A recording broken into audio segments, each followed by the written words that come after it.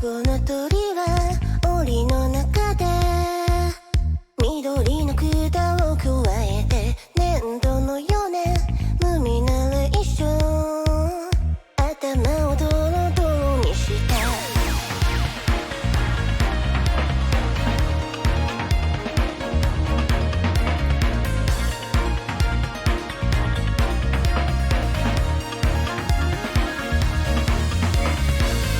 重ねた本隠した顔小刻みに震えさせて繰り返した甘いフィクション冷たい窓曇らせてまた足りないっぽい見えない本追いついたシャドウ過ぎ去る過去まだ来ない未来そのはずもない迷いついたコンペリア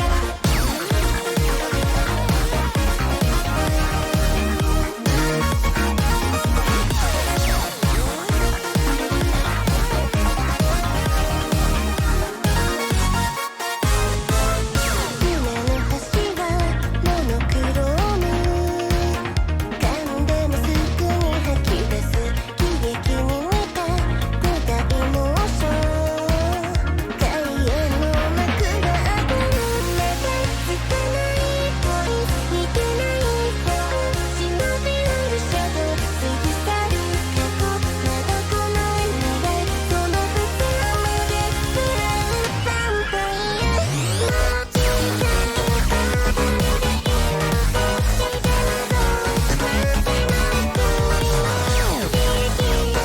てない恋の奇跡が見えたからピボがそれがよと言うピボがピボがさがないのあの子のよと思ったまま想像で涙がこみ散ったよう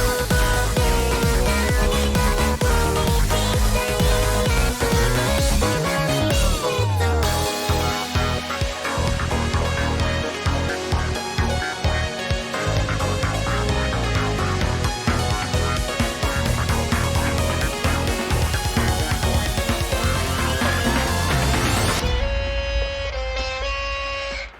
実の裏差しキスがほら目立つ残りが終わりが目を覚ませない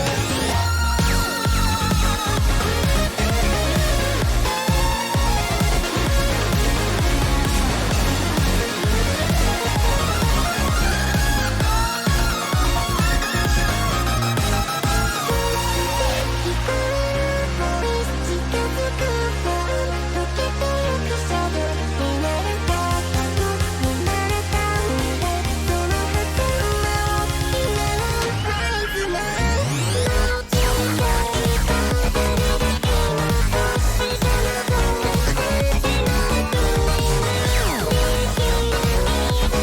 たからピボがそれがよと言うピボがそうピボがただの今あの子のよと思ったまま想像で涙がこみ散ったような気がしないOne, two, three, four.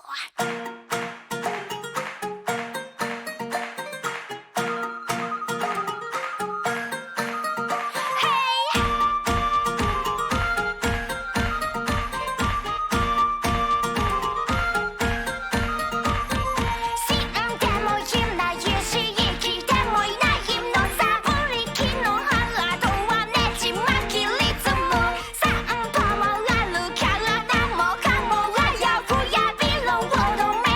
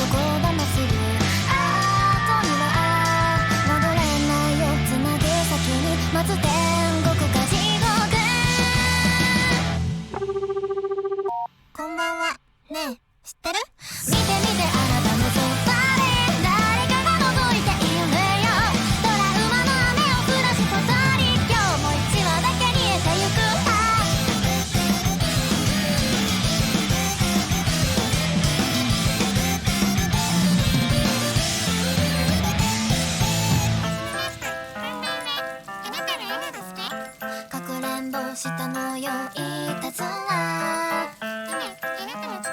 会いに行くから隣の隣そう誰もぜくない噂話に言わかそういつも後ろの正面に笑うそれはもっと早く言え確かな存在は中脇越しの境界どこでもなくてそこにある原始する世界私のこと気づいてくれたガチャガチャ僕回す音真夜中に火の姫の音影すら見えない足音がここには来れないにわかなく潰れてた顔見てたって誰もかも連なって頭から我々果て伝うの赤信号ここからここまでどこかの迷い道通りゃんせ天神様今Good song, but I took a bit longer than I had intended already, so.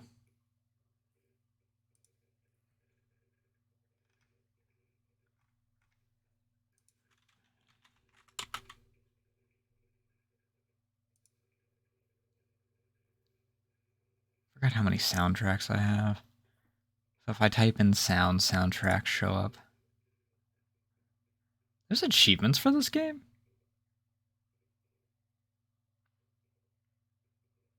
Only 50% of people have the start the game achievements.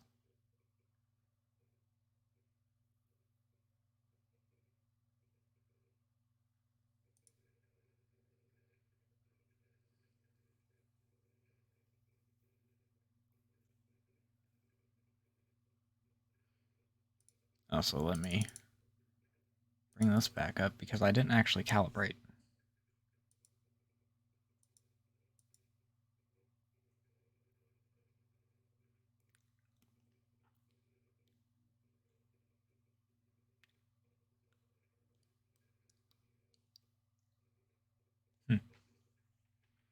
Nice. Alright, that says it's already up, so I should be able to detect it in lighting mode. Yes.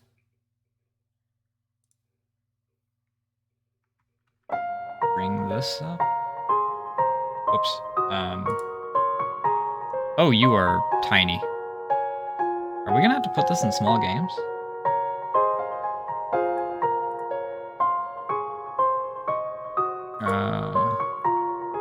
Full screen.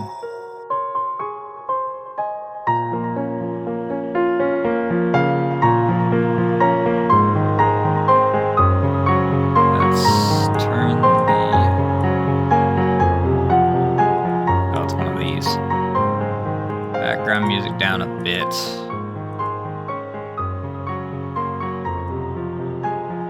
Maybe there?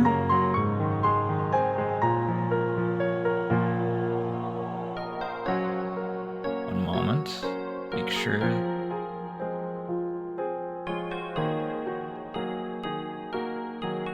Also, I need to adjust my encoding system, I think, because I don't know if it's audible for other things, but I did notice even when in my recording the other day that occasionally it'll skip over words that I say. I don't know if that's actually happening through stream, but I noticed it happened once when I was recording a video the other day.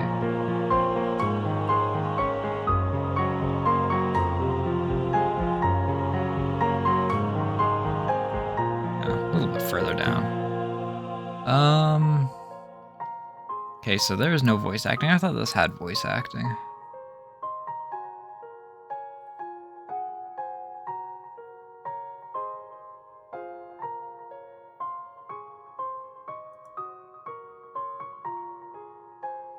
Load game? There is no load game.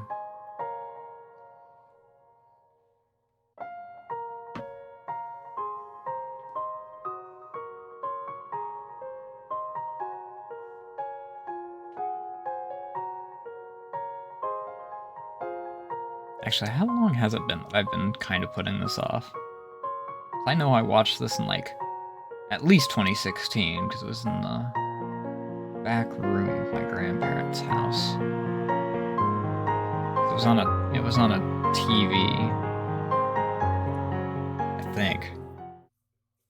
Maybe it was on my like crappy hand-me-down desktop. Either way. Before she realized it, the girl was standing before an imposing door. The girl occasionally came to Mantan Aquarium alone. She watched the manta rays, watched the jellyfish, and finally decided it was time to go home. Where is this? She had her doubts, but should be nothing else there except for the aquarium. Assured herself that she had probably wandered off into a side path. Also, I probably should have put like some sort of warning in the title, because this game does get freaking beyond graphic. It's one of the allures of this is a lot of like the creative art and creative deaths. Had her doubts, but there should be nothing else except for the aquarium. She assured herself she had probably wandered off into a side path. The door before her had a large padlock hanging from it. Just as she had heard, it was unlocked and merely dangling there. Gulp. The girl drew in a breath. Being locked would usually mean that this place was a place she shouldn't enter. Being open just meant that the staff member had forgotten to lock it, so going in was out of the question. Curiosity piqued. She was the point of persuasion. Her imagination ran wild. Her mind raced in the prospect of what might lie beyond the door. Probably fish food, to be honest. Just for a little bit.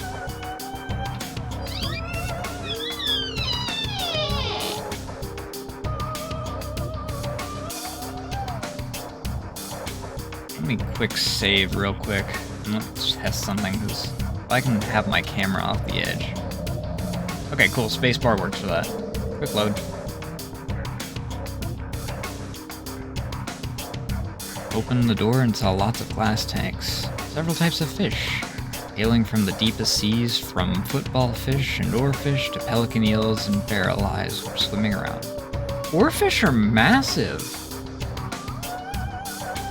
What? Like, I think pelican eels are also, like, pretty big, but oarfish are freaking massive. How?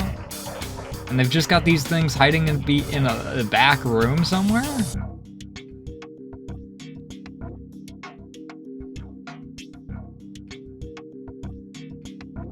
Also, I don't know if any aquariums actually have barrel eyes. Barrel eyes are, I think, pretty rare fish. I mean, oarfish are also, like, pretty rare. But, like, barrel eyes are another level of rare, because I think that they're also Arctic fish, on top of being deep sea fish, so people aren't exactly, often seeing them, let alone getting a hold of them. Why isn't this an exhibit? He thought it over, wondering why this would be a closed-off area behind, or the door shut on its own. Yeah, that is a good question. With so many rare fish, why is that not an actual exhibit? Do you have any idea how much money that would bring in? The girl spaced out, staring at the deep-sea fish swimming about. It would leap from the tank and swim in midair. Huh? The entirety of the room was the fish in their ocean. Though it was an unnatural occurrence, the girl treated it as quite normal. Wasn't there originally a deep-sea fish booth and that was shut down?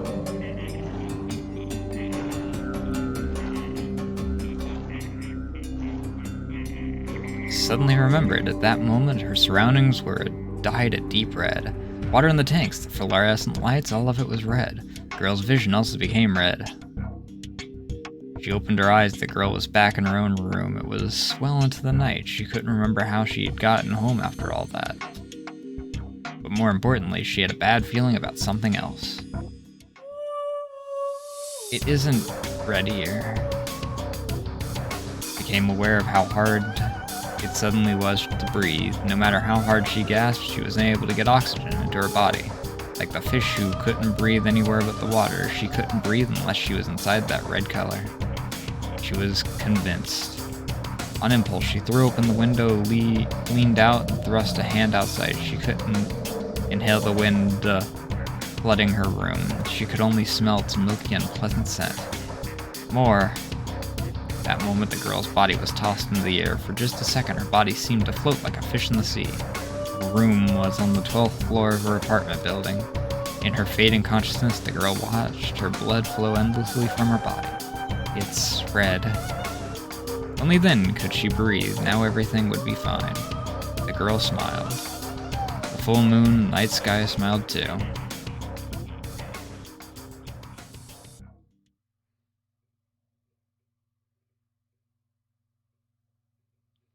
What an upbeat opening. Drip, drip. Sound of falling drops. The moon was concealed behind the clouds, and all the lights in the town were covered in water. Sound of it only thing left to resonate. She couldn't tell whether it was hot or cold, merely the humid air was encircling her. So it rained. Drip, drip. Wherever they were falling to, wherever they were coming from, the drops just continued to trickle down. That single drop, I stopped it with both hands. Sound of that solitary red drop.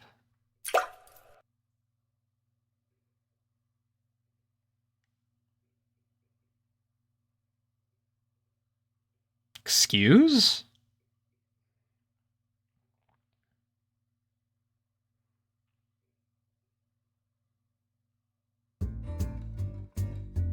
Oh, yeah, okay, we're just not going to explain that then.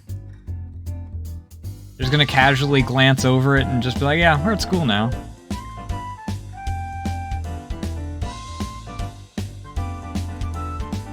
Or at least there's an urban legend that goes like that.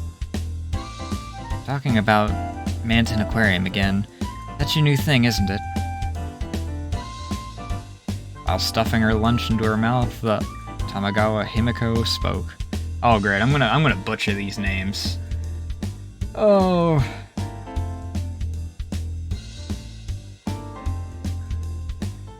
Or not. I mean, I'm not the worst. It's not like freaking some of the more guttural languages that have freaking 800 special symbols and whatnot. If it was like Polish or even German, probably I'd have more issues.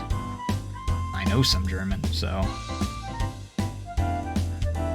no more German than I do Japanese. I guess it's saying something. Her eyes sparkling, I had no idea which point in the story got her so excited. That's right. Isn't it the scariest part? The girl jumped to her death, smiling after coming back from Manton Aquarium. It's pretty bad. You're very casual about this. Yet you don't seem the least bit scared, Himeno. That's not true. I've got chills running down my spine. Someone who's got chills running down her spine wouldn't be eating a pastry so cheerfully. Someone who's got chills running down her spine wouldn't be eating a pastry so cheerfully and... Oh, that was just a continuation. Why did you pull the text away if you were... Whatever. During a break in the conversation, Himeno... God, I freaking keep wanting to add K's where they aren't. Stole a side dish from my boxed lunch. This minced meat from growing calves and little piglets is the best. Why did you have to phrase it that way?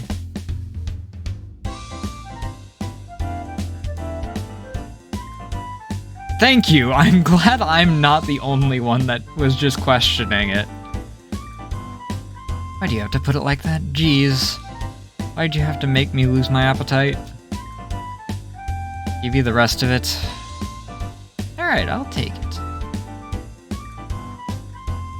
Himeno takes the rest of the meatballs from my lunch with amazing rhythm.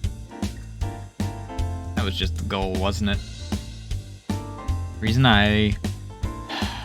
Nakanobe Mayumi. Okay. Not too bad. Lost my appetite wasn't because Himeno's story scared me. Manton Aquarium and I are connected in a way that I'd rather not think about. Yeah, I remember that part. Of course, Himeno has no idea about that connection. If she knew, she'd never mention Manton Aquarium around me again. At the same time, that's a thing that I'm excited to freaking find out if my freaking guess is correct. For the thing related to what she's talking about. 6 years I've waited for the answer. 6 years I haven't finished that series simply because I don't watch a lot of gameplay things anymore. 6 years to get my answer. And, possibly getting it tonight. Possibly getting it tomorrow. It really depends on, how I do as far as, like, reading time. And obviously tangentializing. Doing tangents and whatnot. Like this. But, even the completionist, which is getting all the bad endings, I'm assuming is what they're labeling it as. I know what several of the bad endings are. I'm still gonna honestly intentionally get some of them because I think some of them are really cool and have interesting, like, side things. But,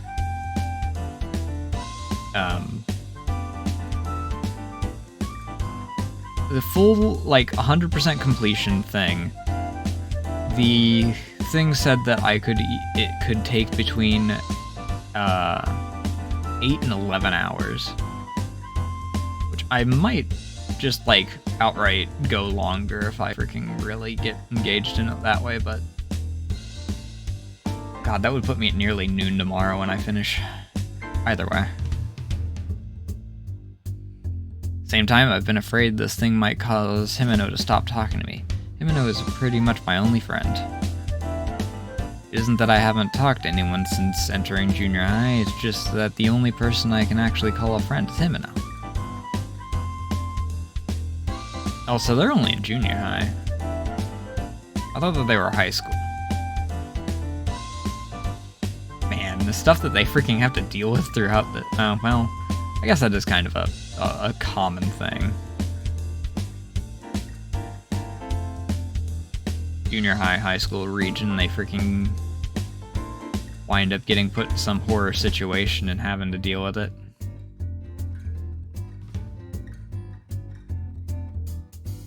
Seriously, I think this whole Manton Aquarium rumor obsession is getting to be a bit much. Maybe. There's so many rumors, though. It's like there's a man's ghost in the tanks, the deep-sea fish booth is only open on a full moon, and the water changes into blood, or that you can hear crying from behind the tanks. Ah, that earlier one goes with this one also. No, that's fine, you don't need to say anymore. I say firmly, causing Himeno to make a sour face. Soon after, Himeno changes the subject, first to a TV drama that aired the night before, then to some cute fake nails with cats on them she found in a magazine. She then talks about a classmate who was dating a boy from a nearby private school, lighting on the subject before quickly changing to the next. Normally, the subject of Manton Aquarium should have popped up again. Anyway, getting back to what we were talking about earlier. Oh, what exactly were we getting back to? Manton Aquarium. Looked into it, and this Sunday will be a full moon. That was all I could say. The rest of my words are unable to come out. So we should go and see if the rumors are true or not. But... I know you aren't interested in stuff like urban legends, Mayu. But next week, we'll be preparing for the end of the semester, and I won't be able to hang out with you. Lately, we haven't gotten anywhere together, have we? Oh, you're freaking pulling that old card, are ya? The full moon was next Sunday. I'm sure Himeno wouldn't have said anything, but I suspect, because it happens to be this Sunday, and next week happens to be our exam, she's chosen Manton Aquarium. I know that I'm not hiding my confusion or my hesitation very well. Even so, Himeno turns her carefree grin my way.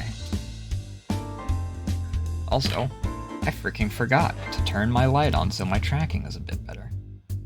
It's only marginal, but it's better than having like the entire shadows across the front of my face, so the camera can't detect it, which means I should probably... Oops, don't want to accidentally grab my freaking... Yep, I messed that up because I freaking tagged it onto the shadow. That sucks. One moment.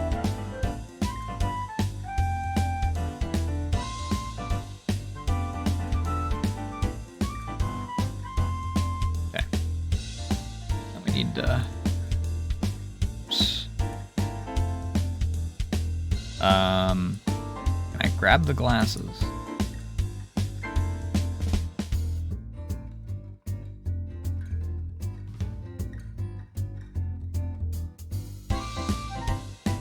Put me on this first, because I actually do need to adjust a few things at the same time here. I forgot to set myself back to my normal size after I messed it up during the video. If only I freaking knew how to...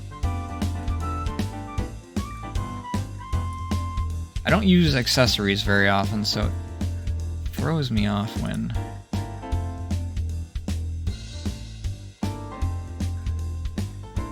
There we go.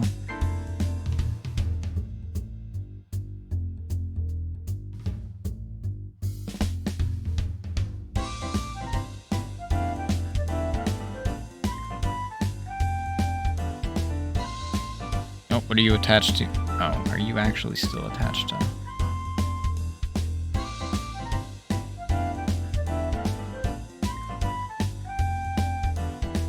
What are you attached to? I attach you there.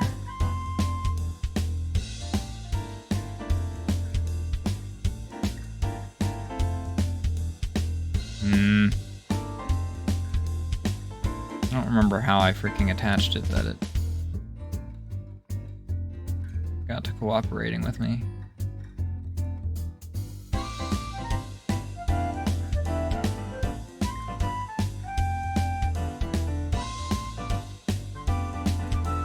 There we go.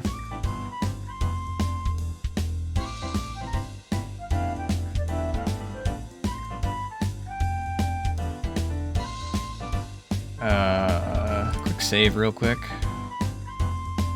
Okay, I wasn't sure if it was gonna pull a Necopar on me. Control and Control B, how I freaking skip. Since it's an aquarium, even if the rumors aren't true, we can still have fun, right? Well, that's true. Usually anywhere I go with him and O, I have fun. Whether or not we'd have fun was not what I was worried about. By the way, Mayu, in the east building of Mountain Aquarium, they have a Häagen-Dazs. What the heck is a Häagen-Dazs?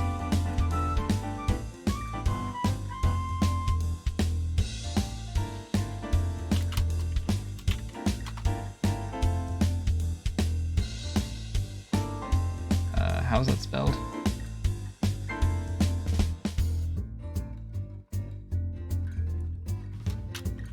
Häagen-Dazs.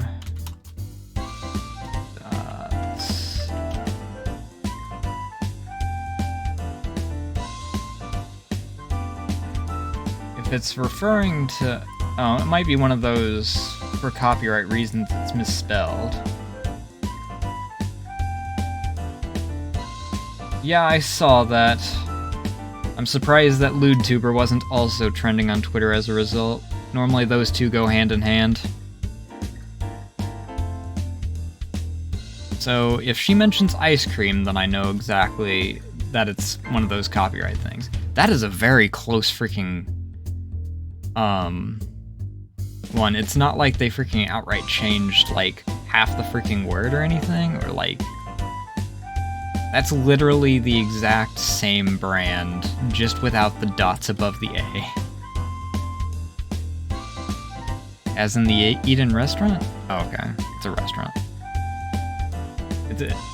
But Häagen-Dazs in reality is an ice cream chain shop, it seems. It closed up at one point, but it looks like they're reopening for a limited time. Really? Really?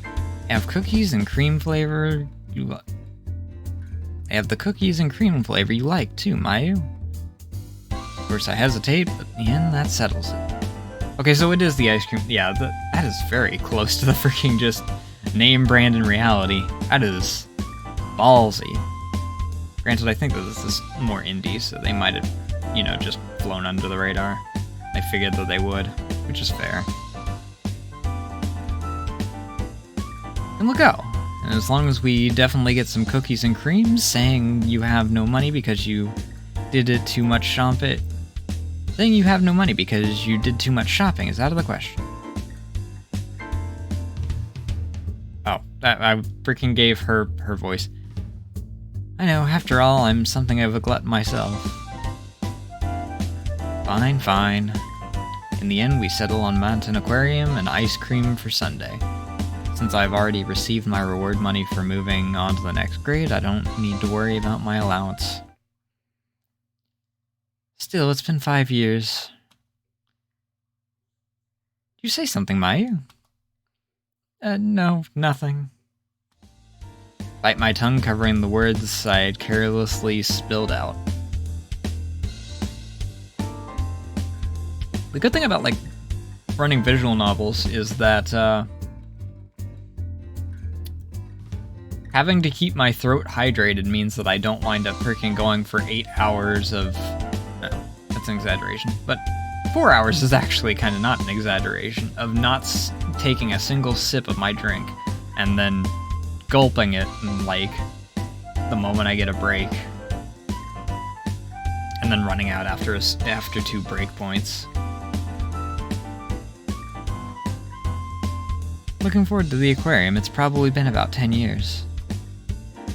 Looking forward to the cookies and cream. It's probably been about 10 years. That's not true. It's the truth. It's the only thing that I'll eat there. Himeno goes, you little, as she playfully stretches my cheeks.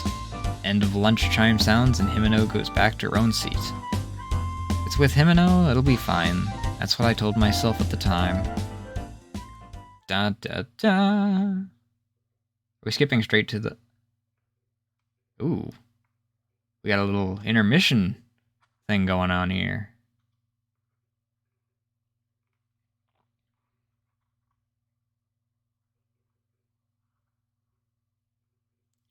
Progress. Sunday's 3 days after that. The day I promised to go with Himeno to Mountain Aquarium has arrived.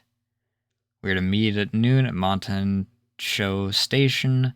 As is customary for me, I arrived 30 minutes early. That's a lot early. Like, even when I'm early to stuff, it's like 15 minutes early. I don't feel like sitting around wasting battery on my phone for 30 minutes while I'm waiting for whoever to show up.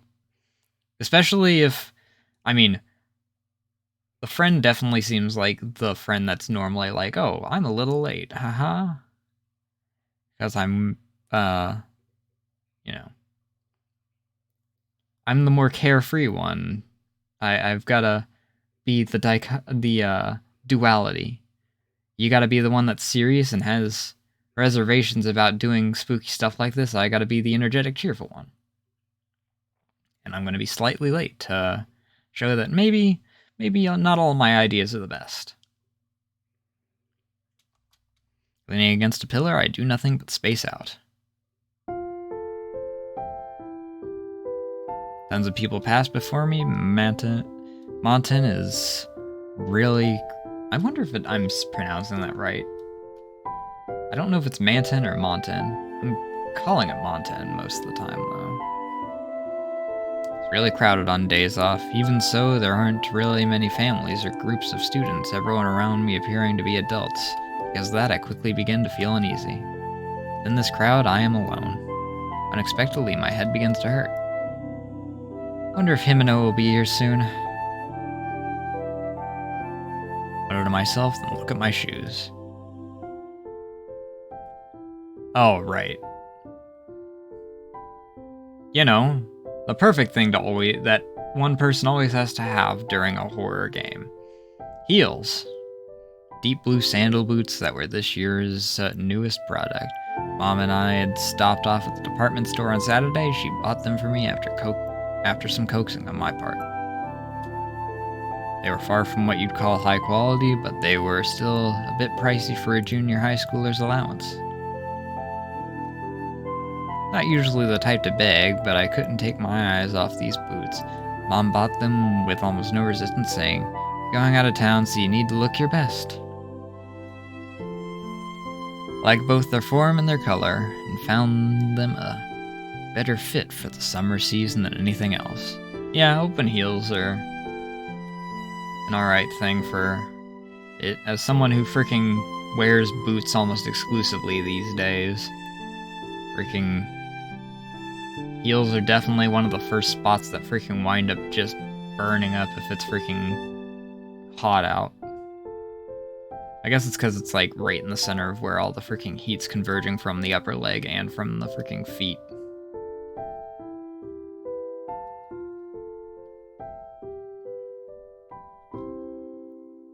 Got the blood flow in both directions meeting there.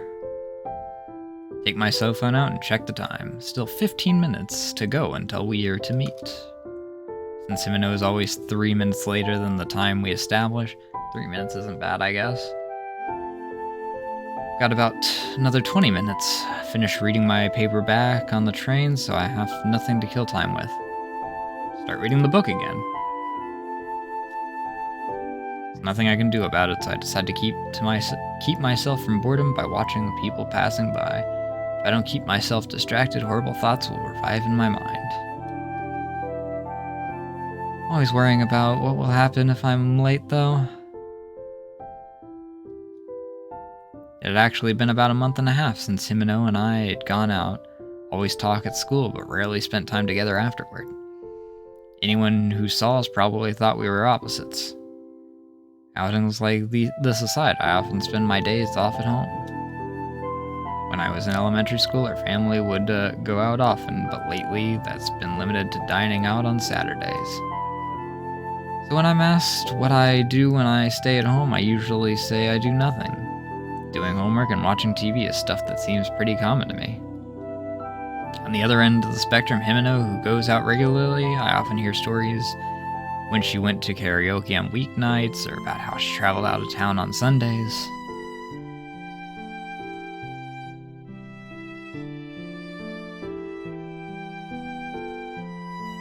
She's a member of an active sports club and often wants to hang out with them afterwards. Going out of town on the already limited days we have off tends to make me think. Even though it's a day to rest, I don't feel rested at all. In other words, something like this is the difference between Himeno and I. Without much common ground between us, why we became friends is... Suddenly, the light fades from my vision. It wasn't just that it had become dark, but that I had the sensation of being unable to breathe. Oh. I thought that you had gotten the freaking Guess Who thing going on. But rather than sweating it, I get a little mad. Oh, it is Guess Who. Ah, sorry. Hearing my wordless protest, Himeno pulled her hands away. I get playing the Who Am I game while covering someone's eyes, but covering up someone's mouth, too, is just like Himeno. Oh, okay, that's why. Well, how are you supposed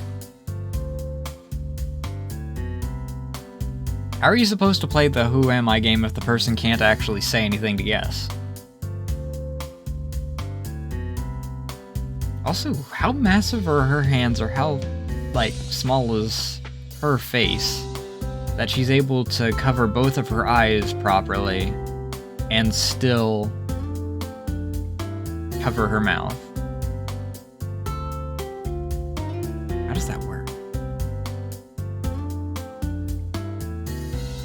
When I puff out my cheeks and object, Himeno just smiles at me.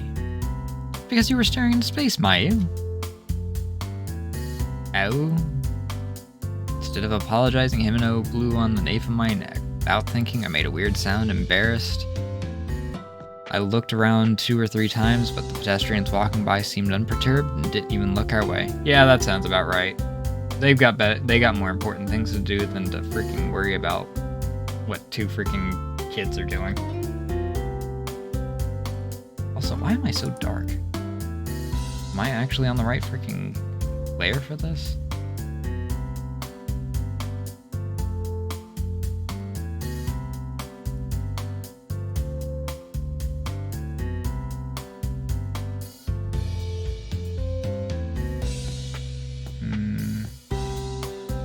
My freaking music thing is still up from when I was listening for freaking Toho stuff. No, that's actually what it's just doing. Huh.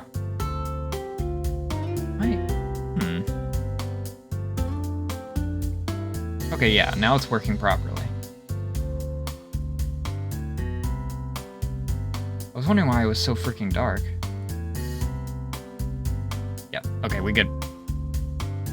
That was bugging me.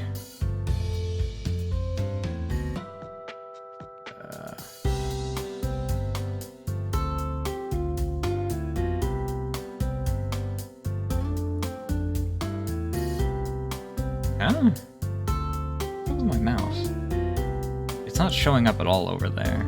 Oh, thought for a sec. It's invisible.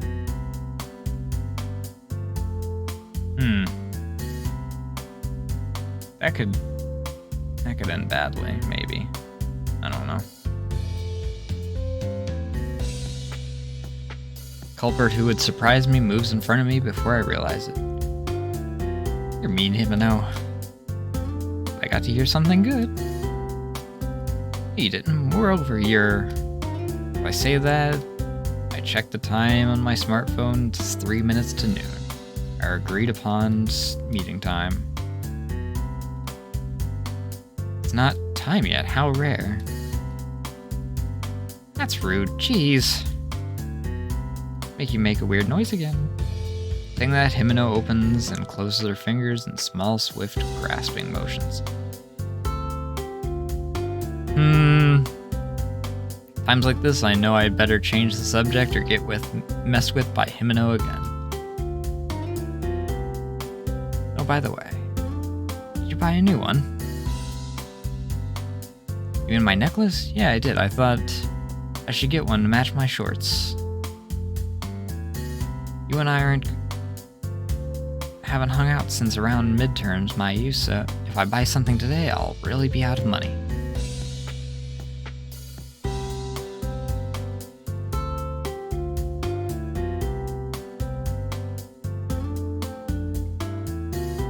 What about the aquarium? Still set on finding out about the urban legend, then? Of course, it's my #1 goal. But as usual, I can't count the things I want to do on just one hand. Okay, I get it. As long as I eat cookies and cream, that's absolute. I haven't forgotten. Anyway, aren't your sandals new? No says as she looked at my feet, talking about 3 times as fast as she does in class. Yeah, nice, aren't they? Should be cute. Oh, cool. I want a pair too. Nope, then we'll be too similar. And these are the only pair of sandals I have for the summer. Talking like this, it puts me at ease. Famous last words. Unlike myself, who is childish, Himeko knows a lot about fashion and trends. Even here in Manton, it seems like she blends in. Most importantly, by being with Himeno, constantly chatting, I no longer feel lonely. Oh yeah, Himeno. Why did you bring such a huge bag? I'm glad you asked. The Himeno opens the Boston bag she lets sink down from her shoulder. A variety of things came out, such as a flashlight, insect repellent, and insect repellent for a climate-controlled aquarium? It's not a camping trip, it's like, maybe you're planning on camping in there, but it's not a camping trip.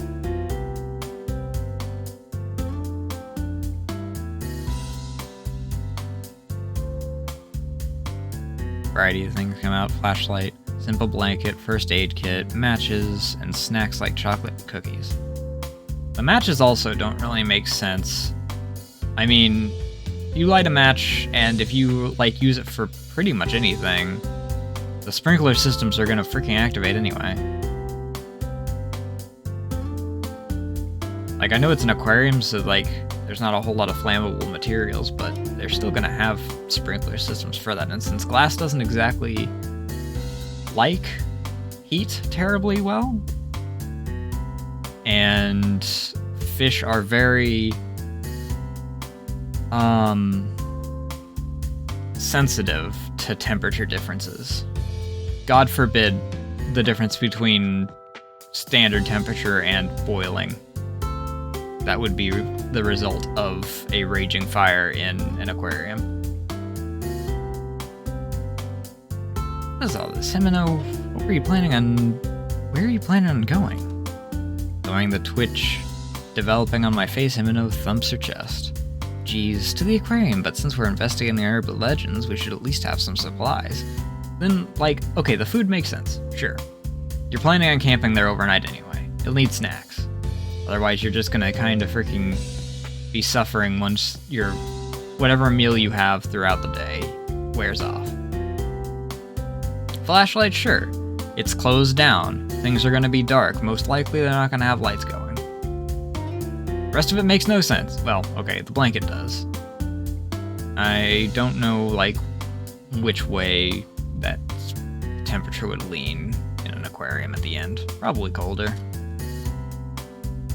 The water in glass would probably absorb a lot of the heat. Rather than an investigation, the equipment she has reminds me more of going on a camping in the mountains. Snacks and blanket aside, where in a city this size will we need insect repellent or a flashlight? The flashlight still makes sense. The insect repellent, not so much. Keep those... She didn't question the matches. Is Himeno secretly like a chain smoker or something? Does she just carry matches around? Keep those feelings to myself and just smiled. Let out a breath that is half exasperated, half amused. Don't get sick of being with Himeno. Whether Himeno is aware of my exasperated gaze or not, she starts to take something out, then quickly shoves it back in. Gives me a... there we go. There's the talking yawn. Smile implying some secret. Ah, no wait. It's too soon for you to see that. Oh, what are you about to pull out? I'm not telling. On saying that, Himeno quickly closes the bag.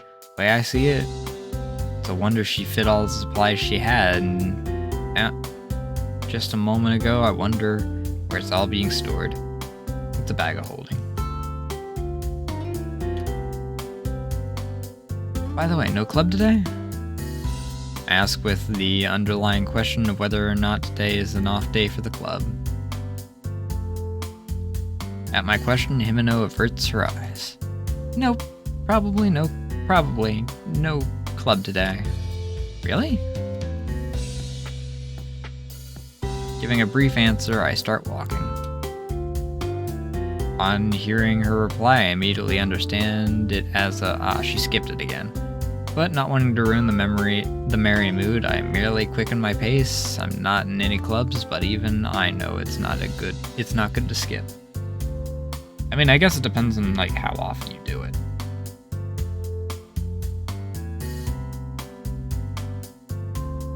Like if you're doing it every other day, sure. If you're doing it like, I don't know, once every 6 months or something, not so bad.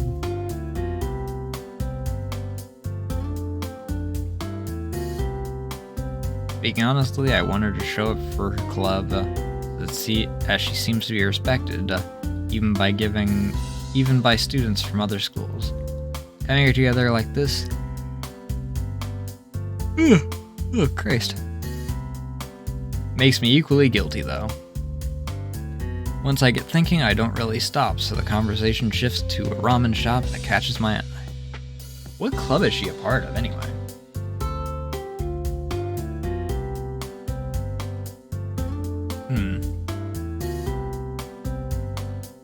not thinking...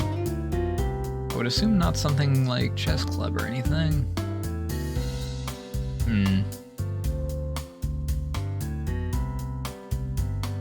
Doesn't exactly seem sports.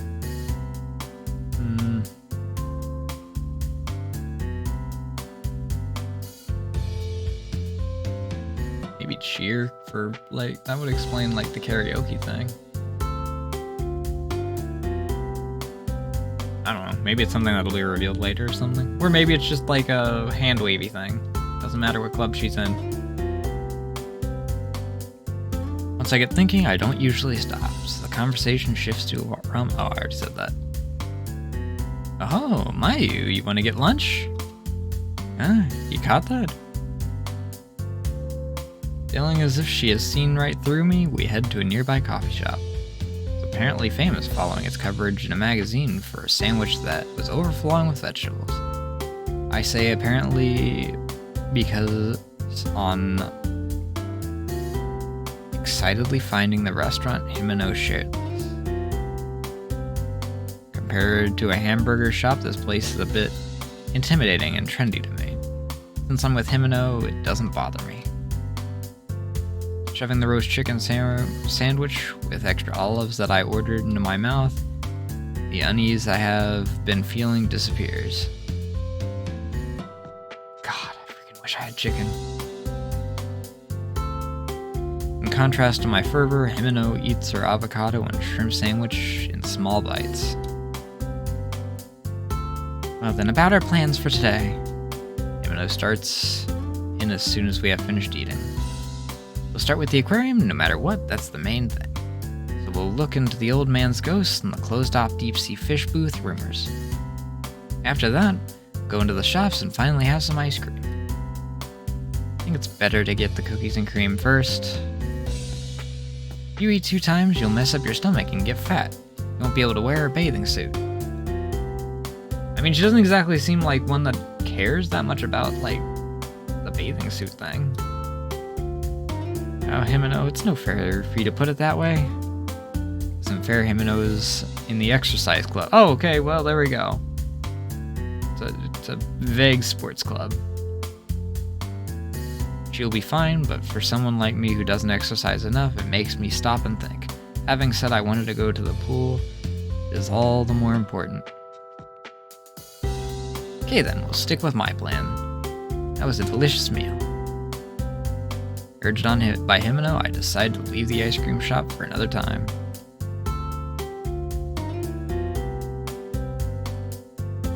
Talking about silly things together, we leave the station behind. As opposed to the station's excellent cooling system, the city streets have a peculiar humidity, heat to them that envelops our bodies.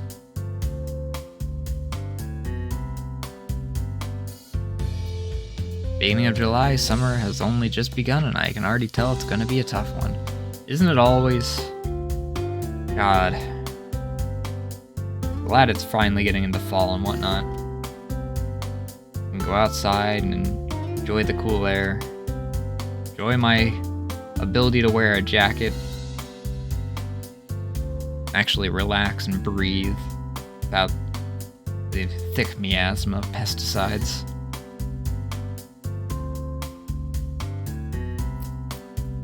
We weave our way through crowds until we were 10 minutes away from the station, finally ending up in front of a skyscraper. The building is a symbol for the people of Montana, a combined facility for commerce, what you might call a fashion building in reference to business reference to businesses it contains.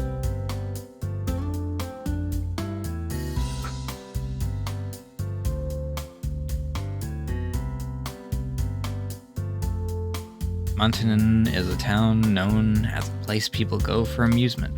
If you really want to have a good time, they have a movie theater, arcades, and several shops, but you need to have money. Because of that, young men and women are more numerous than boys and girls. In this town of people older than us, Himeno scans the panels for each floor without fear. And the aquarium is, people are concentrated around the panels. Of little help to Himeno, and trying to take up as little space as possible, I leave the search to her and gaze up at the building. Look up and up, but the top of the building is so far, I think my neck will snap. Yeah, it's also freaking bright.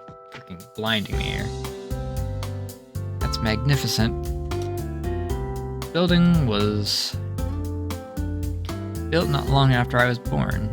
Had been finished before I could walk, but the first and only time I came here was in elementary school. Millennium Tower. Instant I think back to my first visit, my head begins to hurt. Ow. No. To try not to think about it. Those are things from long ago, things from the past, things that are done. Can do nothing but deal with the pain that feels something is pressing against the inside of my skull. Finally hear Himeno calling me in a loud voice. Elevator's this way, come on! I push away my headache and step through the automatic door. The information at the entrance and the placement of the crane game are exactly the same as that day, giving me a slightly bad feeling. Okay.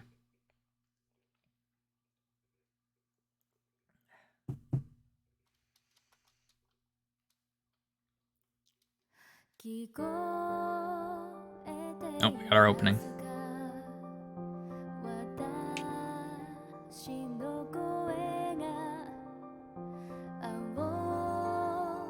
This is actually probably copyrighted. Luckily quiet enough that I can talk over it, and it should be fine though. I forgot how many characters there are.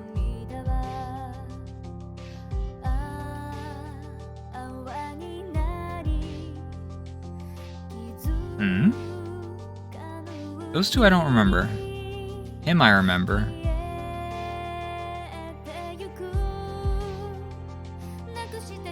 Wait, did you just freaking spoil that I was wrong?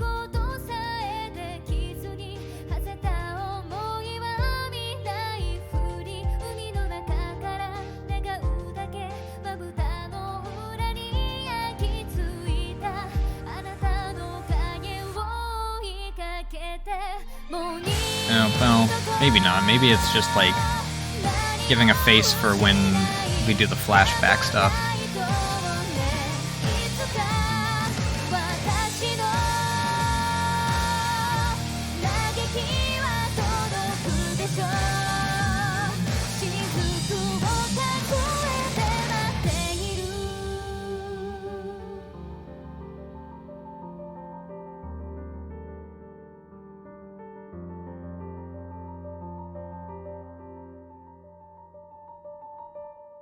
I don't remember the freaking two other girls, though. Obviously the one that, you know, shares the last name, or surname, I guess is the proper term. Because,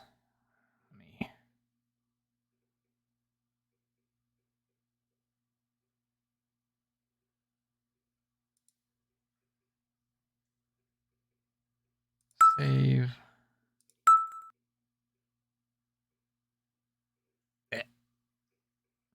Alright, I can't freaking see my mouse. Can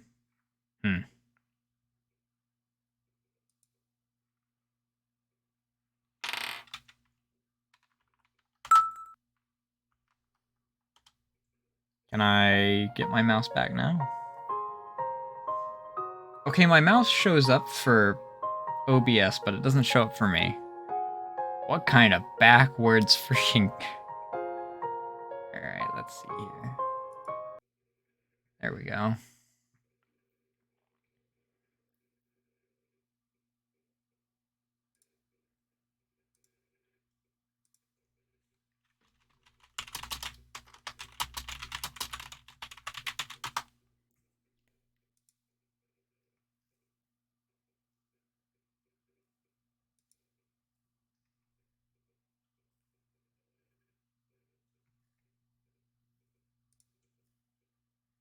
Aha.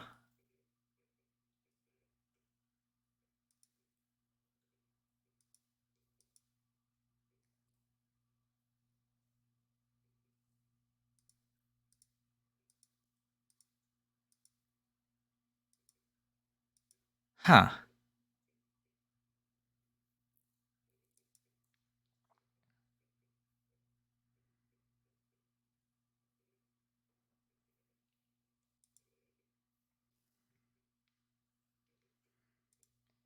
Alright. I don't know why my mouse disappeared. Kinda... Caution. Work contains depictions of excessive violence. Also work of fiction. Absolutely no relation to people, organizations, blah blah blah. Should you happen to visit an aquarium, I didn't get to read that.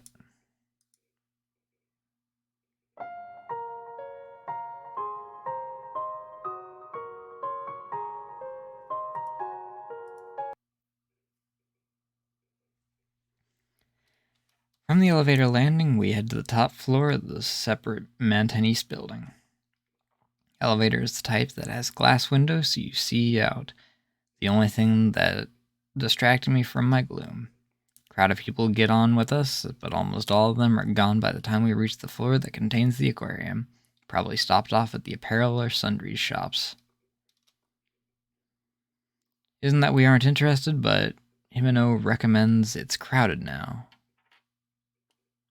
So let's come back when it's less busy. And that keeps us back, deciding to stick with the plans we made back at the coffee shop.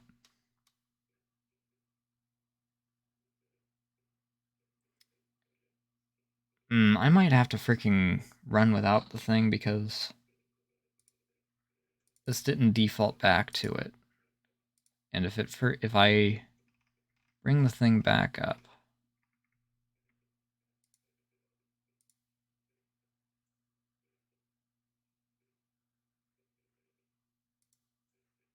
if I go back to this, yeah, it cuts off my freaking mouse again.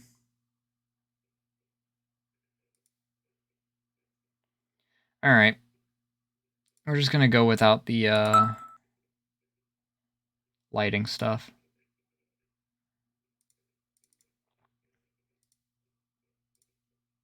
No fancy light tricks today.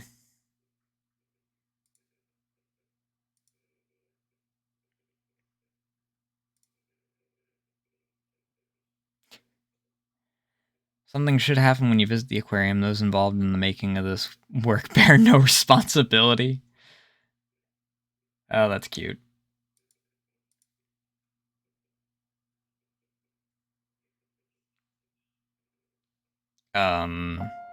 OBS? Thank you.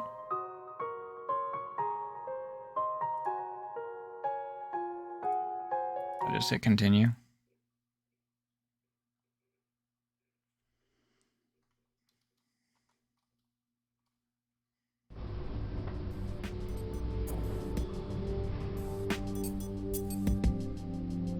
Gate. Manhattan Aquarium.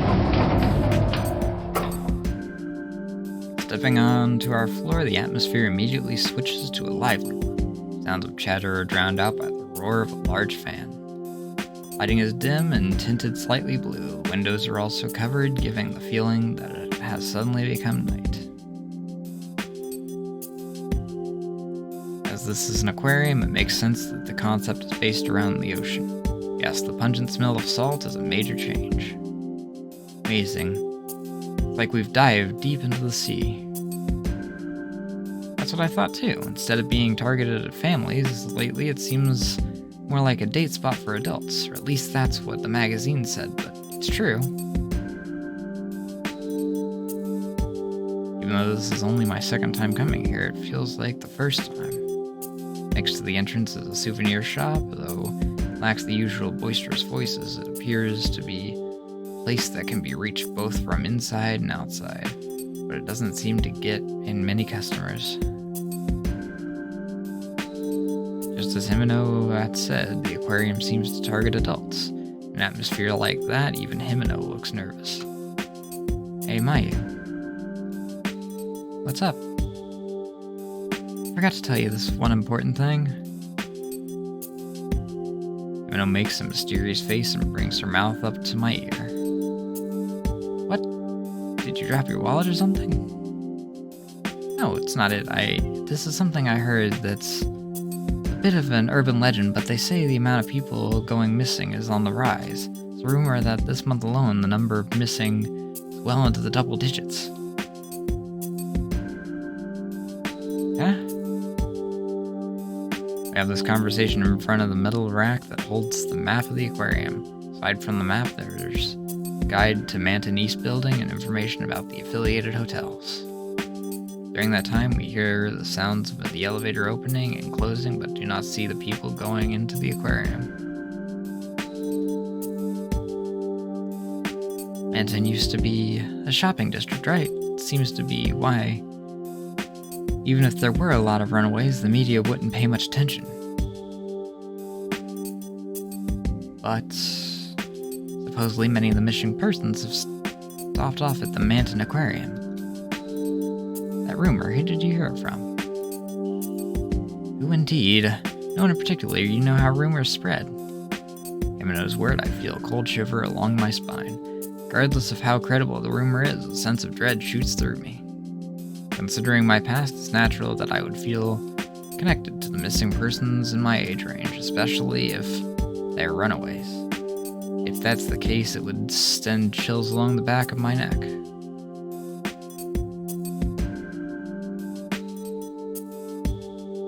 Why on earth?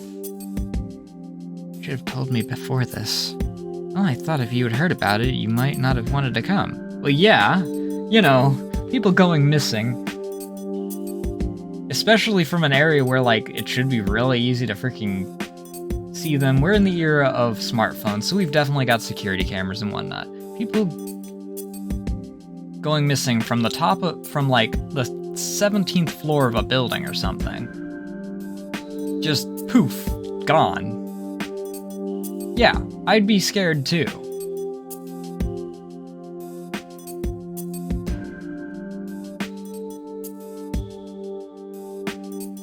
Oh, so you're forgetting to tell me this is a lie then, you little... I don't know, intended to protest firmly, but it still ended rather anticlimactically. Ghosts may exist, and they still may be unable to come back. But that doesn't mean that I'm interested in visiting places where they are. This is proof that Himeno has her own strange interests, yet still makes me feel even more worried. This rumors,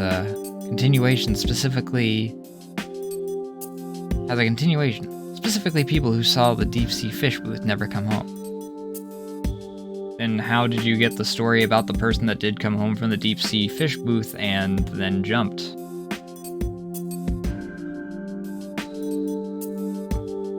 Aha, contradicting stories. There's nothing to worry about, I played not it, even though the ghost was real and not it, and... You know what, forget I said anything. Himeno relays these two pieces of information that frighten me with a smile. The rumor itself aside, she wanted to pass over the question of why people were able to see the closed-off deep-sea fish booth in the first place, not wanting to discuss it at all.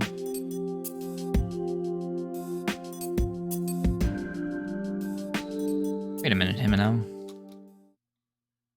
Something else is tied beneath that fear. Something about the aquarium and the missing persons who didn't come home.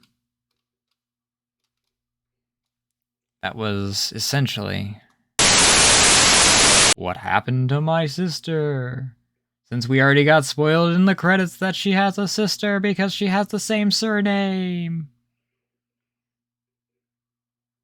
Even though the sister's not mentioned. Ooh, and she's obviously going to be in the later parts of the game that take place in the aquarium.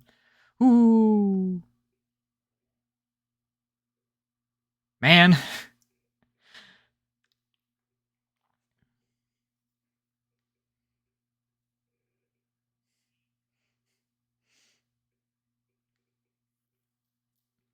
If she still looks like she's like I don't know.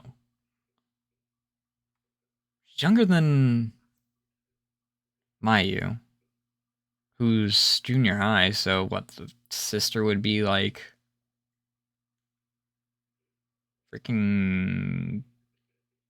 5 years before that.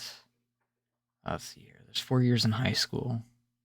You graduated 18, so 14 in junior high. This is assuming that there's the same number of grades. I think that actually there's only 3 grades in Japanese high school, maybe.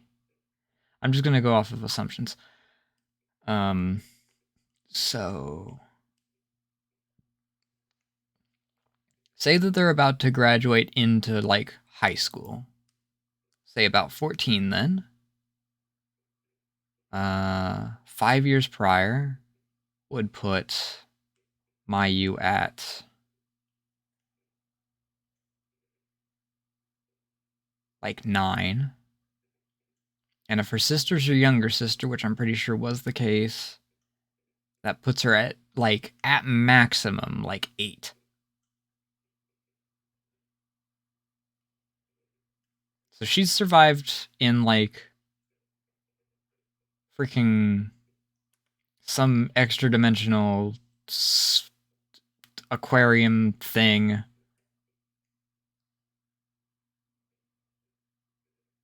That whole time.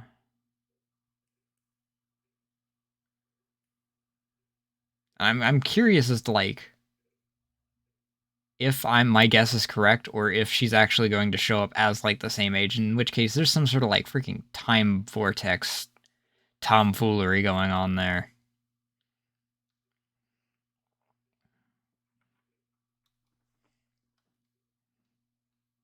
Are you okay, Mayu? Sorry, I guess I scared you a bit too much. I think the story's pretty exaggerated, so don't worry about it. I heard it's a fun aquarium. I think we should take those stories with a grain of salt, right? Our kindness is misdirected. It is kindness just the same. Having involuntarily sat down, I take the hand of Himeno, extends to me as I slowly rise to my feet. I respond, yeah, you're right. To think that I would hear of a connection to my precious memory in a place like this. I mean, it's what the memory's connected to anyway. Strange, after 5 years, the memories should have faded. Tell myself this, then let out a small sigh. Himeno is actually showing concern, so I sit down on a bench in the rest area to the souvenir shop. Himeno even brings me a can of cocoa. As I'm drinking it, she buys our tickets. With her doing all of this, I have to go with her. Are you okay, miss? Oh, are you okay, miss? I think he's the only dude in the whole... Well, if it's the main dude, I think he's the only dude in this, so I can probably just use my voice. Which means that I have to freaking come up with like 5 semi-distinct female voices, which is gonna be rough. The fact that I'm thinking through thoughts like this canned cocoa is a little weak is proof that I'm cooling down. I'm starting to feel better. A male voice calls out to me. Okay, yeah, it is the dude. While holding my half-finished cocoa, I turn the direction the voice came from. Rather than the boy's voice I expected belongs to an adult, so I respond timidly. I'm okay, so... no need to be so vigilant. He's wearing a gray knit cap and a brown running shirt. He's tall, even for a guy. So I have to look up at him. His build is almost all muscle. My shoulders shudder a bit in surprise. He appears so well over the age of 20, so I can't think of a reason he would want to talk to us. Probably because he saw you freaking collapse or something from your freaking headache. He's concerned. It's a very rare thing, but, you know, it's possible. Whether he realizes I'm looking up at him or not, he plunks down right next to me. Even after he sits down, we aren't sitting at the same height. Pretending to fix my posture, I move away from him a little. Are you not feeling well?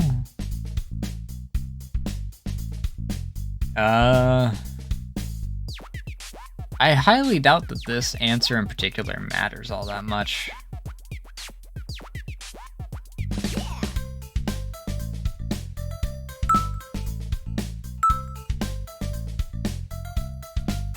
I'm fine, really.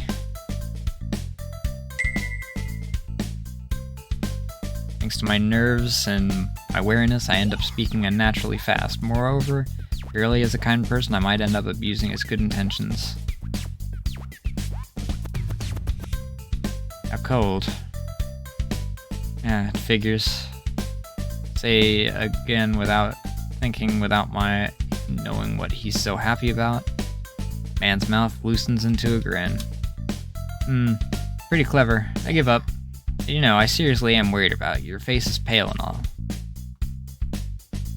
That's...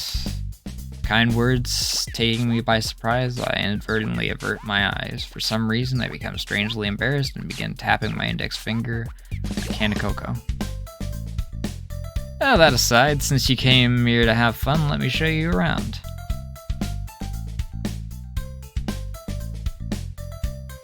We're really just fine. Yeah.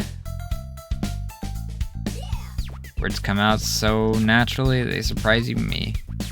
I have now become a complete idiot, my eyes meet his.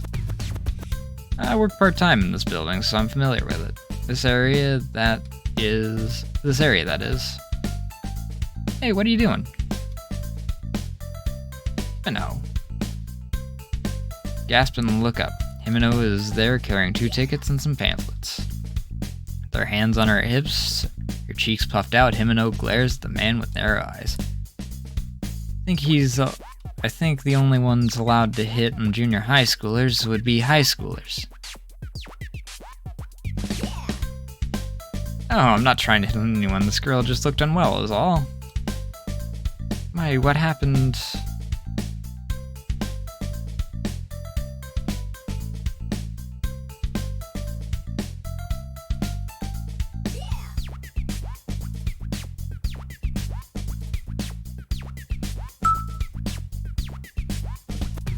I don't know.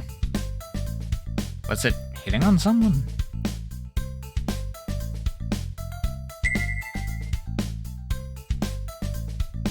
Turn to the man and tilt my head. Since Himeno has come, I've relaxed a bit and can look him in the eyes. You're asking me that? So that was what you were doing. Himeno says that in an exasperated voice in my place. Says, "You're the worst," and grabs my arm, pulling me to the side. Man rests his elbows on his knees and shrugs.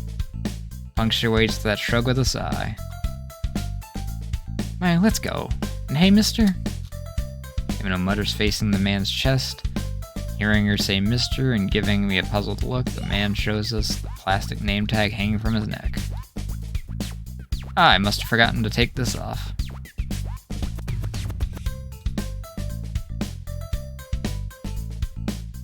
Himeno, speaking of which, he did say he works part-time in this building. Ah, then that's it, his entry card or something. He slaps his knees and rises to his feet. Probably played some kind of sport or something because the movement as he stands looks so effortless. Oh, thank God it's Kenji is going to be the freaking name that he's going to be given. I'm Kiyoshi Kenji. I work part-time at the shop downstairs. With this entry card, I can get into Mint and Aquarium at a discount. Is it a company employee discount? Something like that.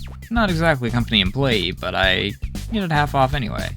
So, I come here often. Really, that's quite unexpected for you, mister. When you become older, you'll crave these soothing experiences as well. I'm not old enough to be a mister. Now he says it. Compared to us, you're definitely old enough to be a mister. Yoshi-san grimaces angrily and then sniffs in a self-deprecating manner. He appears to be a little older than college students, so calling him old enough to be a mister is probably rude, but Himeno only said the impression he gave was pretty close.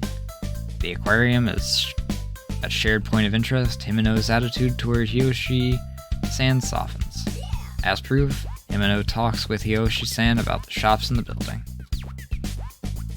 Don't really know a lot about brands, so I sip my remaining cocoa and listen from the outside. My iced cocoa had become lukewarm cocoa. Well, mister, you're also well versed in these urban legends. On hearing Himeno's question, my head pops up in surprise. The corners of Hiyoshi-san's mouth lift into a grin. That's rather unexpected for you as well. So you're interested in such things? Of course I am. You're only young once, so you have to satisfy your curiosity. Looking into the closed-down deep-sea fish booth. There's a rumor that it's open on the day of the full moon. Do you know anything about it? Hiyoshi-san places his hand on his chin and looks down, grunting loudly. Glances at me, looks over at the entrance, then finally turns to Himeno and opens his mouth. I think you need to give up on that one thing. Naturally, since I'm a regular here, I often hear rumors, like there's spirits floating in the tanks, or every time this person dies, the jellyfish tank increases by 1, and so on.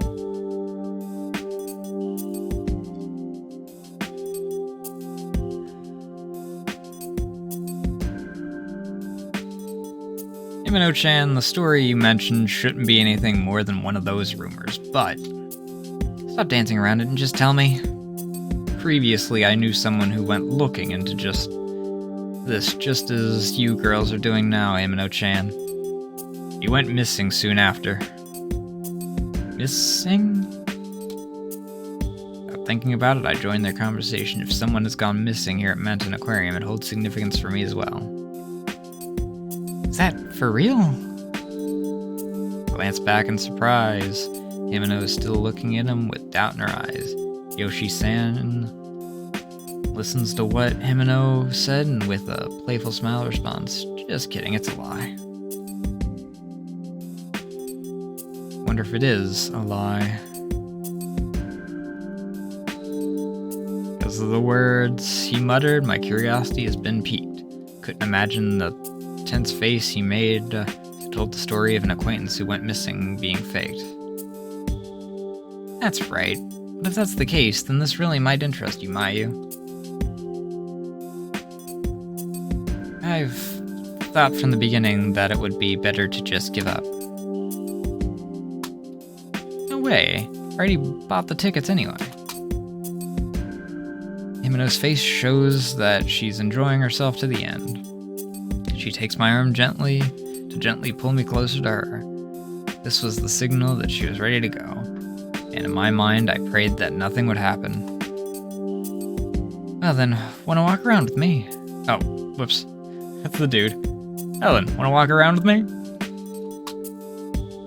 Hiyoshi-san calls out to Himeno, who is said later.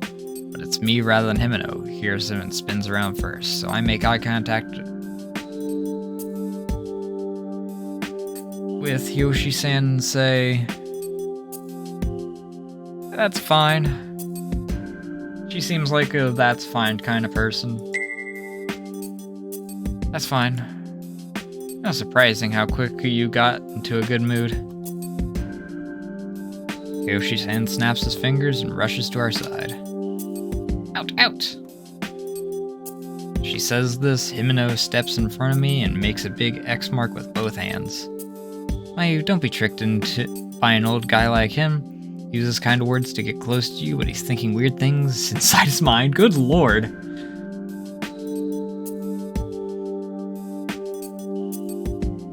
Himeno-chan, that's not it at all. What do you mean by weird things, Himeno? Well... Hiyoshi-san narrows his eyes and grins widely. He glosses over my question and asks, "What, Himeno-chan?"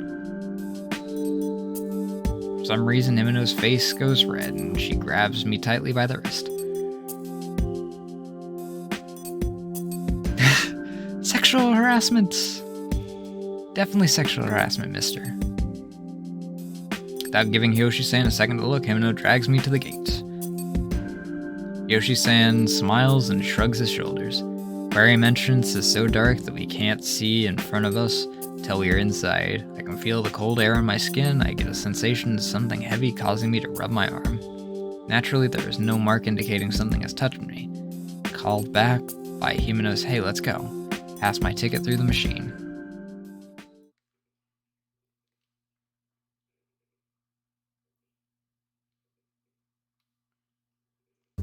Fish.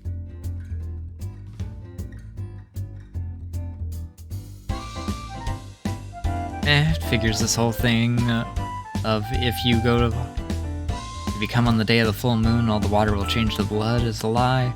Water's normal. Of course it is, jeez. Right away, Himeno says so regretfully, even so, she's still unable to hold back her excitement at having come to the aquarium, and her steps are fittingly light. We come out of the gate, and there are several small tanks nearby. Manton Aquarium's first and most celebrated exhibit is the one displaying fish native to Tokyo Bay. There are 4 tanks in the corner from left to right, each one showing environments of the river flowing into Tokyo Bay. Brackish waters, shoals, and open water come one right after the other. Himeno giggles as rockfish Porgy, other fish we recognize from the supermarket, are also there. That goes Porgy. This booth also showcases its environmental problems in order to prompt conscientiousness. The issue causing a tightening in my chest, the water pollution is a serious problem. Tomorrow I think I'll try asking Mom to use a little less detergent.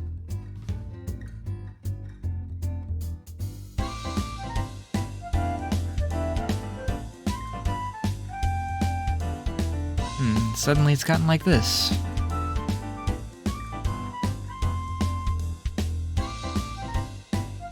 Himeno's reaction to the pop is the polar opposite of mine. Even as I'm reading the panels, she's uninterested in the display. Just like that, read every last panel, Himeno has long since stopped watching me, crossing her arms and puffing out her cheeks. Thanks for waiting, Himeno. Geez, you're too serious, Mayu. If you act like that the whole time, day will be over, or they'll close. You'll be fine, this area isn't that big, and it's not like I'm gonna read everything. As soon as she hears what I said, an expression of dissatisfaction appears on Himeno's face. Well, let's head to the next area. Next is the tunnel tank.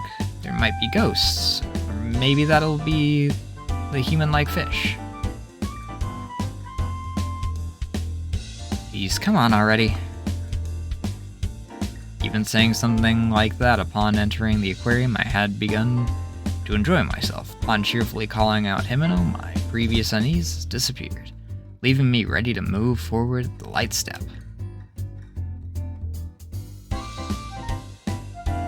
Well, that's right, Japan has whale sharks.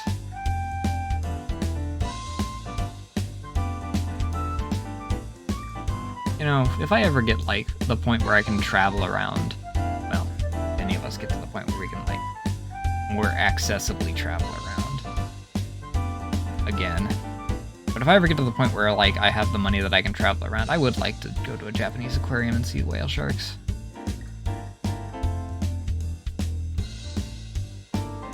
Amazing. Really amazing and pretty. No door to partition this booth and the next, passing beside.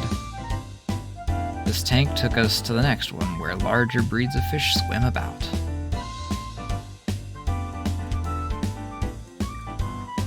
It's just no ordinary tank, but rather a giant tube-like tunnel, with the left and right sides connected above our heads in an arc. We walk through the tunnel, we're able to watch the fish moving about in 3 dimensions, bring our faces as close as we can to the glass, giving the illusion that we're in the ocean. Just watching the manas, rays, the various types of sharks, and the sea turtles can be intoxicating for us humans. When I was a child, I thought the ceiling might crack, but now I passed that feeling up, leaving only the throbbing of my heart. I used to think that the floors would crack because my aquarium has freaking glass floors as well. Which they did get rid of. They freaking made it a solid thing now, I think. Water is a giant bundle of blue, various colors within it, shooting every which way. Being able to see how big they are up close, separated by mere centimeters of glass, is impressive. It gives me the greatest realization of our shared existence. Here, Himeno's pace slows and she takes her steps one by one. Mayu, look! Those huge fangs! Himeno, that fish is cute too. Stingray's face is creepy. Really? I think it's cute. Ah, Manta, it's huge! The little one over there looks yummy. Okay, we're just jumping from, hey, these things look cute, to, man, that thing looks delicious.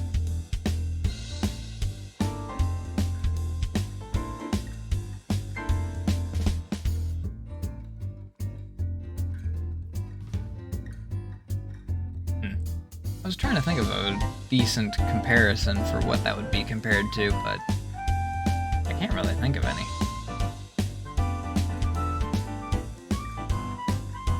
Talking as the words come to us, our conversations seem out of sync. Feelings of being touched, however, are the same, and Himeno's enjoyment is obvious. Being surrounded by the water and the fish, as we are, feel as though you're freed from any sense of time. Mayu, doesn't this Ray's face look human? Ray faces do kind of look human when they like freaking dry out, though. That's actually a popular hoax and tourist trap type deal that I found out semi-recently while watching a Curious Archive video.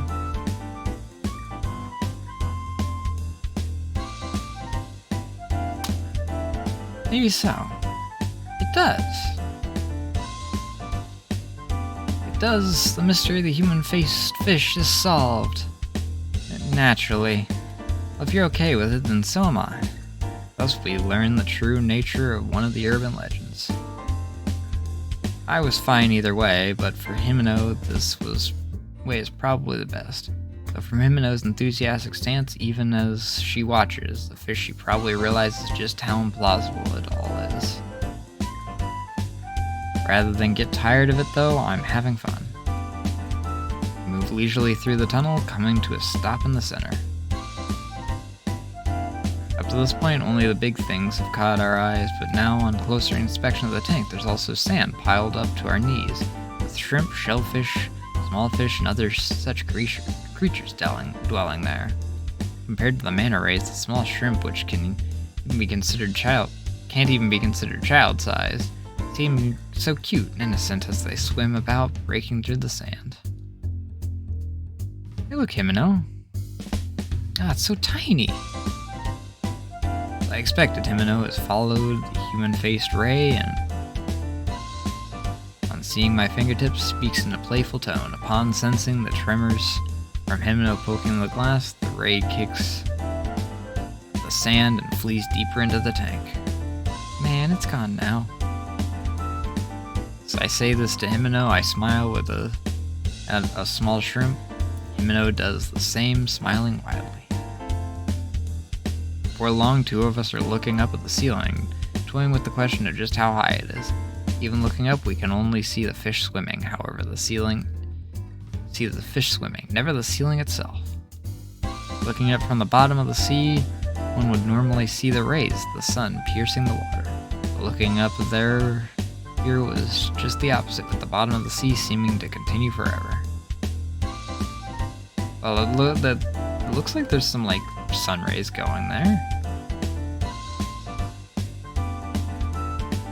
Could have been the reflection of the light, or the ceiling really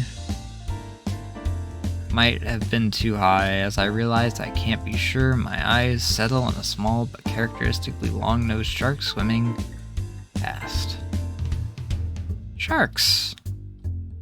Sharks, that's Ray, isn't it? Just saw it from behind earlier. As soon as I mutter that, Himeno responds. It's true that although I'm interested in this type, Himeno is fixated on the human-faced Ray. Yup. Huh? What's up? Himeno asks, but I falter. His conversation gives me a sense of what might be called deja vu. How strange. Ah, frick.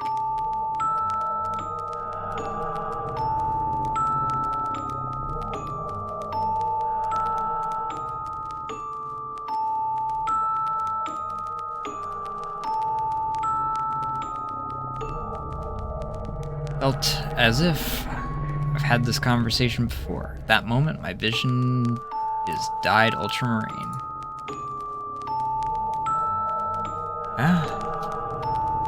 No longer Himeno in front of me, but someone else that had caught my attention. Can't be real. Hey, Mayu.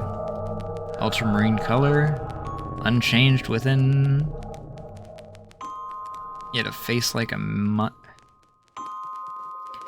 unchanged.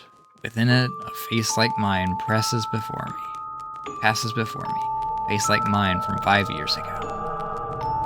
Wearing an ultramarine overcoat that merges with the color of my vision, the girl turns to me, seems to be giving me a gentle smile. Wait. Mari? Without hearing Himeno calling me back, I start running. Haven't finished looking at everything in the tube tunnel tank, but something more important right in front of me. Long hair that looks almost transparent, a thick blue coat, cute boots with fur on them. There's no way I could forget that outfit. That's because it was the outfit my little sister, Mari. Why? Like, she has the same surname as you. You don't need to say her surname. Wore when she went missing 5 years ago. Girl quickens her pace as if playing with me and disappears out the other side of the tunnel. Hardly any people there, but I lose sight of her between the shadows of the tank in the corner. Mari, how? Why? Wait. Breathing heavily, Himeko chases after me. I say sorry and break away from her, searching for the vision of Mari. As I come out of the tunnel, I survey the area, spotting a winter skirt nearby. Chase after that swaying form. Behind me, I can hear the intensity of Himeno's rushing steps and click my face. Yeah! Having fallen into a trance, I realize what's going on when I slam into someone and fall on my backside. The mysterious girl! Ooh. Girl clicks her tongue as she picks up what she had dropped. I start to say excuse me to her. She is already moving past me and running off somewhere. Because of that brief incident, I'm unable to find my way out of my confusion. Anyway, Mari. I feel bad about the person I'd run into, causing me to feel flustered. In the exchange, I lose sight of both that long hair and that long skirt. But you were going this way, right? Not sure myself where I'm running to, but I think you can say I'm definitely running with all my heart. Pass between more tanks than I can remember, but I don't pay them one bit of attention. Just continue following Mari's back, running, Mari just as bashful as she was the day she disappeared. Mayu, get a hold of yourself! Those few words end my chase. To be more accurate, it was ended by Himeno herself, who had grabbed my wrist. Huh? You suddenly took off. You wouldn't turn around no matter how many times I called you. Even when you dropped something, you had no idea. What happened all of a sudden? Wait, Himeno, if I can go after Mari, I'll explain everything, so... Hold it! Objection!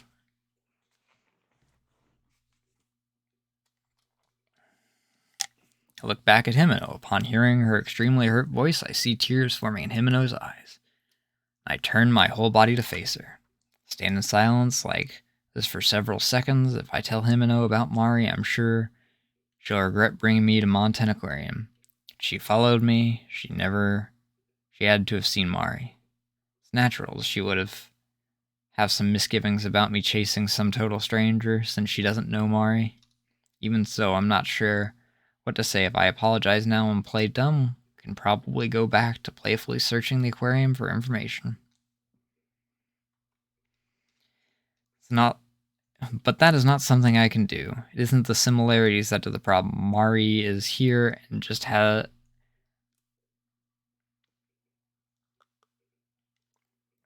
throat's drying out. Just as she had been on that day. There's no way I can go home without taking her with me. You tell me what's going on.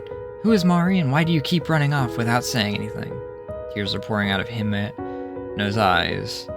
I can't understand why she's so sad, but still, my little sister. My little sister. She was here. Little sister? See, the girl I was chasing, she's my little sister. Mari disappeared 5 years ago at this aquarium. Looking at Himeno's tear-stained face, I no longer feel like hiding anything. Perhaps in the depths of my consciousness, I'm hoping Himeno will become satisfied and say she wants to look for Mari with me. I'll explain in more detail later. On top of that, when I look back once more, Himeno squeezes my hand and holds me back, so the gentlest but strongest that she's held my hand. Himeno stares into my eyes and then tilts her head to the side. You were chasing after no one, you fool. What do you mean, you were chasing someone? Yep, there it is.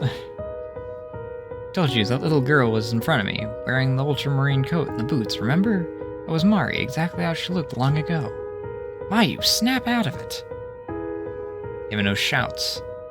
It isn't simply a loud voice, but one weighed down by great sadness. Definitely gets through to me, but it doesn't mean it will stop me. Because without a doubt, I was right. Mari had been right before my eyes, so I had to chase. Let's just say that even if this Mari girl is here, she would have grown in 5 years, and her clothes wouldn't be the same. It's summer, so she wouldn't be wearing a coat. Moreover, she was here. I saw her. No, Mayu. No, Mayu, you weren't chasing anyone. Just took off running, leaving me behind, okay? Could you calm down for a bit? Our tickets will get us back in, so how about some cocoa in the rest area? I think you're still tired, since you were a little shaky earlier. Himeno seems pretty frantic, so I know she isn't lying just to persuade me. There's no way in my seeing Mari there was a lie. That's why I start to speak without really knowing what I have to say. Himeno. Mayu, okay? Wiping away her tears, Himeno smiles at me. Surely she has plenty of strong feelings about the whole thing. I'm sure she has loads to say about keeping the Mari thing. And my reason for resisting visiting Monten Aquarium quiet. Even so, it seems as though Himeno has accepted me. She just smiles and lets it go. That's probably right. Surely if we're by the entrance, we'll know if Mari comes out. Hey, that's good. That's right. That's more like you. Let's go have some cocoa, and you can tell me everything. She smiles. Himeno once again takes my hand into her soft palm. Oh, that's right. You dropped this. You gotta be more careful. The hand that isn't holding my own, she hands me something small. The keychain. Blue droplet shape is inlaid with stardust and also holds a starfish charm. It isn't exactly rare, being a giveaway item. Why did Himeno have it? Only questions arise in my mind. Why, when the keychain was... Thinking about it, I instinctively shake off Himeno's hand. What are you doing? After I picked that up for you and all? Himeno's voice is like an arrow, piercing through me. Pain in my chest is nothing more than a discomfort. What is Himeno saying? That isn't mine, so I can't possibly have dropped it. And now I can't look at Himeno's face. Liar!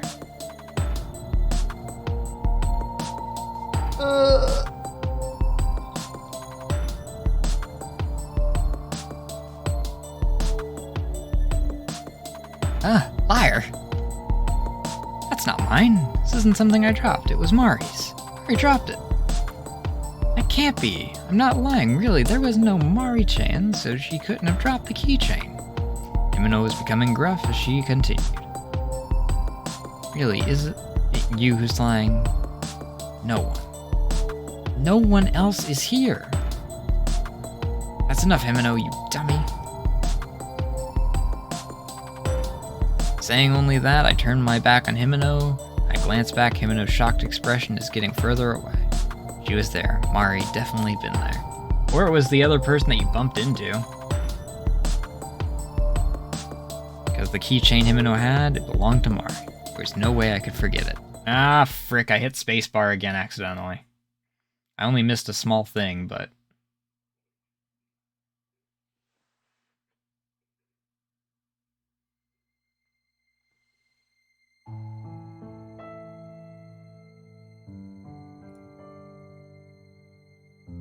It was just before Mari went missing. For the two of you, just this once, upon saying that, Mom handed each of us 100 yen coins. That day was a cold winter day. In the Matin Aquarium souvenir area, the smell of construction lingered faintly in the air. There were mantas and penguin stuffed animals, stationery with the logo on it, and various souvenirs. The entrance to that souvenir stand were the gacha machines containing that keychain. I don't remember all the various types, but star sand was packed in the plastic drops, and the charms were all modeled after fish at the aquarium.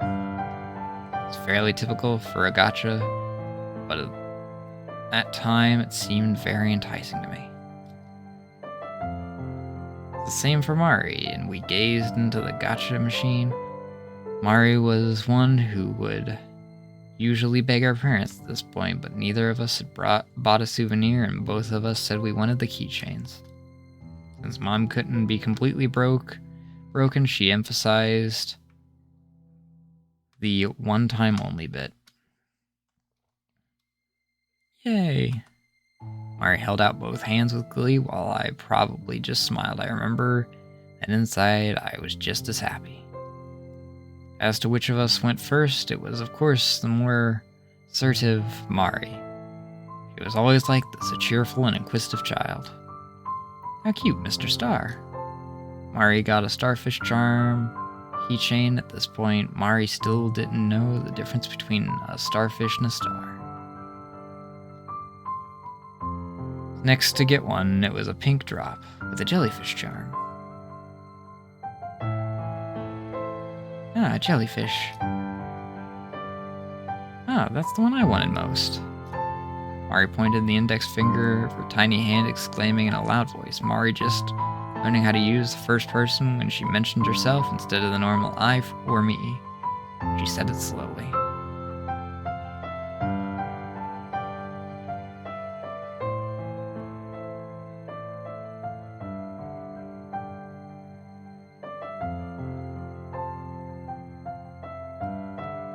Hey, big sister, trade. No way, I want this one.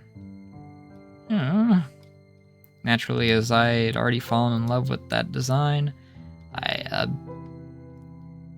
obstinately turned her down. Upon begging my mother for one more time, my mother, who had warned us earlier, held her purse strings tight, leaving Mari to sulk. Fine, stupid big sister. Without listening to my mother's admonishments, she ran off. Sulking after being called stupid, I naturally didn't chase her right away. My mother, being optimistic about the aquarium's small size, also waited a while to go looking for Mari, but she was never seen again.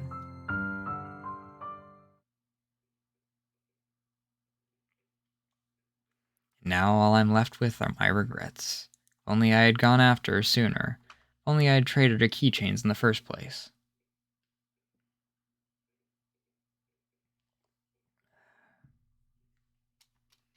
Even so, past is unchanging, and I am left with only regrets to bear. So in case I could ever trade with Mari again, I've stubbornly carried around that keychain, the one with the pink droplet shape and the jellyfish charm like a treasure. I rummaged through my bag, seeking to feel the keychain in my hand. Huh? Why, at a time like this, I'd forgotten to bring it. The keychain wasn't in the bag nor in my pockets. Huh? Sigh naturally slipped out of my body. After all, I've lost sight of Mari and strayed from Himeno. Himeno has the building map, so there's nothing I can do. Huh? The moment a pungent aroma floats by and causes me to speak in surprise. Unable to bear the irritating stench, I pinch my nose. Still, the stench seems to twist my nose. It's made of the smell of sewage, sulfur, and the nauseating stink of vinegar. Squish. Okay. We have reached a paranormal point, I believe. I think that this is when things start to turn weird. So, in case I accidentally freaking hit something when I return, let me hit a real quick save.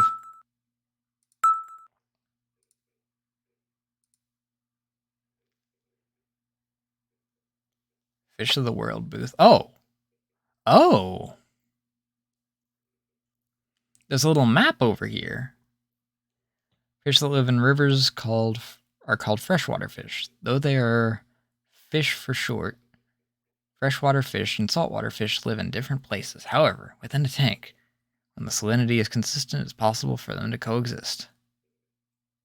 Interesting. Alright, I'm going to hit the bathroom, get a refill of my drink, and then we'll continue.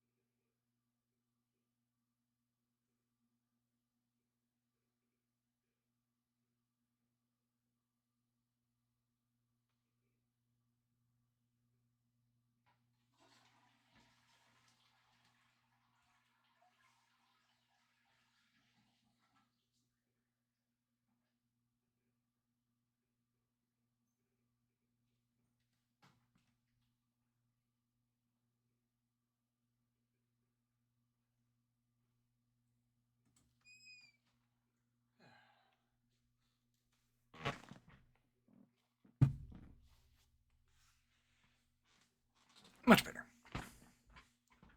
Also, I need to freaking... Yeah. readjust the wheels of my chair because they running into the a freaking foot warmer thing.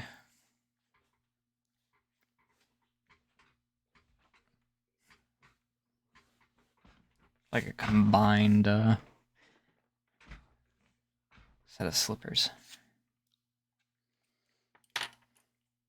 They have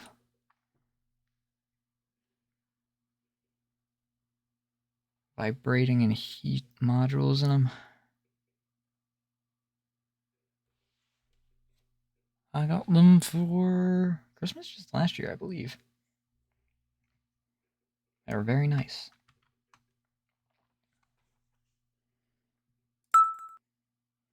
Squinch. As soon as I try to get away from the smell, something soft creeps along the bottom of my foot.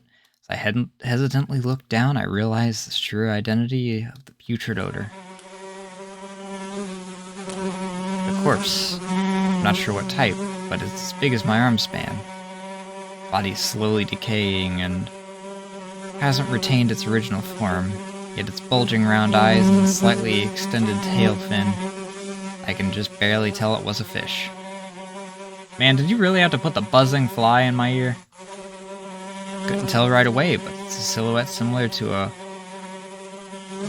Pira Ruku. I feel like I've seen those eerie glaring eyes, characteristic of freshwater fish. I feel sick. Move my foot slowly, and a small fragment of the corpse sticks to the bottom of my shoe, underside of which I notice something wriggling desperately. A slight sound of flapping wings departs from beside my ear, and I understand that the wriggling thing is an insect. Ah! Ugh. Shaking chills run up my spine as someone has pressed ice to it. Take a step back and drop my cell phone. Phone reacts with the backlight and LCD screen coming on, illuminating the dead body. Oh.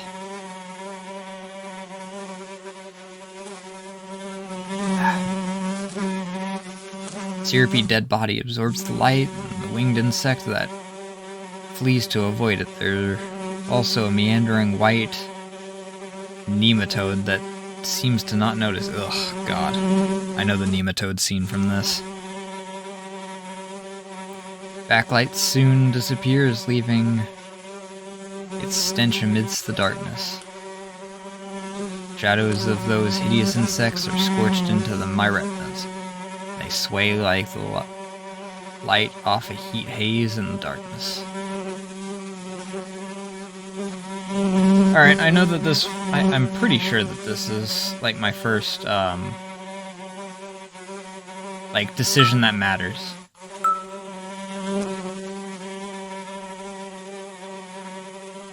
Like, as far as getting, like, an actual, like, bad ending or whatever.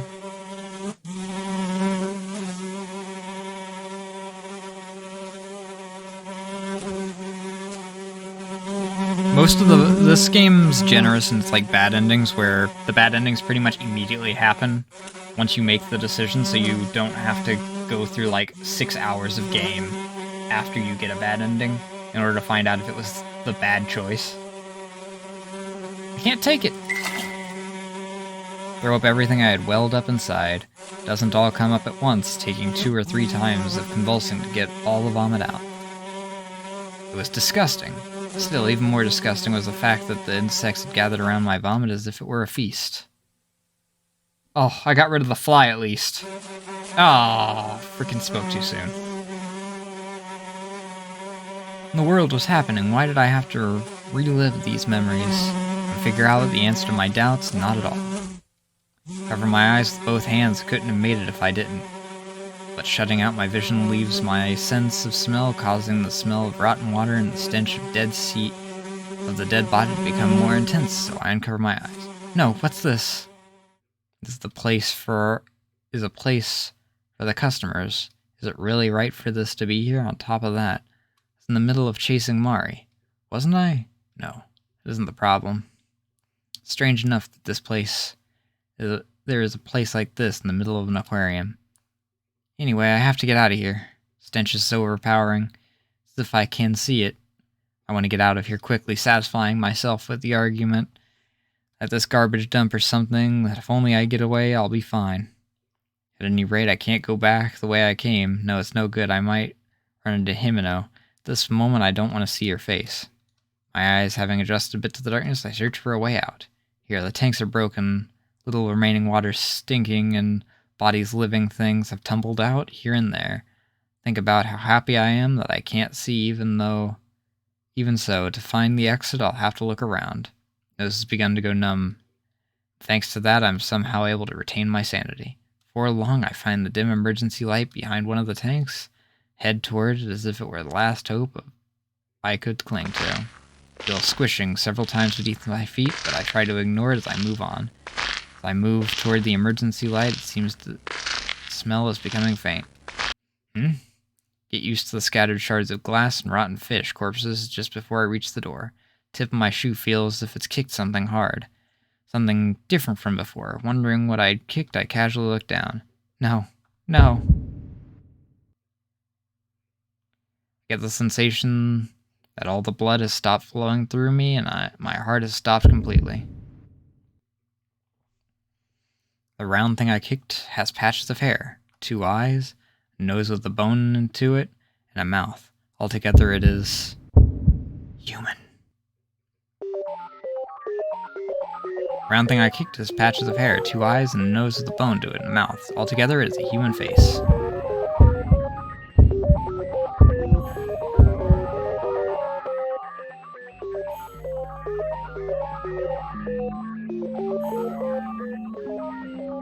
Speaking accurately,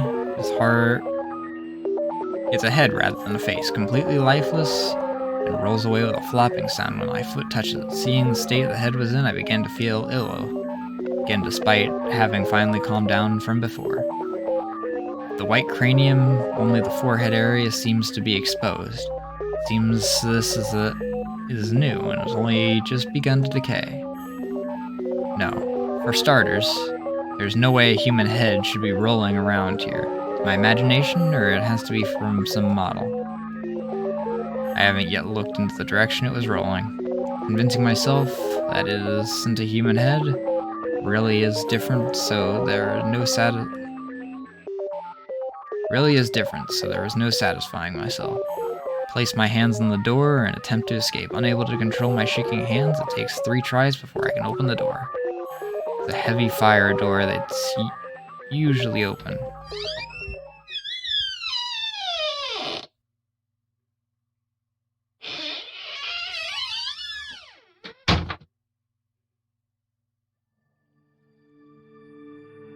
Okay, so I progressed into this.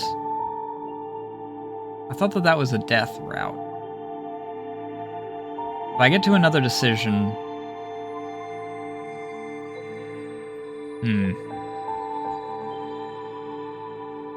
Unless that choice doesn't matter, I'm gonna save real quick and go back.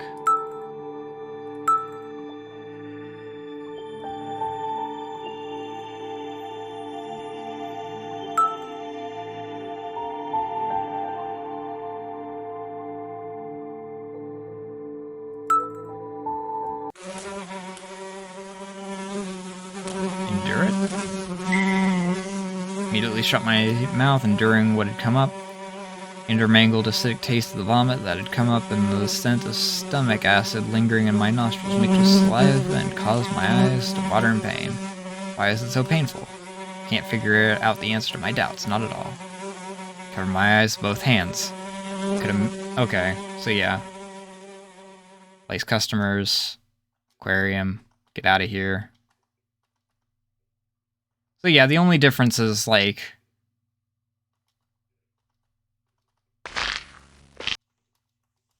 Alright. Maybe that wasn't a choice that mattered then, and... I thought that once the freaking weird stuff started happening, all the choices mattered.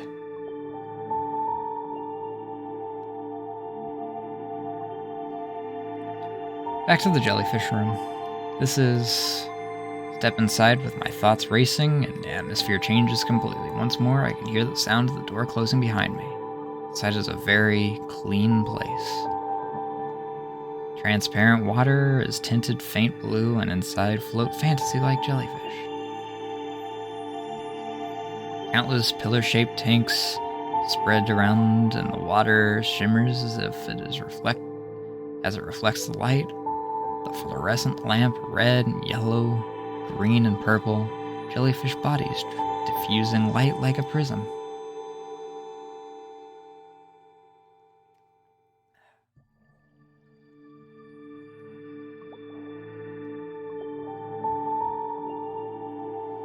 In spite of the strange space I have reached, I am fascinated by the shimmering live art display. Himeno? Mutter without thinking. Then I quickly shake my head, erasing the image of Himeno's face that appears in my mind. Earlier, she didn't come after me. After all, Himeno chose on her own to part ways from me. I'm sure it's because she dislikes me now. It isn't something I should worry about. Even at a quick glance, I can see that there are various types of jellyfish in the tank. Having made efficient use of the small space, it's a charming area. It vividly expresses the starry sky and is fitting for the name Mantan Aquarium. Also, we do have a new location we're in. Jellyfish booth. Gently drifting jellyfish have an amazing adaptability to the environment. They have existed for about 1 billion years on Earth. Regardless of water quality, the jellyfish will float about wherever they end up. The moon floating in the ocean holds both beauty and mystery.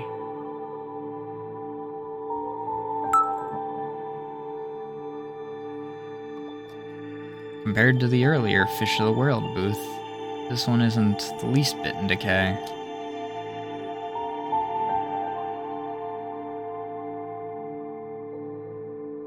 Okay, once it's red, that's when it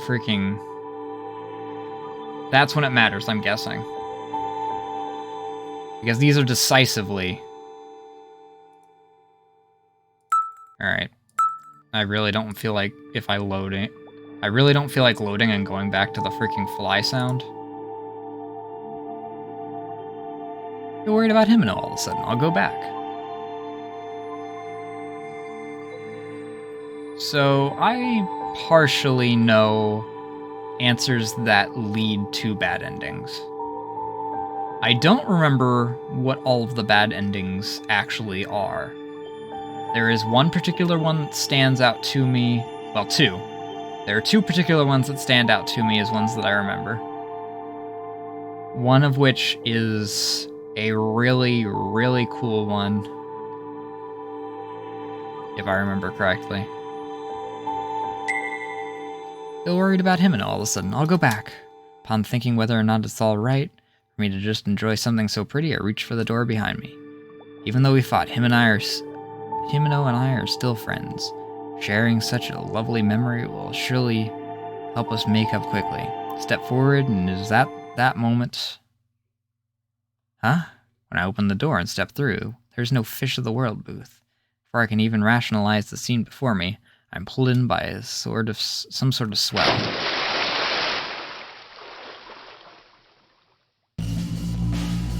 Eric. Trying to figure out what's wrong, I realize I'm having trouble getting air.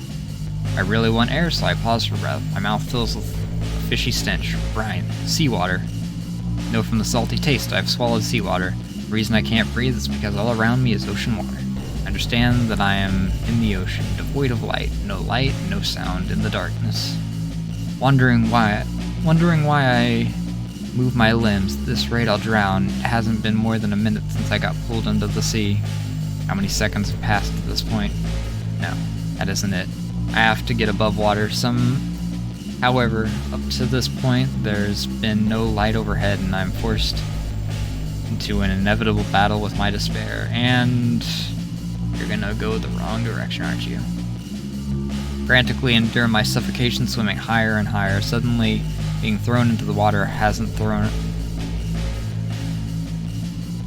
off my sense of up or down, as the desire to live serves as an instinct to guide me upward. Are you following the bubbles? Still can't see, but I'm alright. Just like that, seemed to have answered my own question. I can feel clothes I'm wearing becoming heavy. However, if I have time to shed my clothes, then I have time to continue upward. My thinking is that alone. I've heard there is high pressure in the deep part of the ocean that crushes any living thing, but my body is completely fine. That means where I am at the moment shouldn't be that deep. If I swim hard enough, I should make it. Just have to hit the surface and take a deep breath. How many seconds have passed at this point? I have no sense of time whatsoever in this darkness. Even so, I know that some time has passed since I was thrown into the ocean. A minute probably passed a while ago. Here my consciousness has begun to fade. Immediately after I see the darkness of death, a small light illuminates the tip of my nose. Well, you're at least going up.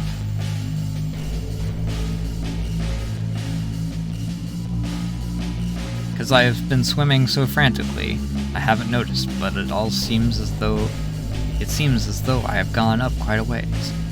We'll all be right, the surface is close. Reach out my hand, I reach toward that light. That is all I can do. That's because my legs won't move. No matter how frantically I try to move them, my legs won't even quiver. It feels as if something has ensnared them. As the elasticity of a bottomless trampoline, from the tips of my toes to my rear end, that soft sensation wraps tightly around me. I want to think it's a lie. No, I actually decided I will not believe it. That a giant octopus has wrapped itself around my legs. Gum-like suckers the size of the palm of my hand. I can't even imagine how large its entire body is. Light is getting farther away. My eyes have already closed for some reason. Himeno's smiling face floats before me, though it should be her angry face that I see last. Just like that, I'm in darkness. As much as it has tightened up, my legs have lost all feeling. No wonder my legs are no longer what they once were. With the depletion of my oxygen supply, my brain has already changed into a machine merely for processing my situation. Then the darkness, it dispassionately communicates my non-existent will for my forelimbs, which have lost all sensation. It won't be long before the only thing I can sense is darkness. That's because I've already become part of that darkness. Bad ending. I think they all have names, too. Yep. Into the Silent Abyss. And then you get a cute little, game over screen.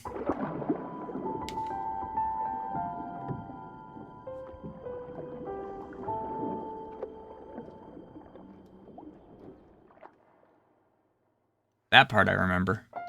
Actually, I've especially remembered that after freaking working on the art piece, because the bad ending screen was one of the two big things that kept coming up while I was looking for references, along with the actual image that I was trying to find, which was this.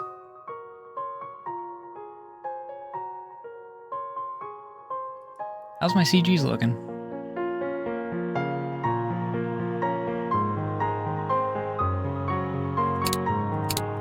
There's a lot of CGs I forgot.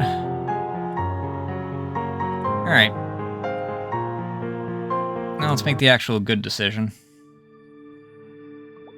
Going back is dangerous. I can't do anything by stopping here. I have to press on. And so I start towards the starry sky. Gaze in fascination to the right and left of me. Circumstances weren't what they are, or I think I would have stopped and stared into each and every tank. Jellyfish are freaking cool, though. I can understand that. I love the jellyfish exhibits. Tanks lined up all together are beautiful enough, but each one is vivid like the night sky inlaid with jewels. Altogether, there are 7 tanks. There's more than that. In this image, each one holds a different type of jellyfish, some with poison, some without, categorized by aspects such as where they live. They really are beautiful. Stop and stand in the very center, between the 3rd and 4th tanks. Wonder if the last time we came, these tanks were here. Mari, My little sister. I lean my back against one of the tanks and sit down. Whenever Mari's face appears in my mind, I lose all of my strength. If anyone saw me, I'd be embarrassed. But here and now, in Montan Aquarium, there is no one around. I heave a sigh and look up to the ceiling. For some reason, a large fan is revolving there. My memories of the last time we visited Montan Aquarium aren't all bad. It was the first time in a long time all four of us had gone out as a family. Mari and I got along really well. We were always held hands as we walked. We would do things like play house or read picture books aloud. Mari was a bit more of a tomboy than I, so even though I was the older sister, she was the one who gave the orders. Since it was the first time the two of us sisters went to the aquarium, it was natural for us to be very excited. Just as one would expect, the first time Mari and I laid eyes on the creatures of the sea, we experienced fear, awe, and the sense of being deeply moved.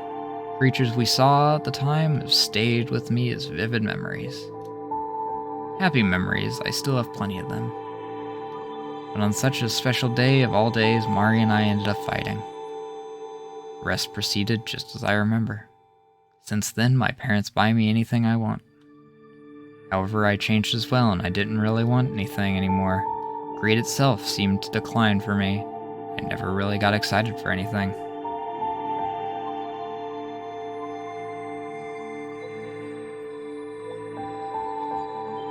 That's why when my mother bought me these boot sandals, I was happy. I was fascinated by their nostalgic ultramarine color. About 1 year after Mari disappeared, she stopped coming up in conversation. I don't know if my mother and father had accepted it as a tragic accident or if the sadness had slowly faded, but my new normal had begun. I'd become an only child. That is nothing more than an excuse I can't escape from. Mari, you're here, right? Finally, it seems my strength has returned and I stand up. Even though I asked, no answer will come. A thundering ventilation fan in the ceiling is the only sound I can hear. It was almost the same time I stood up that the glass broke. A crack appears in the glass of the tank behind me. Since the glass doesn't make any noise when it splits, I realize it's broken when water splashes on my rear end. Water continues to flow out, gradually spreading to my feet. The amount of water from the tank is more than just puddles after a heavy downpour. Along with the water flowing forth, the jellyfish have been in the tank until just a moment ago flowed out. In order to avoid contact with the water already soaking my sandals, I step back from the puddles without looking away. How? Why? As if to play further with my head already bewildered mind, the tank behind me also crashed.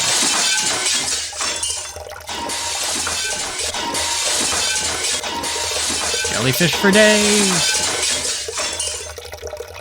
This time I hear a high-pitched noise of glass cracking. Following that, the tanks are each destroyed in turn.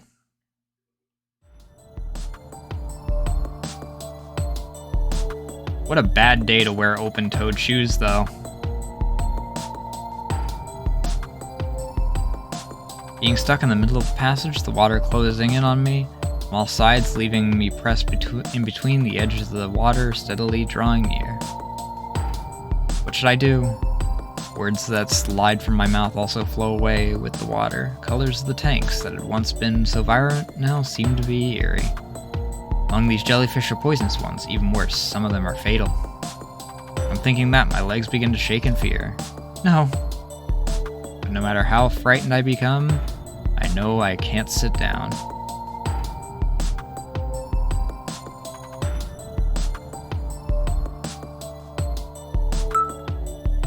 This is one of the ones I do remember the answer to.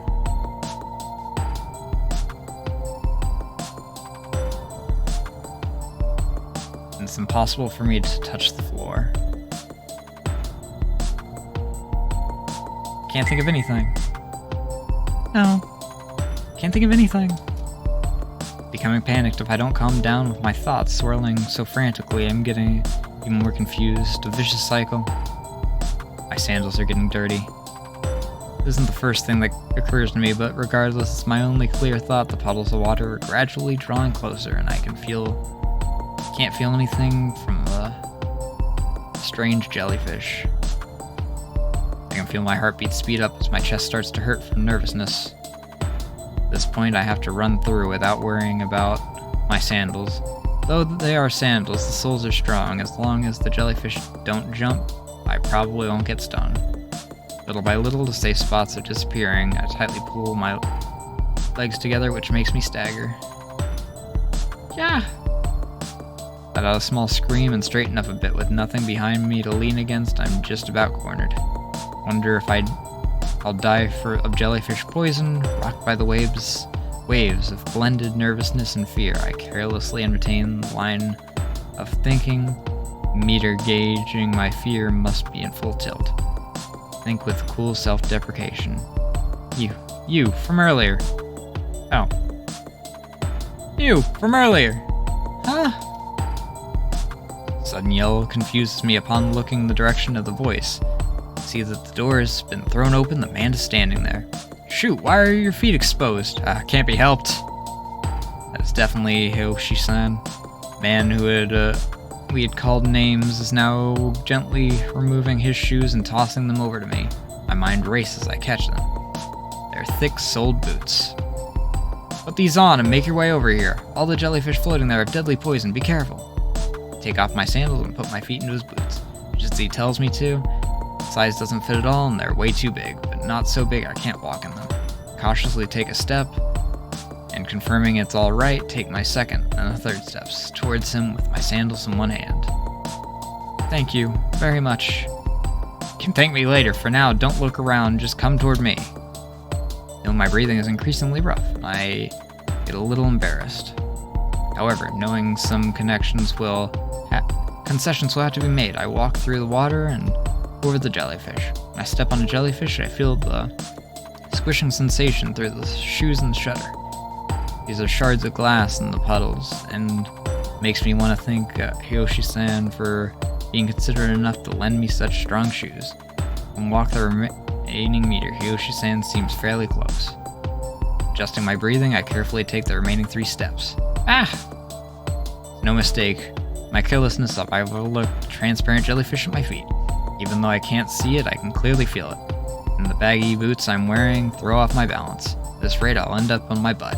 If I fall now, all the help I have received will be for nothing. Watch out! However, my body is supported by some strength that pulls me back. Hiyoshi-san's right hand is grabbed into my left wrist. A close one. Just like that, I had been pulled out of the room.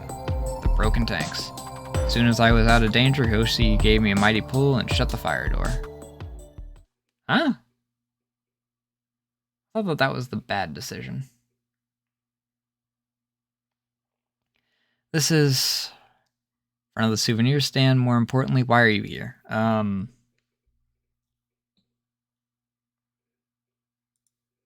me save here.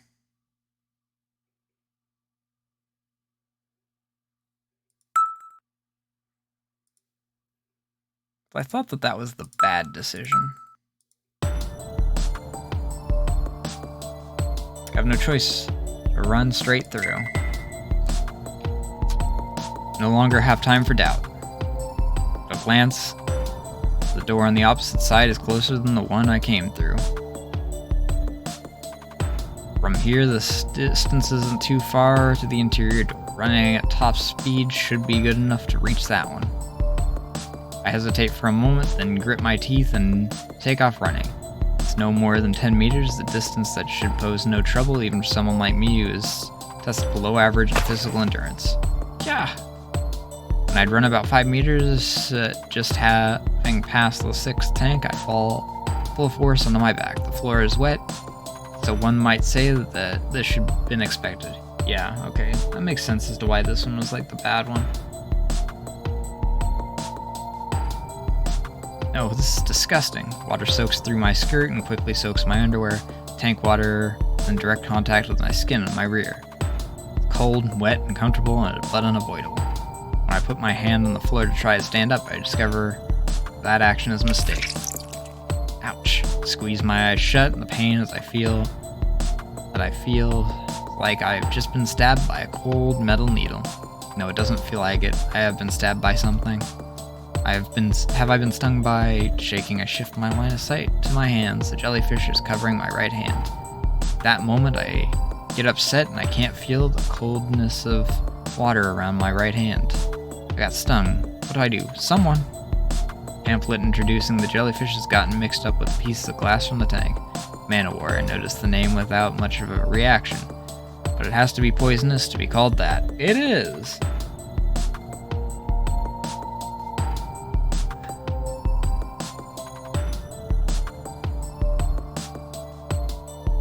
There have also been incidents of fatalities.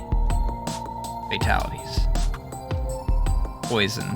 What do I do if I've been stung? Do I clean it? Is it bad if I don't clean it? Feel my pulse quickening. I wonder if it's the poison making its way through me. What do I do? What do I do? What do I do? I try to will myself to calm down. My impatience ramps up. Someone help me! Does he actually not show up if you freaking get murked?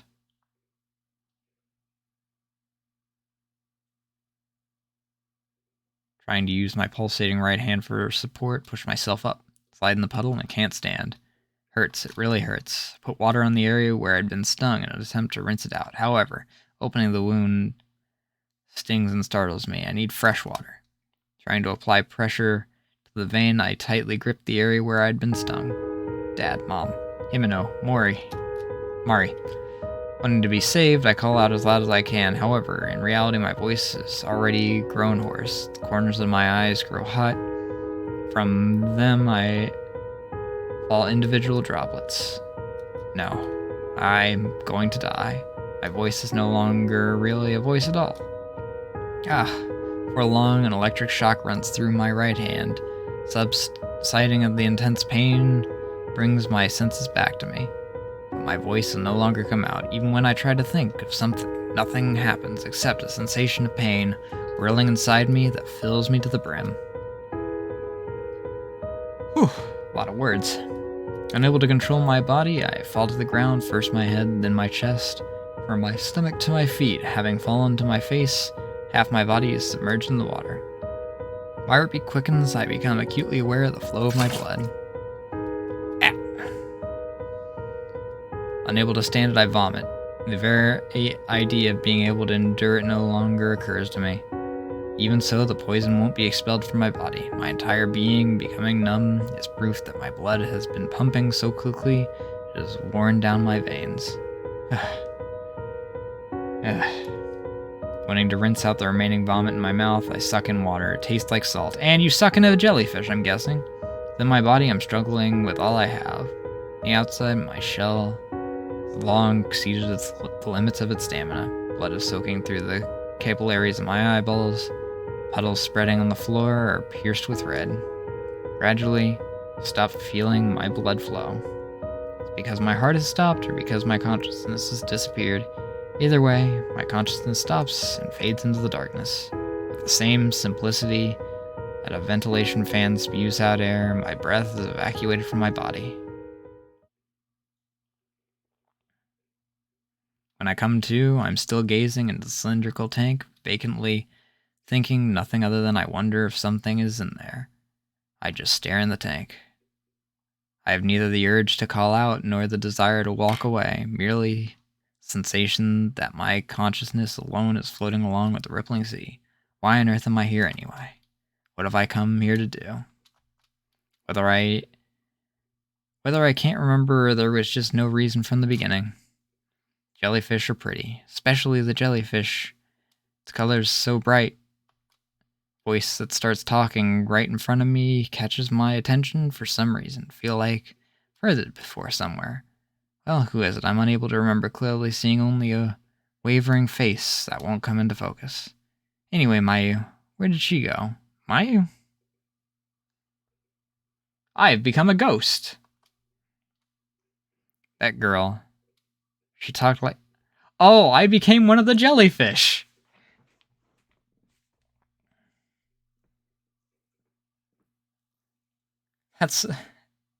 I gotcha.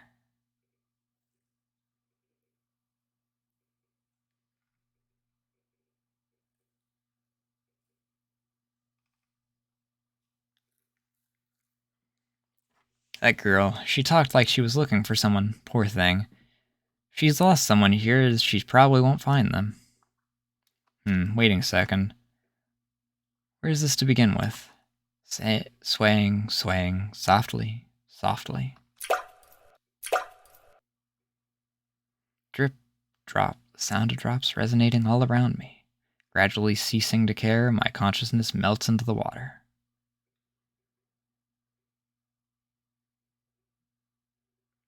My form.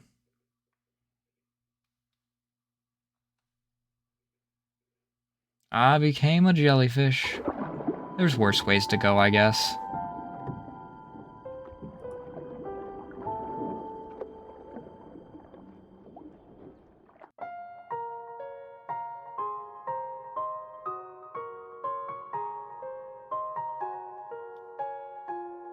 Ending list.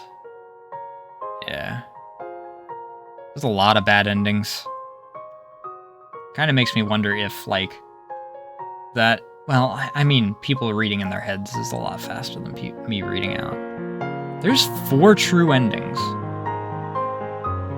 What?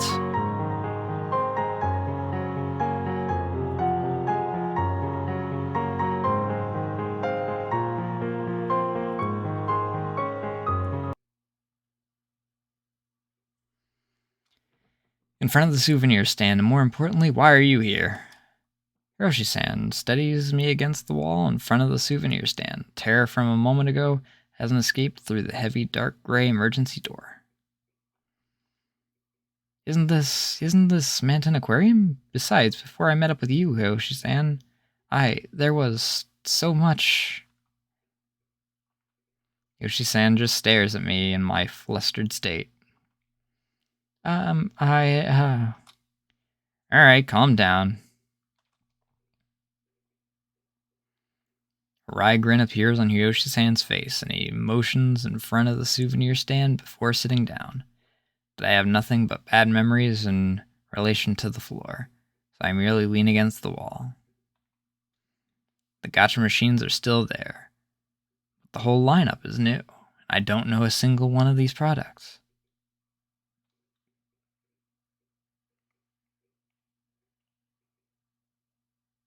And we have passed into the spirit realm.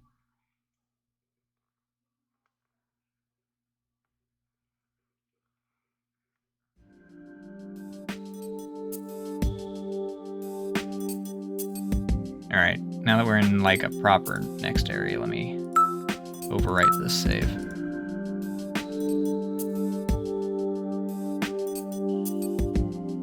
Oh then, have you calmed down a bit? Yes, thank you very much, Yoshi. Yeah, I'm glad. You can call me by my first name. I don't really care about who's older and who's younger.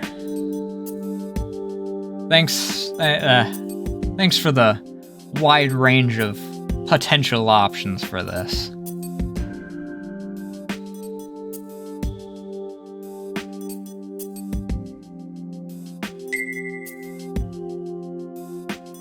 What is it you know about this aquarium, Yoshi-san? Geez, I told you can call me by my given name. That wry grin appears again, but there's nothing I can do. I have some hesitation about actually calling an older guy by his given name, and I only heard his first name once, so I don't really remember it. After that, Hiroshi-san makes a serious face. I think of him as a lighthearted person, but as his mouth straightens, his face seems very focused. Well, it's fine at any rate. There's only one thing I know. This is Manton Aquarium, but it's not Manton Aquarium. It's not Manton Aquarium? Something like that. I don't know the principle or the cause behind it, but this Manton Aquarium is on a distinct time axis from the one you and I visited earlier, Mayu-chan. That's why I think I can That's what I think. I can't think of it as anything else. Different time. Whether past or present, you could even call it a parallel world.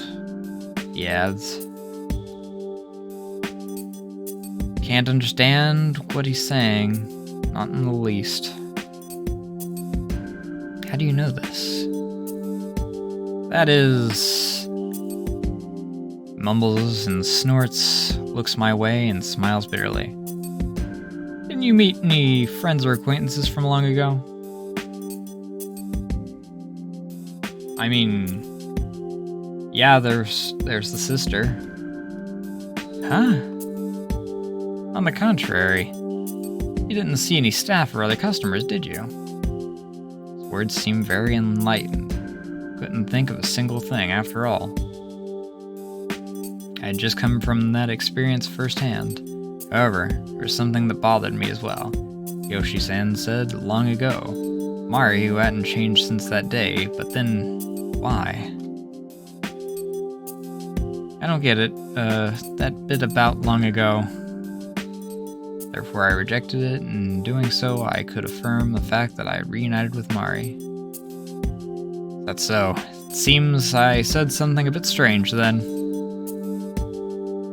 He looks away and says this. I have no response for him. Staying like that for a moment, Yoshi-san says, by the way, and continues speaking.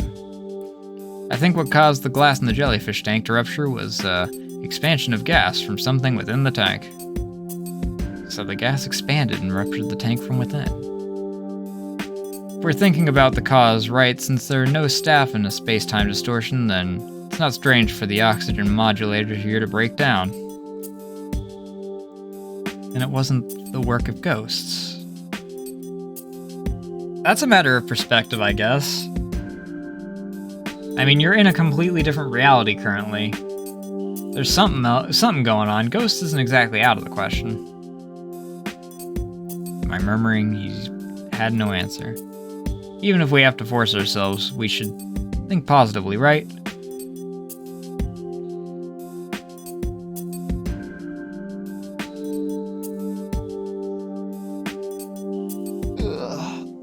Stretch. For us to come here and there to be ghosts, it's not something I can take. Can we get back to our original time axis or something like it? We can get back, definitely. Yoshi-san asserts decisively, without looking me in the eye. Once again, he starts the next topic with a quick, by the way. That girl that was with you, one who seemed into the occult and stuff, what happened to her? You mean Himeno? Yeah, Himeno. Weren't you together? Inflate my cheeks without thinking about it. When he notices I became embarrassed and look down. Rest my hands on my knees and moving them up and down say, I don't know. Ah, you're pretty easy to read, Mayo-chan.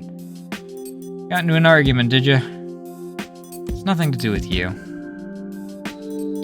Still, you do get that there's something foul about this aquarium, right? Freaking accidentally. You experienced that yourself. Those words, a pang surges through my chest. The room with the rotten corpses, sudden cracking of the tank, and the jellyfish booth. When I think that the same accidents could happen to Himeno, I instinctively leap up. Speaking honestly, I have no desire to see Himeno's face, but knowing that the whole aquarium is dangerous, I can't calm down.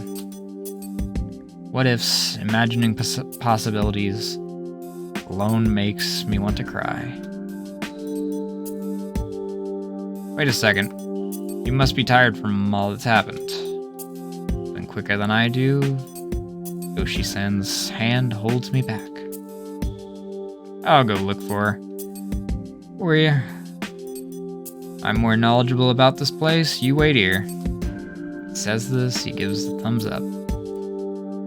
It was a mystery to me.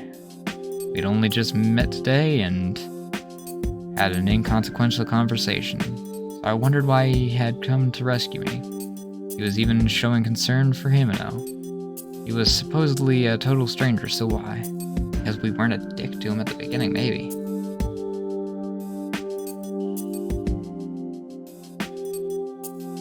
Without hearing my response, he starts walking away from where the jellyfish booth was. Face and profile made me feel very reassured. This is actually a freaking important decision? I mean, I get that it's like, it would be a divergence, like, obviously I'm gonna run into other stuff if I follow him versus if I don't, but...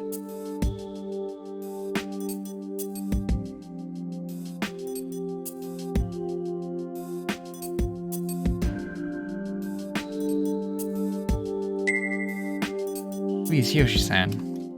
Trusting in his masculine appearance, I bow deeply. In reality, it was as Yoshi had said. I had very little stamina to begin with, and now fatigue was building up inside me. Deciding to stay standing up was good, as the heavy legs of mine were proof of. As for the things with Himeno, it would be best to talk them through later. We talked them over. In this tense state, we'd probably just go into another argument. Yoshi might even serve as our mediator.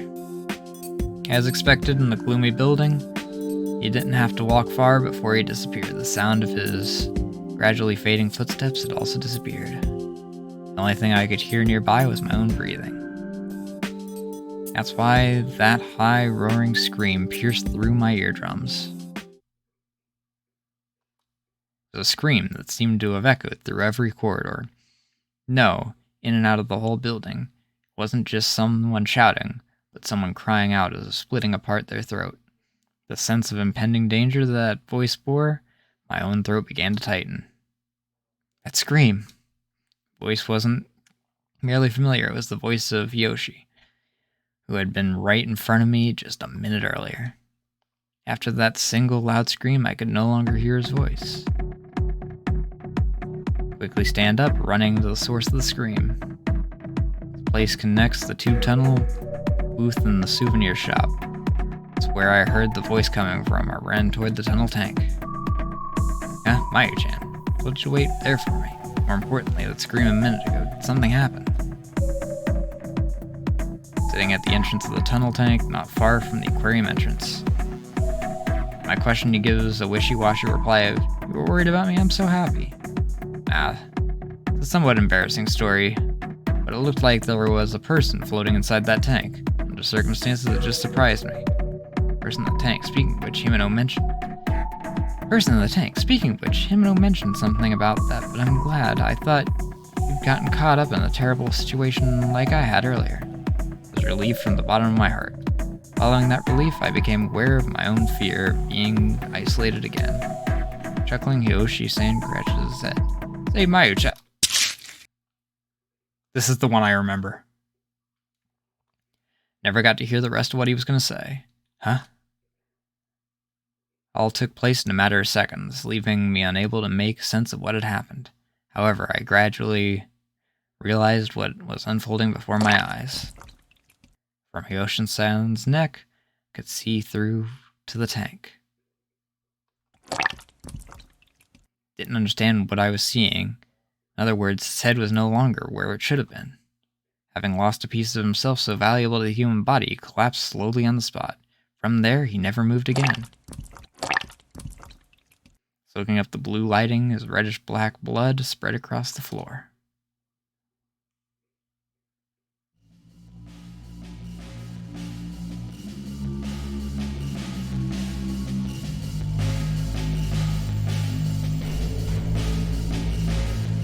I'm not going to scream. It would A, peak my mic, and B, there's people trying to sleep.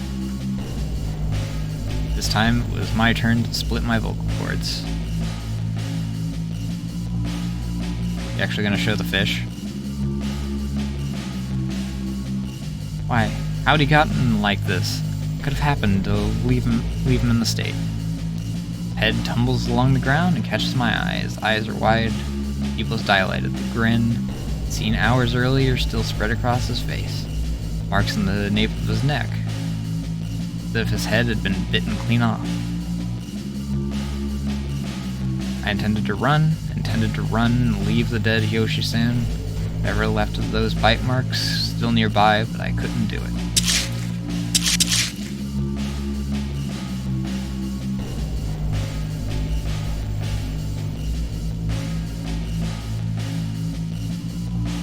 It hurts. Area below my knees had become pitch black. My boots. Mom. There's no pain, only the visualization of pain running through my mind. In spite of losing my legs, I can't actually feel the pain. Of course not. Body and mind has lost its legs. Watching it from a separate place, the objective point of view would have been impossible while I was alive. My head was already just like Yoshi-san's, just rolling around on the floor. Cold temperature in my blood. The last thing I felt, right before I lost consciousness, I saw its unbelievable true form through the wavy mist of my fading vision. With many fangs and a giant body, it was a fish.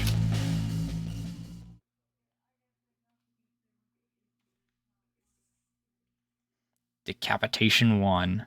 Oh, there's 2 options for that. This must have been the one that he wound up accidentally skipping over.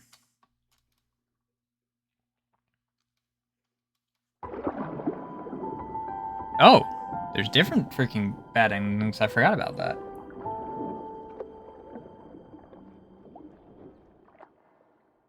Different characters have their little cheebs going through there.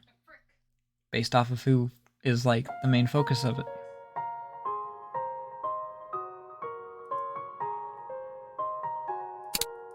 Yeah, there's a lot of CGs.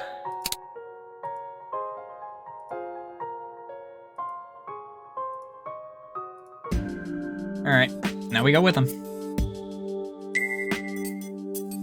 Please wait, I'll go.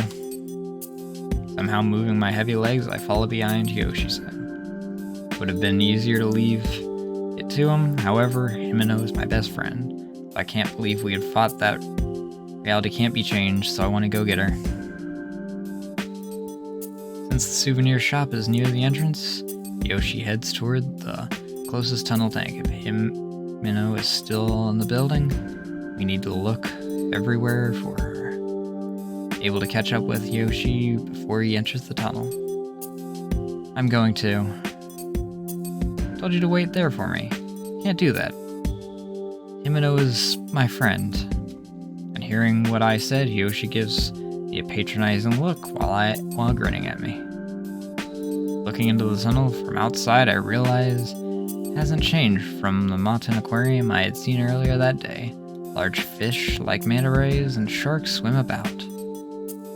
This is the tunnel tank. If you two went in order earlier, then shouldn't we start with the first exhibit?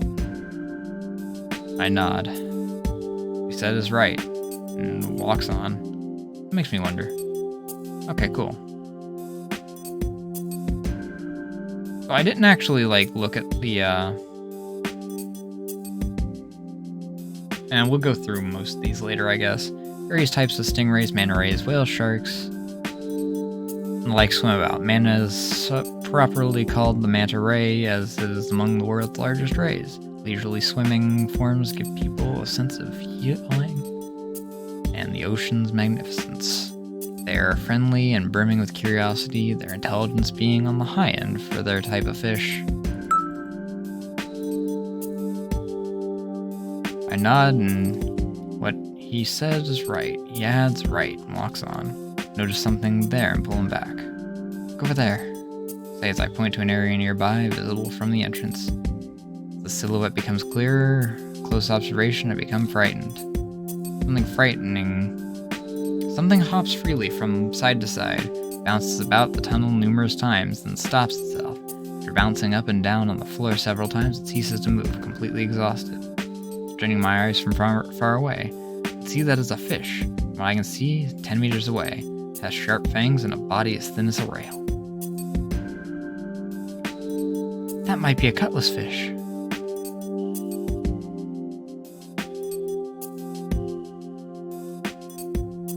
Sure, let's take a look at the thing that just killed us in the previous thing. What's the worst that could happen?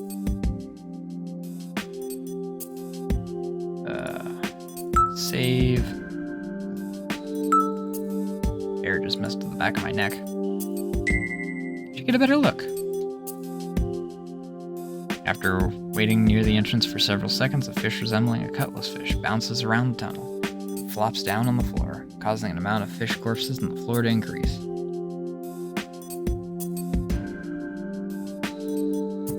The gathering of numerous fish scales reflects the fluorescent light back like a kaleidoscope. Though it is the same as the fluorescent lighting, the light reflected back is vivid, putting the sensation of the scale's slipperiness in mind. It's pretty creepy. Yoshi-san's lips curl up in disgust as he grumbles. I also thought it was creepy, but compared to the rotten corpse I had seen earlier, that was as far back as I allowed my memory to go. Could that be contrast to Yoshi-san, who had averted his eyes? I just continued to stare and was able to pick up on something. Those fish hopping around, coming from below, from that place that looks like a vent. From the beginning of the tunnel, the fish hop up intermittently. It doesn't appear as though they are going to stop. The new fish popping up after a fixed interval of time passes. Fish mechanically shoot out of the vent, ricochet about the tunnel at high speeds, then finally, vigor exhausted, die as they land in a pile on the floor. The moment they fall, fish's long, narrow bodies wriggle like snakes, collide with the other fish, and they cease moving. Next fish hopping to its death in the same manner. There! Good eye, Mayu. So many strange things have happened that I'm probably becoming used to them. Unable to bear these strange circumstances any longer, a self-deprecating smile reaches my lips as I give a light laugh. Whoa! At the same time as a fish leaps up, Yoshi takes a handkerchief from his pocket and tosses it into the giant cylinder.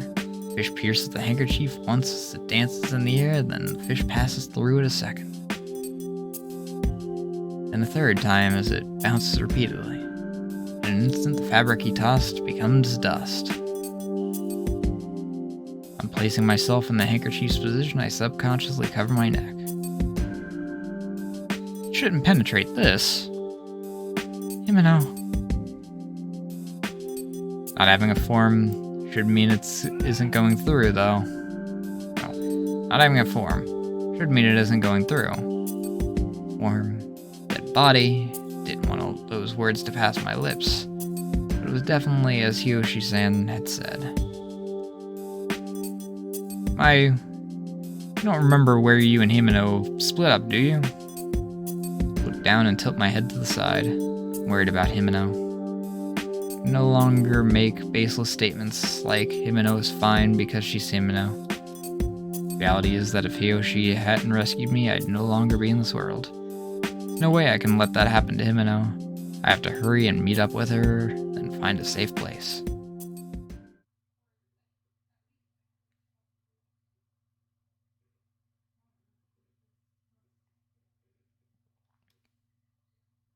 Okay, well, I need to do a once-over of the building. Yoshi knocks on a panel that is to the left if you are looking from the entrance. Hear it make a hollow sound before he pushes the panel in, making a rattling sound. The panel opens. It just isn't a display, but also a door. Contrast the nature, reminiscent blue exhibit space before the door. Mechanical gray hallway stretches before us. Okay. So I know that those fish have a thing to them.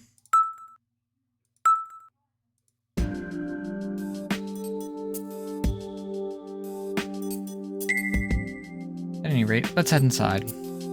Suggest to him. Guess we should. Would be good to get a look at something like. Okay, freaking nice. Never got to hear the rest of what he was gonna say. Huh? All took place in a matter of seconds, leaving me unable to make sense of what had happened. However, I gradually realized what was unfolding before my eyes. From Yoshi-san's neck up, I could see through the tank. Didn't understand what I was seeing. In other words, the head was no longer where it had been. Peace himself. Is this literally all the same dialogue?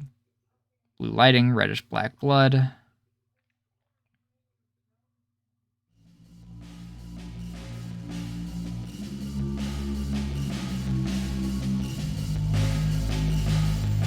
Vocal cords are splitting. Couldn't have happened. Tunnels to the ground catches my eye.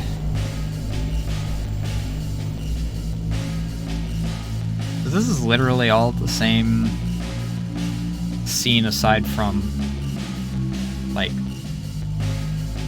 one line, I guess?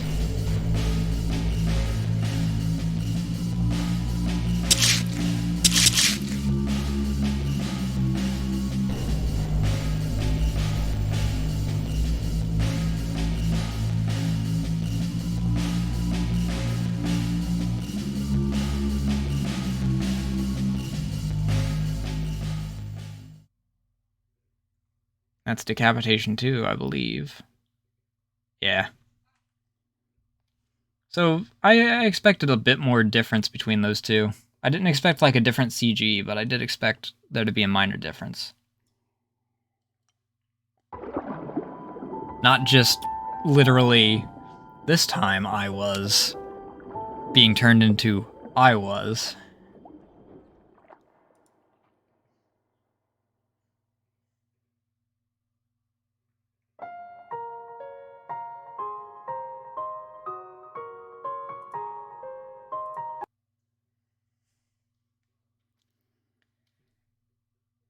Hallway stretches before us. The dim white fluorescent light flickers and fades on and off. This is the staff passageway. Correct. When I came through here earlier, I saw some employees, so I was lucky it had been left unlocked. The fact that the lights are on mean that someone just came through here. Even if they had, the person should be aware of all the unusual phenomena here. Anyway, if we go through this passage, we can circumvent the tunnel and look for Himeno. Alright. Yoshi-san walked ahead, taking several steps before I stepped in. I was hesitant about walking through the staff passageway without permission. I was certainly better than going through the tunnel tank. Moreover, we were able to come across a staff member. We might be able to gain some information about this Manton Aquarium. Big sister. Staff passageway is approximately 10 meters, just wide enough that people can barely pass each other. Walking up ahead of me, Yoshi's shoulder width is so great that he wouldn't be able to pass him unless he turned sideways. Even more than before, Yoshi seems stronger and more reliable than ever. Huh? The voice I thought I heard in my head bore a silhouette, the second time. Made me suspect there was probably an optical illusion behind me. I was sure I heard a nostalgic voice. What's up? Yoshi asked me without turning around. Squeaked that I'm fine and turned my attention to his back. However, that was my confirmation that it was neither a visual nor auditory hallucination. Voice calling me, Mari's voice calling me big sister, had definitely come from behind me. Mari! Unable to hold back, I let the name slide from my lips. The next moment I wanted to see Mari so bad I turned back. You can't! My eyes open wide in surprise as Yoshi plants himself firmly in front of me, arms spread wide. I had unconsciously backtracked to the passageway entrance, back to where we had started. Huh? Suddenly going back, don't you remember where we came from? Where is Mari? I see. You moved without hesitation, as if you had been called, so I thought that's what it might be. Calm down. There's nobody there. But the voice. There is no voice, alright? Calm down.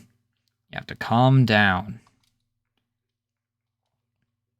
His expression as he calls for me to calm down is frantic.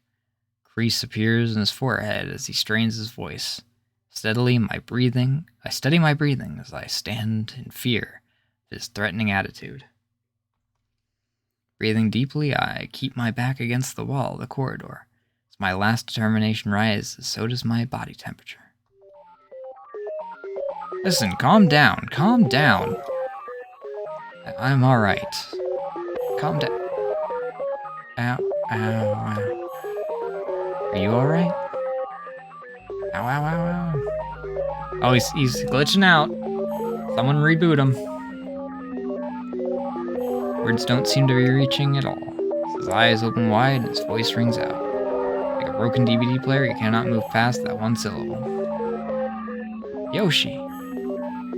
Back up instinctively. However, if he is completely unaware, it just keeps yelling in a strange voice. Yoshi? Please tell me you're okay, aren't you? 3 meters away from Yoshi, I peer at him. He sways, legs unstable, but he's definitely moving toward me.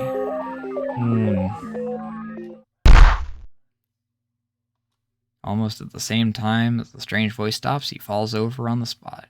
As if his power supply has been cut off, he suddenly tumbles to the ground. The sound of him flopping to the ground sends a chill down my spine. Not familiar with what you would call ukemi, but I know the way he fell is dangerous. Are you injured? Sitting down, I extend a quivering hand, probably a bit rude to the person who saved me, but he would understand. For this moment, the image of his strange behavior is seared into my mind. Even when I call out to him, there is no response. If I strain my ears, I can hear shallow breathing.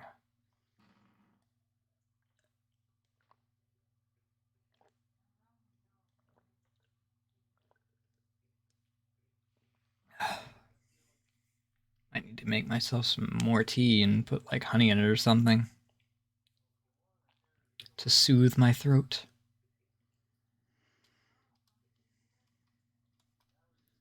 Thank goodness he's still alive. That alone is enough to satisfy me, something I can rely on within this mysterious aquarium. What in the world is all that? Still having my doubts, I am, for the moment, relieved. What should I do? Can't just leave him unconscious and defenseless while I proceed further into the staff passageway. On the other hand, carrying someone an entire head taller than I am is impossible. Yoshi, please wake up. Call his name over and over, but he still doesn't respond. I hesitate a bit, then I touch his back. Ugh. Putting all of my strength into it, I'm able to roll him onto his back. His body's now facing up with his eyes closed. Chest goes up, then down to form a breath. Yoshi! Can't make the distinction between whether he is just asleep or he's passed out. Never seen someone who has lost consciousness. Take a deep breath to keep myself from giving way to panic. On the other hand, the sound of Yoshi-san's breathing, sounds of my own machine's running echo. Sometimes I can hear the sound of my own breathing. I am alone. My awareness of the situation quickly turns to anxiety. I am all alone inside this incomprehensible Mayan 10 aquarium. The only other existence I can rely on, Yoshi currently has his eyes closed. Yoshi, please wake up. Growing impatient, I shake his shoulders. He doesn't even moan. Lack of reaction only increases my anxiety, so I call his name in a louder voice. Whether or not my voice reaches him, his eyes flutter open. Closer inspection, he has distinct double eyelids. What the heck? Like a shark? Thank goodness you're awake, huh? Are you looking down on me too? Yoshi-san, what? I'm Mayumi. Not looking down on you or anything like that. Oh god, that was bright. Screaming, he grabs my left ankle as I squat next to him. His strength is unthinkable compared to his gentle demeanor from only moments ago. Rough hands dig into my soft skin. Terror rages within my heart. First brush with a man's real power. Please stop.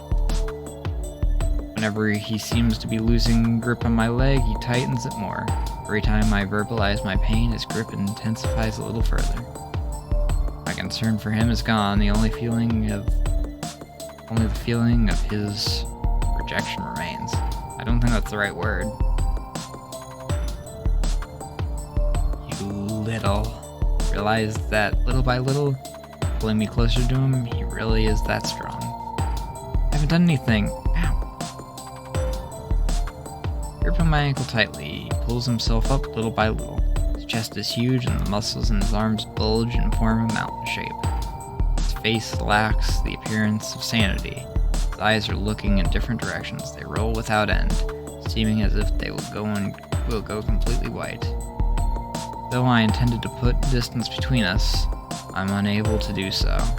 As if coaxed, I'm pulled closer to him. No! Rejected. Being rejected. The ones doing it? Huh? Are you all? No. While standing himself up, sluggishly lifts his hand. Fingers point in my direction. There's no mistaking the intent to grab me with both hands. Filled with the desire to be free from him.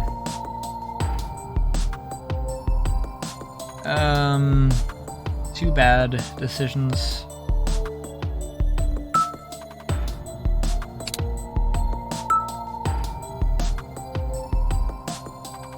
I know this is like the worst one. These two, I don't know exactly what they'll be. What's wrong? Please come back. Even after what he's done, I still resist using violence against Yoshi-san. Of course, I take into account that my strength would be no match for his. More than anything, save me at the jellyfish booth. The one who saved my life, the only thought is that I have to save him.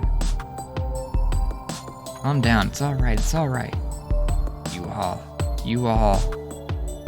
Ouch. Ignoring my attempt to calm him, his large arms tenses, shooting out toward my leg.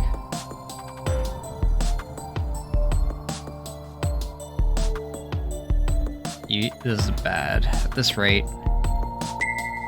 Yoshi! Even so, I want to save him. This is something that comes from some sense of duty or ethics. Just for myself, I want to save him. Well, after you won't even... He scales my body, somehow keep him from grabbing both legs. Thanks to the fact that he is distracted, I am somehow able to get through the moment without being grabbed. You won't even... Yoshi-san, what exactly do you all won't look at me? Words get caught up in my chest. Won't look at me. Thoughts seem to have been etched into his deranged mind. However, denial comes first in my mind before any question. Not true. Because if I weren't looking at you, I wouldn't be thinking I want to help you, would I? You, what? Yoshi-san. Yoshi. Call his name. Oh.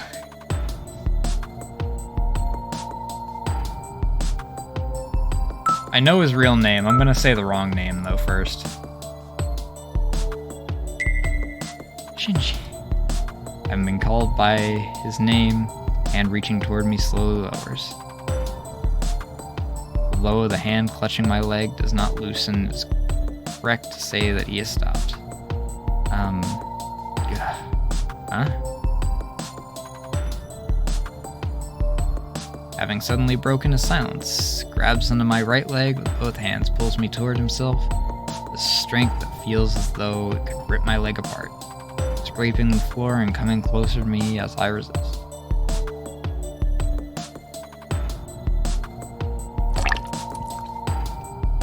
tight into my buttocks, bites at me with the same vigor he had attacked my leg. Sensation as if I'd been pricked by a single needle, my skin bristles in sync with the flow of my blood. Sharpened cuspids pierce my flesh, biting into me little by little, penetrating my skin. Viscous red liquid runs down along the contours of my buttocks. All the same. You too. White teeth are dyed red with my blood. Once his cuspids are completely covered in red, a satisfied expression appears in his face and he removes the teeth that he had pierced me with. Wipes away the blood trickling down my butt with his tongue. Ugh.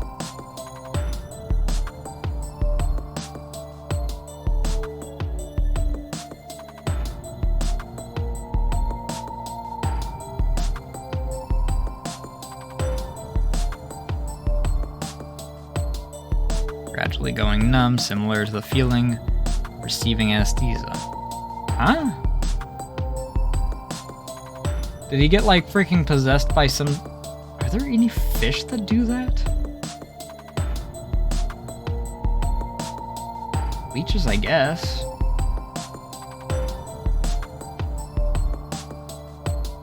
Even though I want to move, even though I want to run, my body won't listen to a thing I say. It's all you're good for. Stop.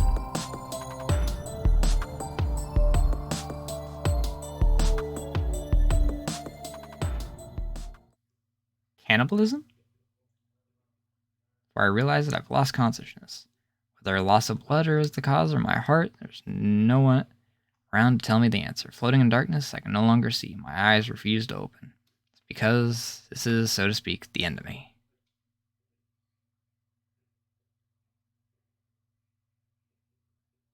Misguided.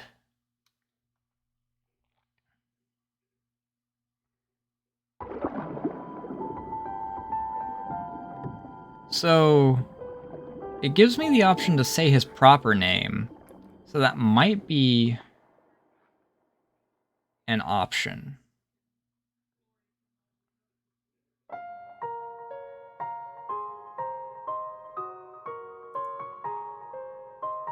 I'm gonna go to this one first. Pick off his right hand. I try to loosen the hand clutching my leg. He frantically pushes me off. Actually, like, if we go to the title screen, I'm assuming there's 3 endings here. Like, oh, okay, now we're getting into the confusing freaking web, I guess. Neat. Okay.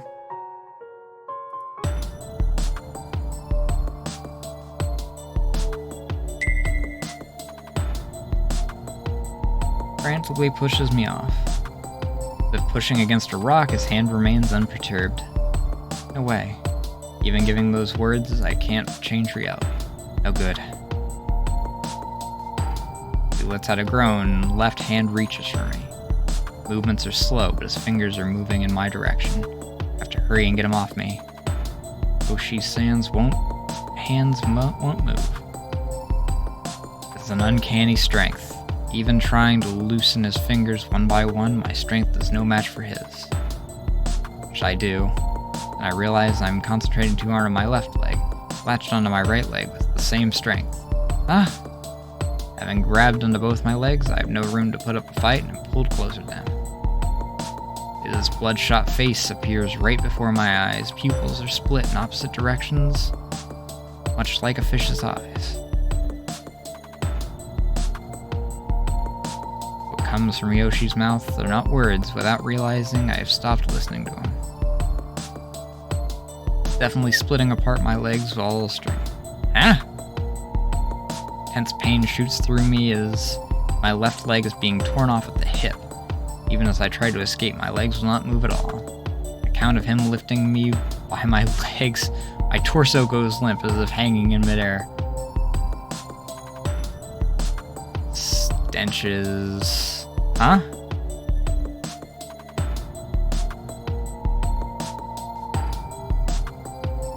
Words suddenly no longer reach him. for the best. I can no longer hear his words either. Huh? I open my eyes, is no longer there. Moreover, no longer care about him. Losing consciousness surely to prevent my mind from going all to pieces. Really, what a useless effort.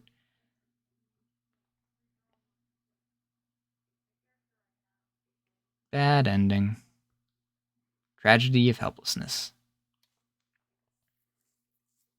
So, I'm going to try the kick. And if that goes down a path that actually works, I am going to go back and see if because there's multiple endings. So my guess is that, like, if the saying his proper name works, that's one of, like, the best endings. Because it brings him, like, back to his sanity. So either this does nothing, or it's going to be, like, what leads to one of the good endings. It's just not the best ending. Time with my words of rejection, both my legs jerk frantically. At any rate, I don't think I can take it if he grabs my right leg, so I struggle with all my might, not even worrying about whether my skirt flips up. I mean, at this point, he's freaking life or death, so he's as strong as before, but his movements are slow, somehow allowing me to continue my resistance. Nevertheless, between the pain and my resistance, my stamina is fading rapidly. Before I realize it, my haggard breath is louder than the machine's motor.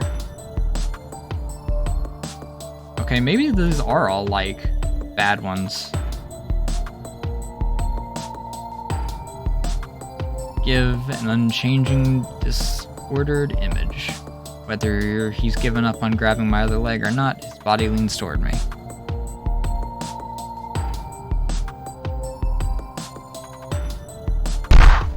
Upper half of my body falls back, but he quickly yanks my leg and throws me off balance. On hearing me let out a scream, the corners of his mouth twitch. He's enjoying this, enjoying watching me lose the ability to resist. His expression makes it clear to me. One more thing has become clear to me. That is, that I can no longer see him as the Hiyoshi-san I once knew. I'm sorry. Even so, my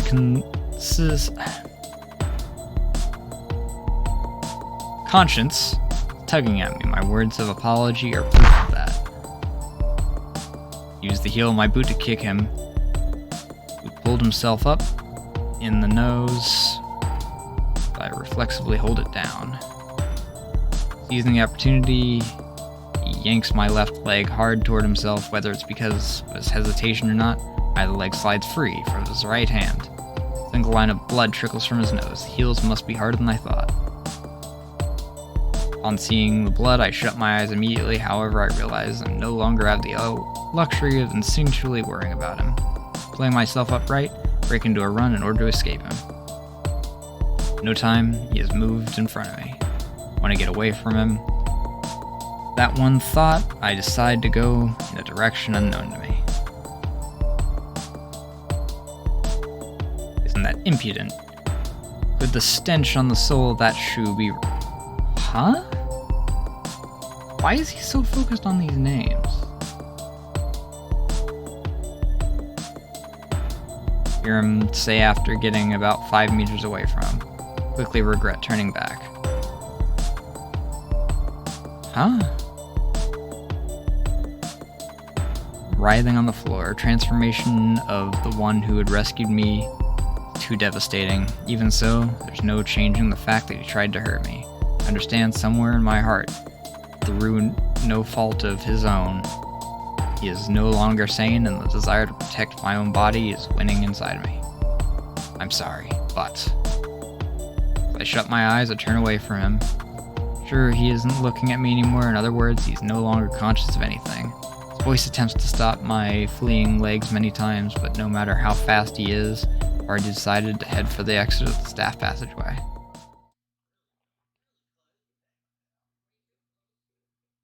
As soon as the door is between us, put my ear against it and listen to the sounds in the passageway I just left. However, it is only my own violent pulse, not Hiyoshi-san going crazy, that I hear. Honestly, I almost feel relieved. Being separated like this leaves me feeling worried about him, but at that moment I don't have the time to spare. I wonder if this is wrong. It's natural that I have these doubts. Say over my shoulder. The only thing to respond to my words is the wind rustling my hair. That's right, this is... Alright. Different area. So, we're gonna save, and we're gonna put this in... Page 4. Put that there. If we get to that point, we'll...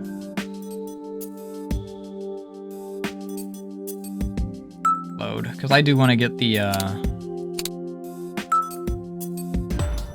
version. I want to see if actually saying his proper name succeeds at this. Having been called by his name, the hand reaching toward me slowly lowers. Though the hand clutching my leg does not loosen, it is correct to say he has stopped.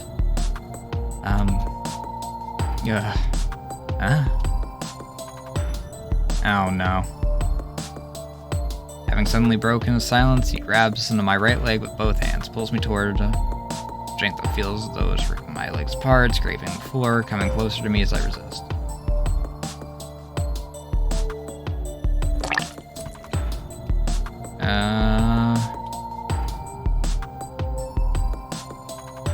So do I have... Okay. So both those lead to the same thing.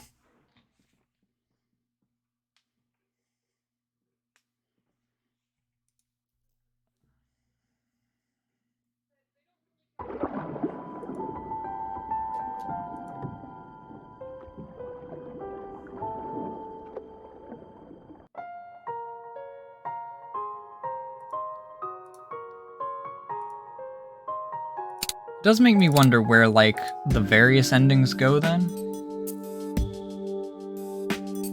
Menu, save. Go back to page 2 and overwrite that because both those lead to the same thing anyway. Alright, I'm gonna get another refill on my drink, hit the bathroom, and then we will continue.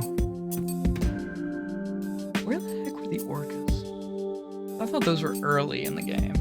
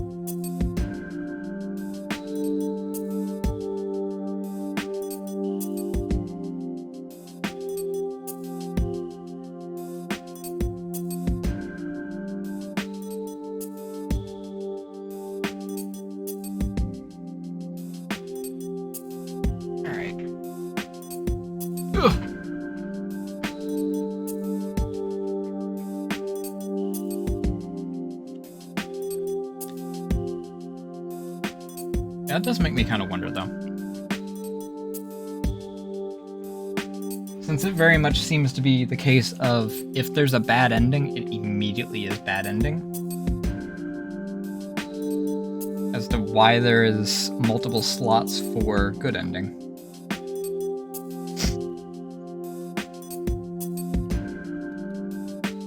Finally, I began to confirm my location. Places the semi outdoors and even colder than the passageway. Despite the fact it's summer, I shiver instinctively.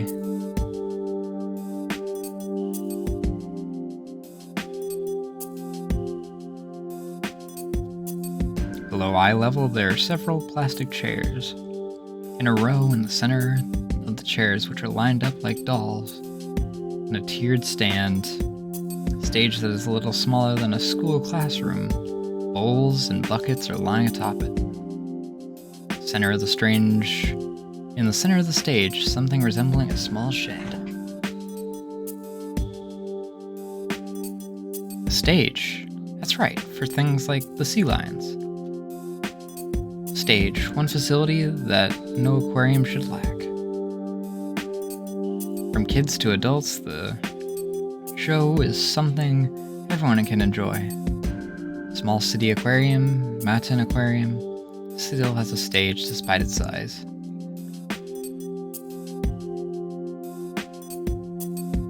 Looks like it hasn't been used in a while. On muttering this, doubt enters my mind. Yoshi said this place was on a shifted time axis, but even so, each section just feels too different. Fish the World booth where the first strange phenomenon occurred, Jellyfish booth and the tunnel tank. Thinking back on them in order, they each felt like their own distinct time period. Countless fish that decayed with the immensely trancing beauty. With each new facility I entered, they looked changed. Ridiculous, there can't be. Start to say and shake my head. Don't know how many things I'd thought impossible have come to pass here. This crazy theory, perhaps. Never mind, I have to find Himeno. You find her in this portion, don't you? This is the nematodes, I think. Pushing my doubts to the edge of my mind, I head down the stairs for the guest seating toward the stage. This is... About halfway to the stage, I find a booklet on top of a seat that is thick enough to contain about 50 pages. Manten Aquarium Guidebook is written on the front cover. That's all I see, the name and nothing else. This has a map inside. Also, where are we? The stage. Sea lions, very intelligent sea mammals. Wow, Manten Aquarium is male sea lion Custard. And female sea lion Cream to give you a great show. Don't forget the grand applause. Suddenly realize that I'm finishing my sentence. Since Himeno has our map, this is definitely going to come in handy.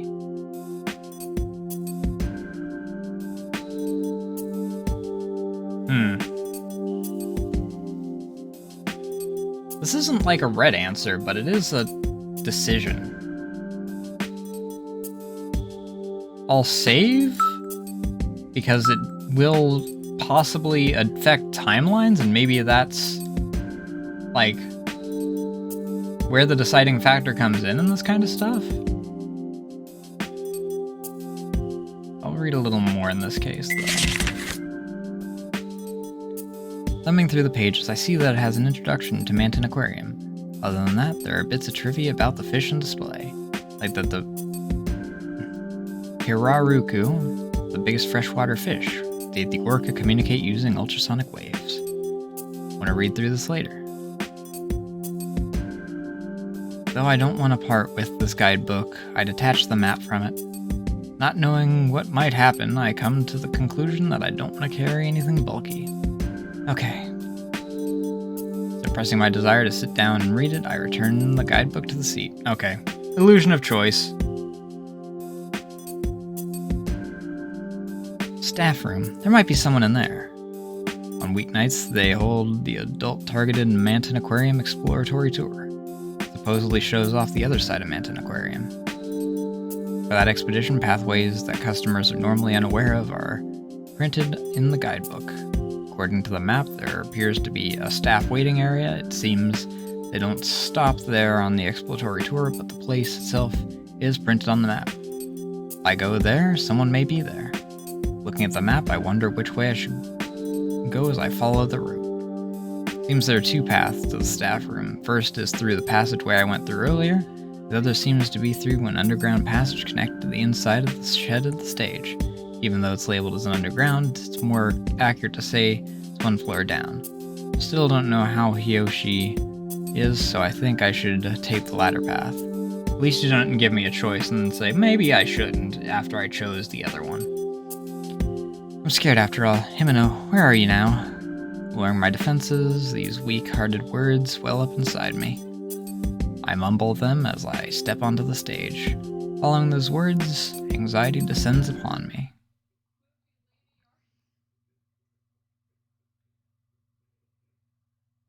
You. I'm right here. No way, Himeno! Doubt that voice, which seemed ready and waiting on me, was an illusion. No way, that's cruel, Mayu. Himeno! I hear Himeno's voice, but I can't see her. Where is she? I think as I glance about the stage, Himeno is nowhere to be found. It's right, inside the shed. The shed at the edge of the stage enters my line of sight. I head for it at double speed. The floor is wet enough that it seems I should slip, but somehow I hold on and move forward. The side of the shed is as if a waiting area and a warehouse had been combined into one room. Fishy stench is probably from the stains from food used during shows. In the past, I'd seen a fish thrown to a sea lion that caught a ball with its nose.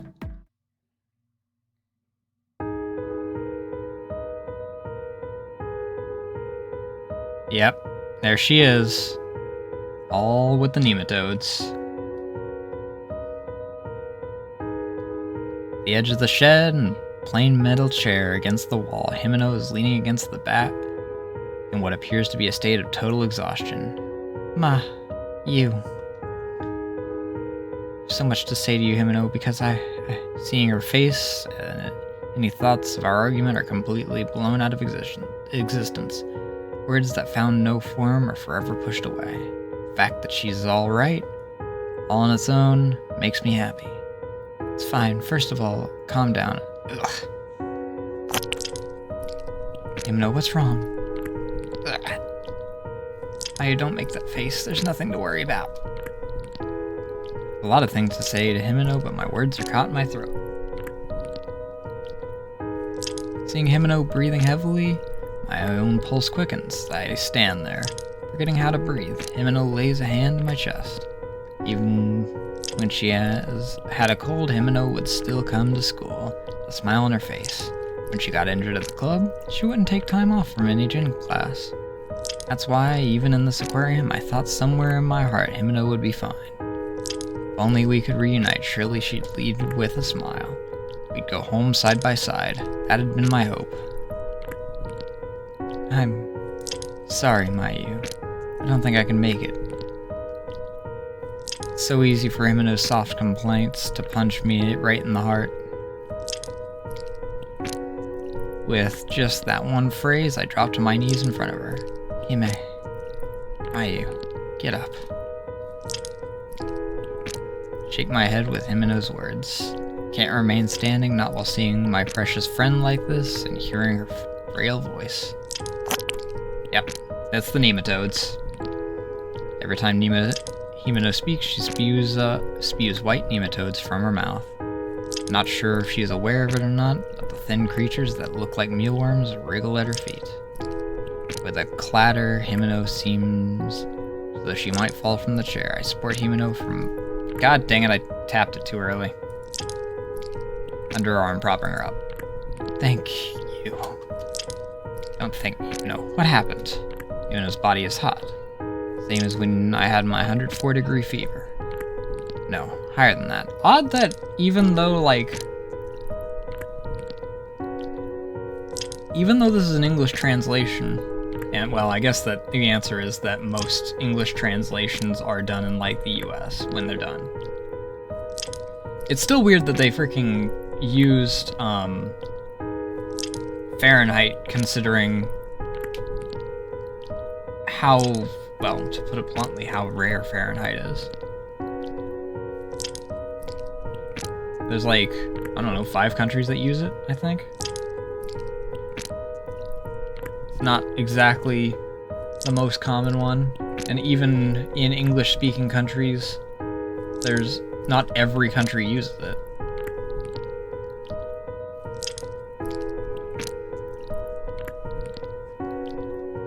No, higher than that. Glad to see you again, but I don't want you to see me in this state.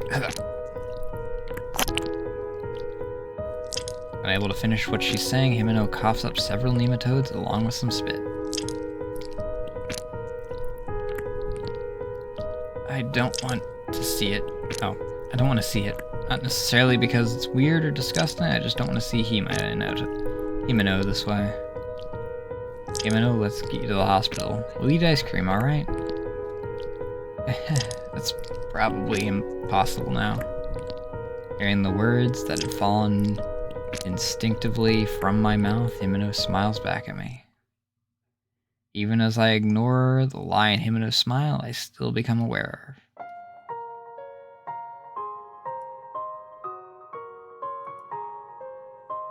It's not impossible. Mayu. It's not impossible. I'll take you to the hospital, okay? So let's go. Thanks. You feel that way. Fills me up. It's not just feelings. Got it, Himeno. Can you stand?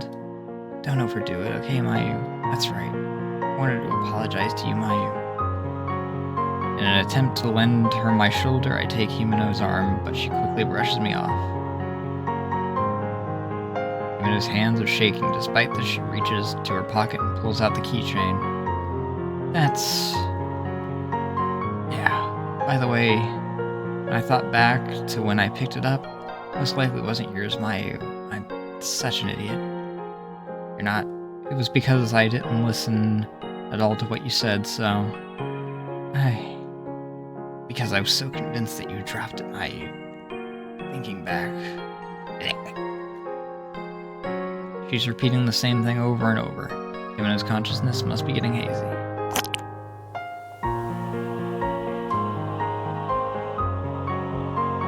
Every time Himeno gets choked up, she vomits up viscous septum and lively bugs. Even so, I can't look away from Himeno.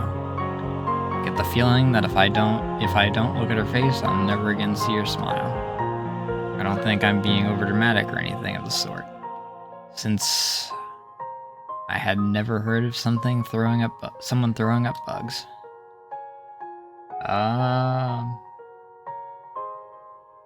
I mean, it's not impossible. Oh.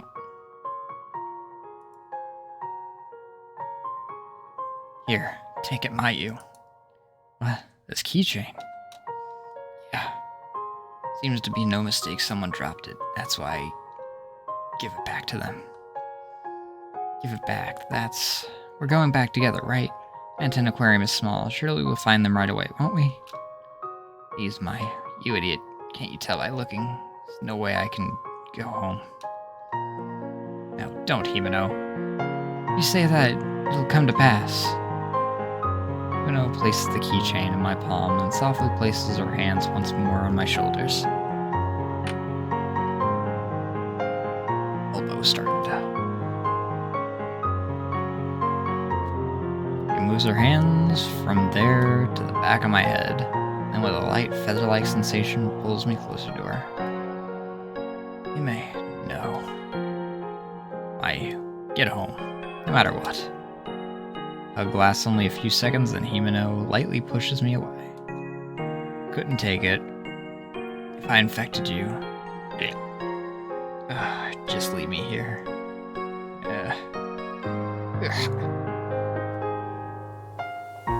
Right as the end of her sentence fades away, her head flops forward. No way, no way. Himeno's body, with her eyes shut and not even a fingertip moving, is hot. Even so, Himeno won't turn her smile my way. She won't respond to my voice. Without a second thought, I hold Himeno. She said I might get infected, but it doesn't matter to me. Having welled up inside her mouth, nematodes crawl about Himeno's puffed up lips. Experiencing feelings of intense denial, I wipe away a nematode and crush it. Murky green liquid remains on my finger. Quickly rub it off on the floor. She's moving? With her chest so close to mine, I can feel a pulse. No mistake, it's a heartbeat. Pulling away from Himeno, my trembling hand somehow lands on her soft breast. Having sunk into that softness, definitely feel a pulse going. She's alive. I'm so glad. Just like that, I forgot about rubbing off the filth and sit down. Even with the bugs getting into her body, as long as she's alive, I think it can work out somehow. I won't even consider the possibility of it not working out. But I can't think of a concrete way to save Himeno. In my completely blank mind, there is only anxiety and fear. Having slumped more than sat down, a third person's voice reaches my ears. Anisaki's and Pseudo Terranova, Philometra that aren't supposed to infect humans. I wonder what exactly could cause something like this to happen. Oh, it's the smart lady. Okay, so yeah. The Orcas didn't happen yet. I thought that I missed it, and there was something to do with like a routing thing. Situation wasn't what it was, I would immediately preserve some of them into a petri dish. Ah. From behind me, a cold voice interrupts my thoughts. Contrast with the feverish Himeno, the voice clings coldly to the nape of my neck. It's a woman's voice I've never heard.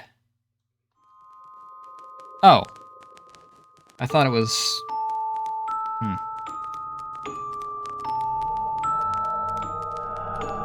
Maybe I did miss the Orcas then. This is a different person than what I thought. I don't remember her at all. It's a pity I cannot collect this precious sample. Don't have the luxury of time right now. I must find that child quickly.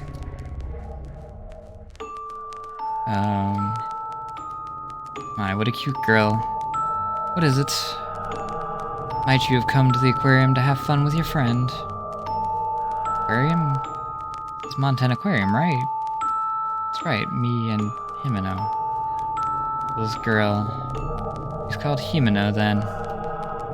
Woman looks to be in her 30s, her blue eyeshadow leaving quite the impression. Her appearance, coupled with her calm manner of speaking, both tell me she must be quite mature. Her light-colored hair is collected into an updo, and her suit is impeccably chosen. Those clothes. Could you be an aquarium staff member? Yes, I am Saginuma Riko. Riko. That's the name that the one dude was talking about, wasn't it?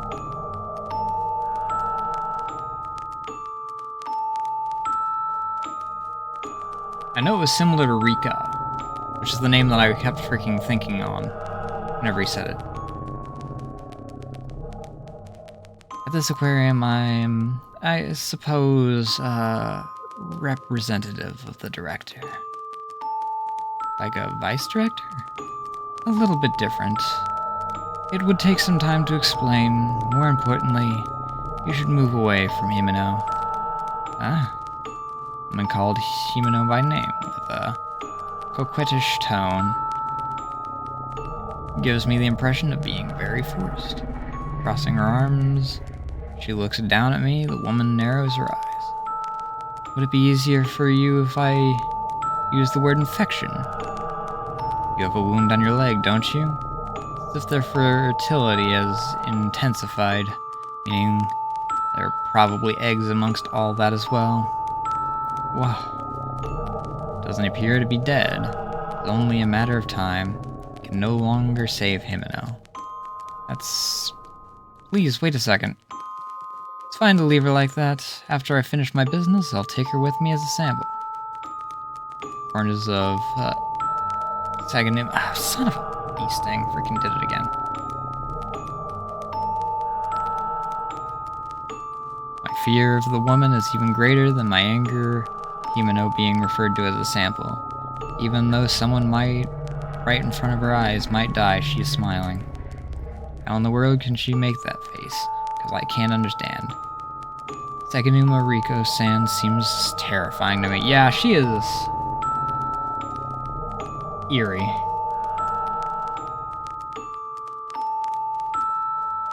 I'm guessing that she's been through scenarios like this before that's led to this, but God, there's jaded, and then there's just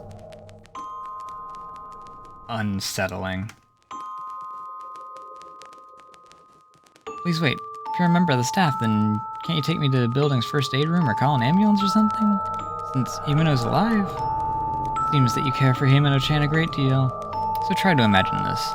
If you die because of her, think about how Himeno would feel.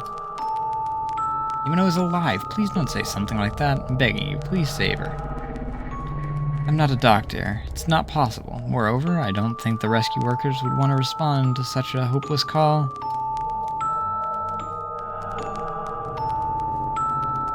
Says in a cruel voice. Her voice is colder than the first time I heard it, like a water that is frozen over. She can't be saved anymore. Every time those words come from her mouth, my pulse grows louder and quicker. My blood is rushing through me fast enough for my veins to be worn down from within. That's not good enough. Please save her, please save her. Before I know it, I'm facing her and pleading. However, my desperate pleas are being shattered by her cruel smile. I don't like disobedient children. I also have work to do, important work, that matters. You have work? This place isn't normal. Isn't that something a staff member would get? After fear makes a lap through me, I push aside my emotions. Leaping over my fear and anxiety toward this woman, I wholeheartedly just want to save Himeno. Not normal? Whatever do you mean? As aquariums also serve as research institutions, the situation itself isn't normal. Now is it?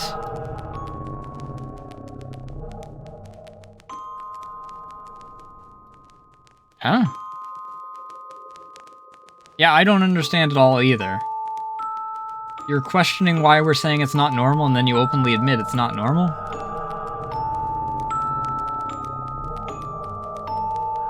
That's enough. No matter how much time I spend here, it won't help. If you wish to join me, you are free to do so.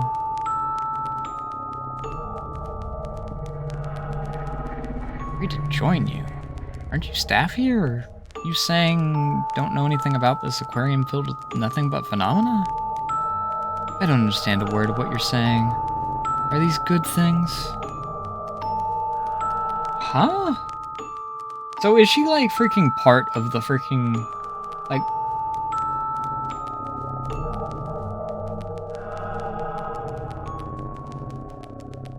Is she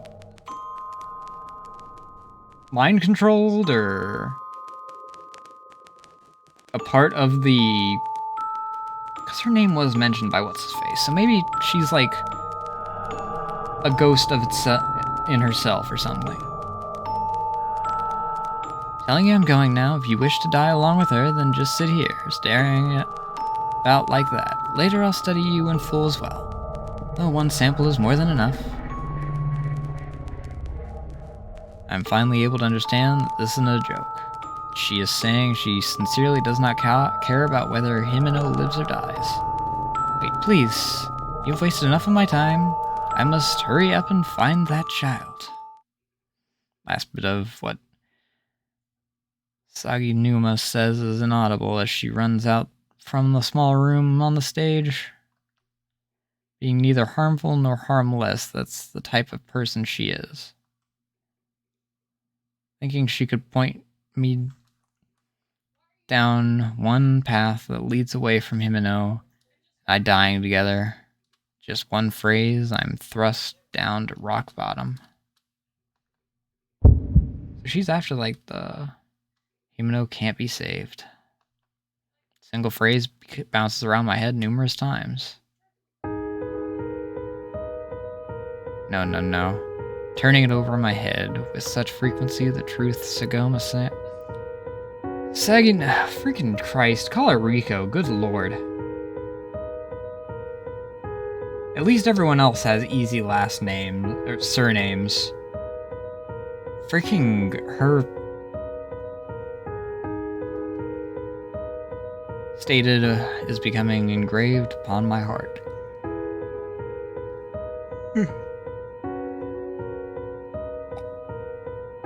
Ugh. Can no longer hear the click-clack sound of her high heels. Instead, what resonates is the sound of drops falling from my eyes. If you're having doubts, then just die. There she is! There's my girl! Much younger than Saganuma-san, around the same age as me, in fact. There's Orca Lady. She's who I thought showed up here. Which I guess she does, in all honesty, but... where I'm holding Himeno. There she is. Slender girl who is a little taller than me, with eyes slightly different color than Saganuma-san's. Cold eyes look down at me scornfully. The long hair is tied back, dangling behind her like a tail. Twin tails, actually. A bit different from Himeno, but still a girl in fashionable attire. Watch her with cautious interest as she glares at me. What is this all of a sudden? Oh, crap. Oh, that... Who knows? I'm just annoyed with you, since I hate people who are so wishy-washy. Wishy-washy? You think you can just show up and know how I'm feeling? I mean... you're questioning a lot of stuff, like, you are very wishy-washy. I don't know, I'm not interested. Feel irritated that this girl who knows nothing of my circumstances is showing up with all these complaints to think Saganuma-san left and now this. I mean, to be fair, you're all in the same circumstance, and you've bumped into her before, so you know that she's from your same time period.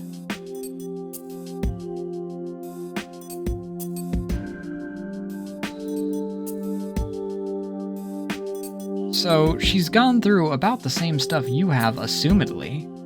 Obviously different rooms for it, but, you know. She is directing her futile impatience at me as well. Girl is calm, but speaking fast. Hearing such a tone, I can't go on without saying something back. If you're not interested, then why did you speak to me? More importantly, you haven't gotten swept up in anything dangerous, have you? Who knows? What's with that answer? Just say what you want to say. How mean? This girl started speaking to me. It raised hope somewhere inside of me. Briefly hold out hope that she's talking to me because she knows some way I can save Himeno. That's why I begin to feel something more than just irritation towards this girl, who's come to kick me while I'm down. That girl's gonna get eaten up by bugs and die, right? But parasites aren't all that quick or efficient. What are you? Because it's this Muten aquarium, she will die. If it were me, that's what I would think. And what are you saying? Heart begins to beat faster at her words. Now I regret placing so much hope in this girl, nevertheless. From her way of speaking, could it be that if you get her out of here, there may be a way to cure her. If it comes down to crying and dying, I would fight back rather than giving in. Right! Let's go! Cure her. Just now, you said cure her, really? That staff member earlier, she could no longer said she could no longer be saved. I don't know. There's no guarantee she can be saved. But the one who said she couldn't be saved was an employee of the aquarium, right? Not a doctor. Not a doctor. She seemed like she knew a lot about parasites, but sure enough, that woman was not a doctor. She said so herself. Also, the girl said something previously that caught my attention. Earlier you said this Manton Aquarium, right? What is this place? If you know, then tell me. Don't take me for a fool. I don't know. Since this aquarium where nothing but dangerous things happen, Son of a bee sting. I want to know how to get out of here. I can't save Himeno. Which path you take is completely up to you. I don't have any more time to worry about other people. I'm just saying, if it were me, I wouldn't quit until I was dead. Understandable answer. Upon making her blunt assertion, Garel heads for the innermost part of the shed. Somehow, in contrast to the employee earlier, she had entered from the side of the stage. You don't have time, then why are you encouraging me? Encouraging me upon saying these words, I get an awkward feeling. Cutting assertions she made in a blunt tone, the words she said to me weren't exactly kind. However, find them kind the moment. Isn't that I can't save her, nor is it guaranteed that I can. Having received even a small amount of hope, my tears have stopped. I told you already. I was just getting annoyed.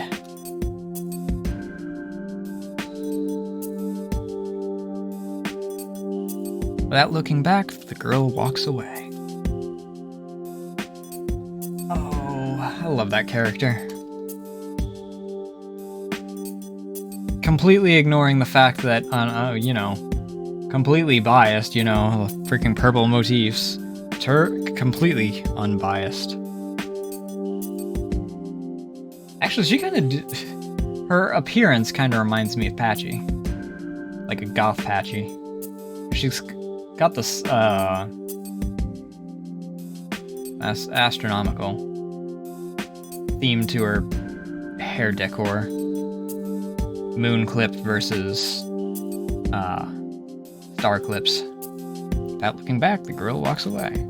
Sitting on the ground, huddled close with Himeno, think over the two possibilities in my head. Since it's unlikely that I can save her, should I just stay here with her a second longer? Should I believe the girl's words and escape from this danger-filled aquarium? I know what the answer is that's wrong. We're gonna get the very sad ending. And then we'll,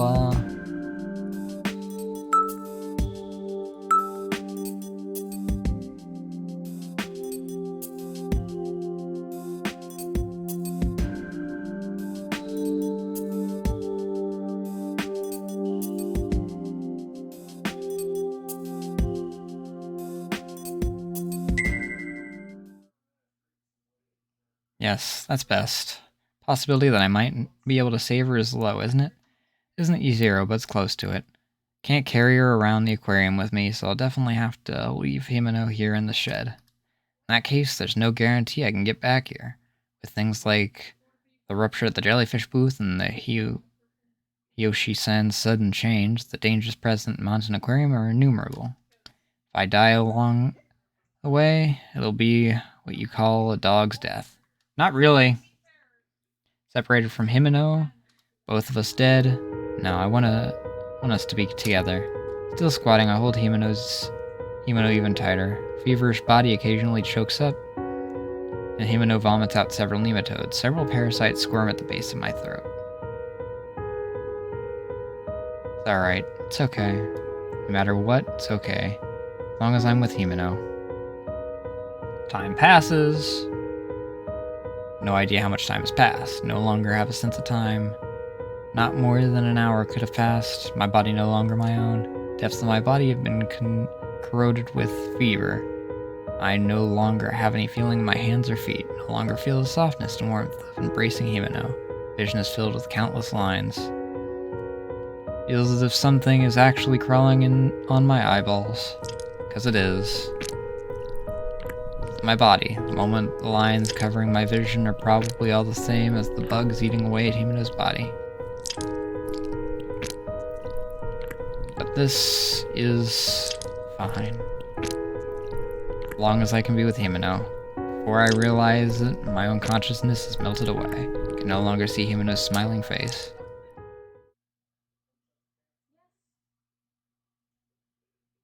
Is that love?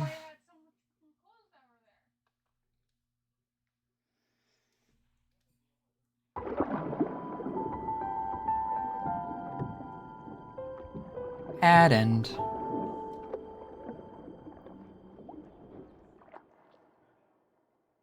Oh, I think I'm getting it.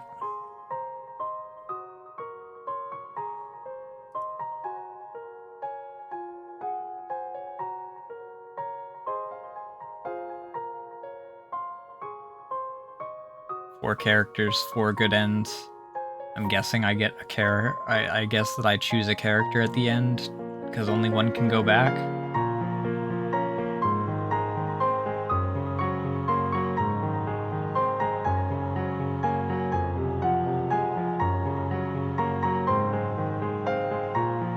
Sister, Himeno.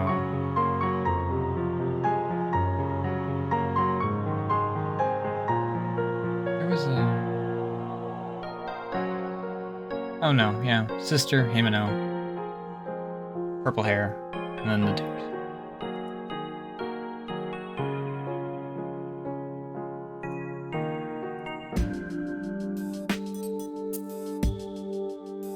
Also, do I have a different location right now? No, I'm still considered on the stage. Gonna have to get away out of the aquarium.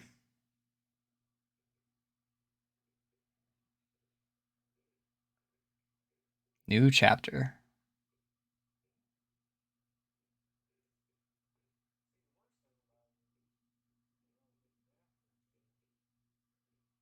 Possibility of saving Himeno is probably 0. Just as the girl said, it may not be 0. It's not completely outside the realm of possibility. Moreover, Mari is here. Just as she appeared that day, Mari is here. Aquarium where nothing but oddities occur. Himeno's condition is also an undisputed abnormality. Saganuma-san herself said that the parasites eating away at Himeno were ones that wouldn't normally attack humans.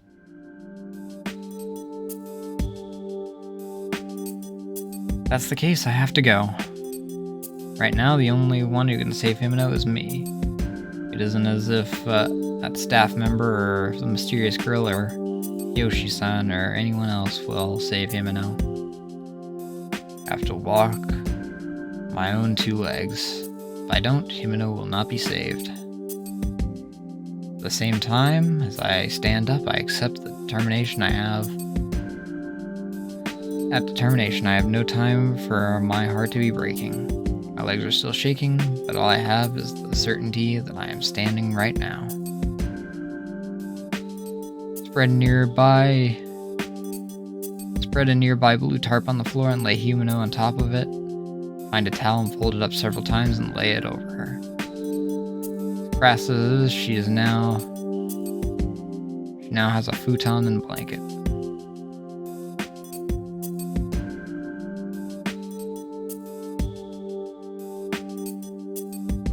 Just a little while. Just wait a little while. First, I should check the entrance once more. If we came to this warped space-time Manton Aquarium, then somewhere there should be a connection. Shouldn't be one way. I go back to my original idea, deciding to head for the entrance gate.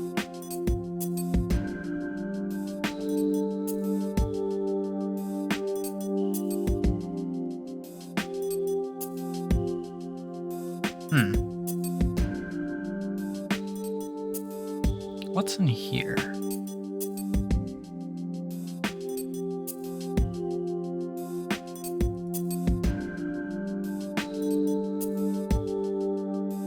So that goes to that. This is the tube.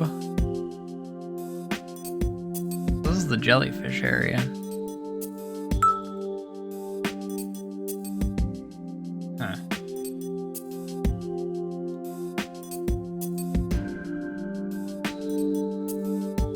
If I can get out normally from the gate, then next I'll seek a safe route. It'll take some time for me to move Himeno, so I need to carefully ensure no more phenomena will occur.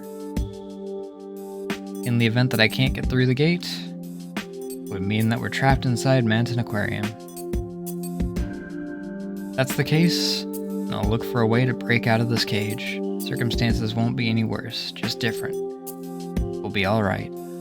My plan's clarified, I feel as if even I can do this.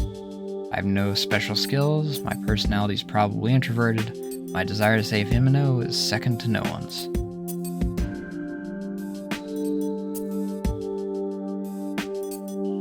So this is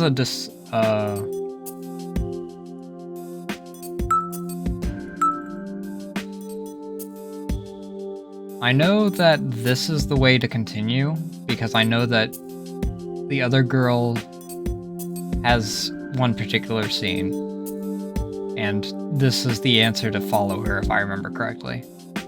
This, I'm assuming, is just going to lead me to running into the dude that's trying to cannibalize me.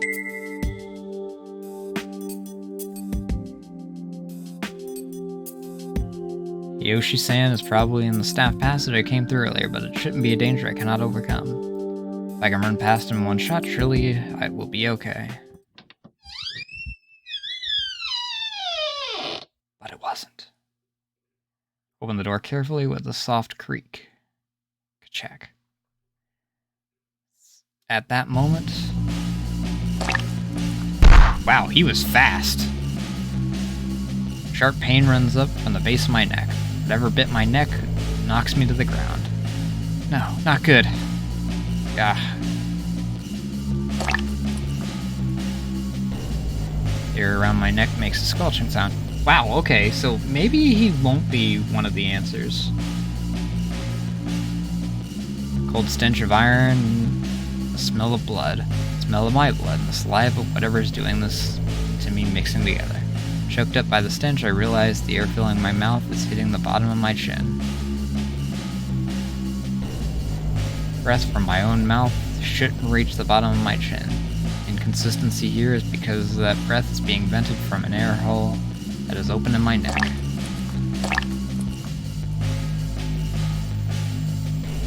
My voice isn't a voice anymore. It's nothing more than the sound of air escaping as I'm God freaking dang it.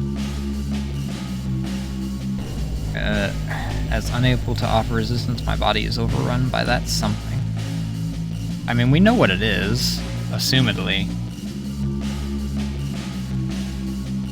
Yep, had a feeling. There's no pain, all I can feel is the gradual depletion of my own flesh. That something's head bobs up for a second. Someone I know. Face of a man I know. Blech. For long, everything is engulfed in silence. Surely this is my death. Being eaten by the one who saved my life, Yoshi-san. It is merely my tiny death and nothing more.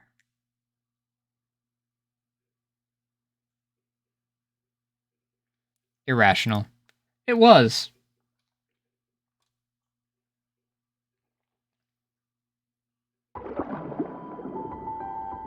There was like no way that that was gonna be a good option.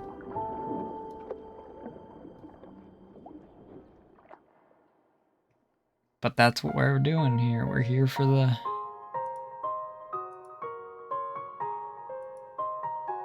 unique deaths, to a certain degree.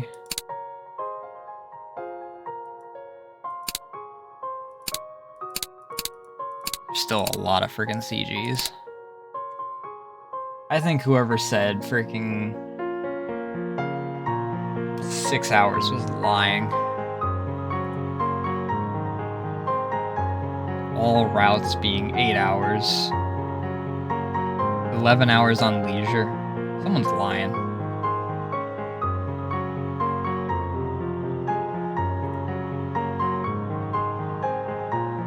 Irrational. So, I'm wondering what these are. I mean, I guess that they're like sort of branching ones.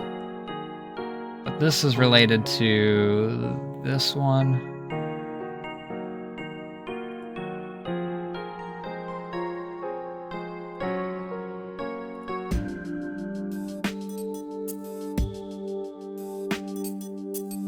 Go back using a new route. In order to get back to the gate, seems there are two similar routes. When I'm afraid to take the path containing the insane Hiyoshi saw. Hiyoshi was clearly not normal. I have the desire to save him, but speaking honestly, protecting myself takes priority. Moreover, as opposed to him, he didn't seem to be headed down a straight path to death. If I can get out of this aquarium, I should go check on Hiyoshi's condition once more at that time, because there's no changing the fact that he is the one who saved my life. I head back inside, shed, and decide to move in using the underground passage, even if by accident that was the way the mysterious girl had disappeared. Where did What's-Her-Face go, anyway?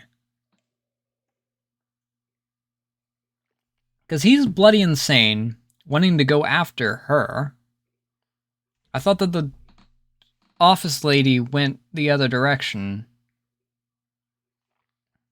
Opening the door, I step down a rusty stairway. It's a spiral staircase. Now, as I step off at the very bottom, I see a dim underground passage stretching out before me.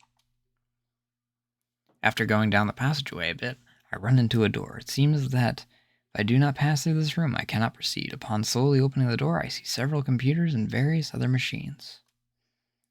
Since I see lots of levers and dials with numbers and up and down symbols on them, this must be where all the machines in the aquarium are controlled. Probably control the tank temperature, oxygen regulation, lighting, and such from here as well. At any rate, I should keep moving. As I proceed, the sound of my own footsteps echoes with a click-clack, click-clack. Echo lingers with a click-clack sound. Figures, this place is creepy too. Mumble something like that after all of this has happened. Even as I reflect on this and walk on, a jarring sound blends with my footsteps. What was that sound just now? Puzzled, I strain my ears. I can hear someone moaning. Voice is coming from my destination, interior of the cellar. Despite my hesitation, I proceed onward with caution. Please help? What? After taking several steps, the voice becomes clear. Peering through a gap in the machines, I discover the origin of the voice.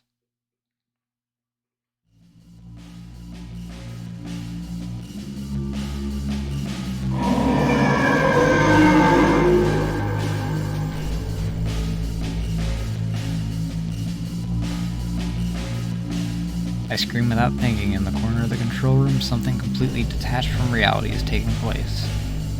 Is that an orca? But how?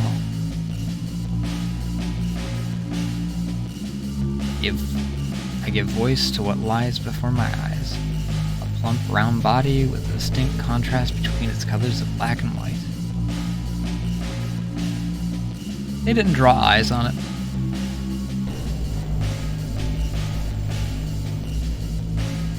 On the opposite side, its sharp, shark-like fin, its mouth with its tapered teeth all lined up. That's right, orcas are swimming around in here. In this room, with no water, they swim about in the air. It isn't just that they float in the air, they move and swim about using their fins and bodies. Moreover, there isn't just one. Two, no, three. There's three of them swimming right before my eyes. Marine creatures that are much longer than the span of my two arms if I were to spread them wide. How? Orca continue to swim about, unaware of my presence. Now at this rate, I'll be attacked. If I realize this, I step back. However, immediately after I do so, I catch sight of the owner of that small voice. That girl is... Three orca are swimming around, encircling something, as if it were their prey. That something at the center is a girl. A girl around the same age as me. A girl I ran into only a short while ago on that stage. Her eyes are wide, and she trembles with a terrified expression. Standing stock still, as her only escape route is blocked. Her mouth is flapping open and closed, as if she's having trouble breathing. As the orcas swim along about, they occasionally point the tips of their noses at the girl. Probably aren't smelling her, movement appearing to me as if they were sizing her up instead.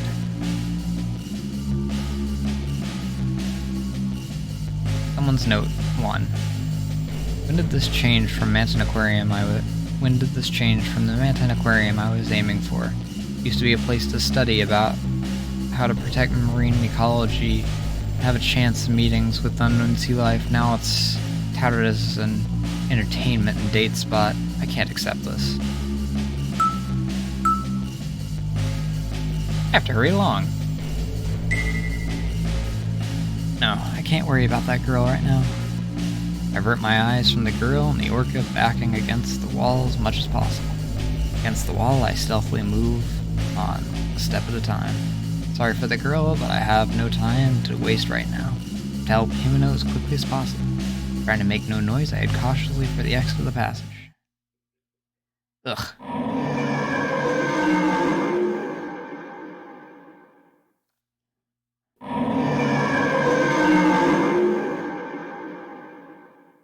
That sound freaking...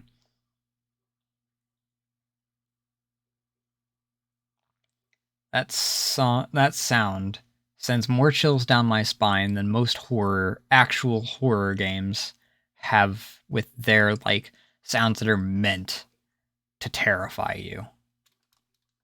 With several meters remaining, my ears suddenly start to ring. Ah, what? Spinning around and around. Immediately after, I lose the ability to stand, baffled at the suddenness of what is happening. I collapse on the spot. No. Why? Since it isn't as though anyone will answer, I struggle to pull myself up. Getting a grasp on the floor is impossible, trying to grab a bubble.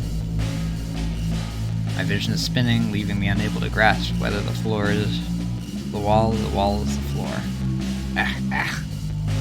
Gradually, breathing begins to feel difficult. I can't breathe, I can't get enough oxygen. Before I know it, I'm in the ocean. I struggle to right myself in the sun-changing ocean with no up or down. If there's no ground, that means it's impossible to do something like stand.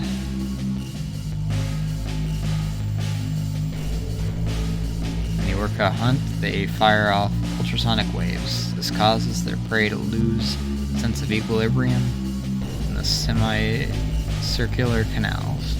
Long ago, I heard that somewhere. So, it's already too late. I am prey, merely bait for a predator to feed on, becoming their focus before I realize it. The 3 orca are swimming around me. Having no sense of equilibrium, there is no way I can tell which orca is to the left of me and which one is to the right.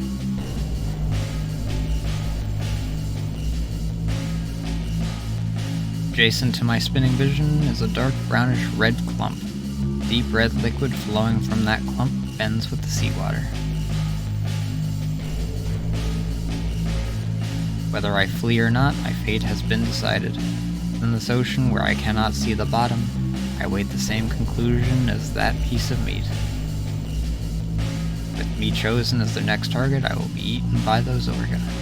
Tips of those tapered teeth sink into my skin, being torn apart, just as they explained in the reference books, with the orca taking my arm completely off. No scream will come out. It's because my voice dissolves into the water. That distinct pain detaches me from reality. I still haven't eaten ice cream with Himeno. Those words appear vaguely out of place in my wavering consciousness. I can think of nothing but saving Himeno. So I'm sure she'll be happy. A neck smashed by teeth. That fits for like 3 different things already.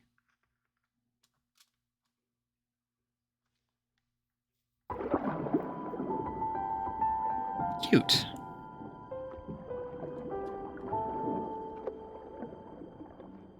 Also, do I get like CGs for all their bad ends?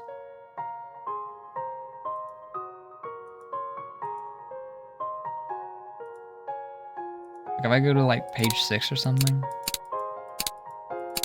there's no special CGs for their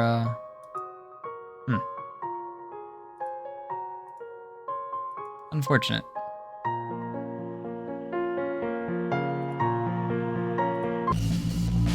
Alright, time to save her. Don't even know that girl's name. However, as things are now, it seems the girl will be attacked by the Orca. Push my numerous doubts aside and focus only on that fact. I want to save her. Thanks to those words welling up inside, I can no longer say this doesn't concern me. Moreover, if I were Himeno, she would surely get involved. Even if I had saved Himeno after ignoring someone in trouble, she wouldn't be happy about it. I'll save that girl. Someone? Hear those timid words she mumbles. Little by little, 3 orcas swimming in the air seem to be tightening the circle they have made. I have to hurry. What should I do?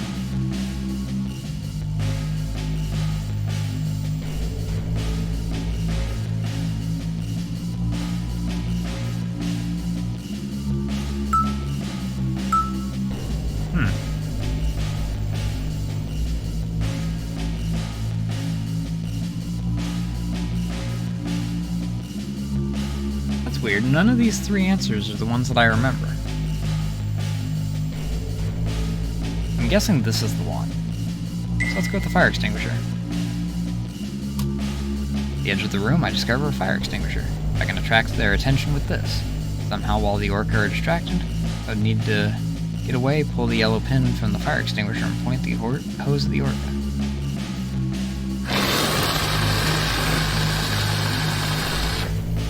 That spooked me, I won't lie. Time with my shout, I pull the nozzle of the fire extinguisher with everything I have. At that moment, white smoke sprays out. Hidden in the smoke, orca's forms immediately vanish. Take this opportunity and run for it. Shout, leaving the fire extinguisher on the ground, and then I run for the exit. Only a second later, I feel something strike my back. Hit so hard, it's incomparable to bumping into people in town. I pitch forward and fall. No! That scream is involuntary. Little by little, the area around my neck starts to hurt, and I scream out once more. Breath goes light. Air is blowing out of the hole that is open in my neck. After a while, my screams will not even come out anymore. The orca is right in front of me. The 3 orca had been with that girl, and one more was right where I had been headed. Useless to wonder about where it came from. The orca swimming in air, the concept of space itself has become more than ambiguous.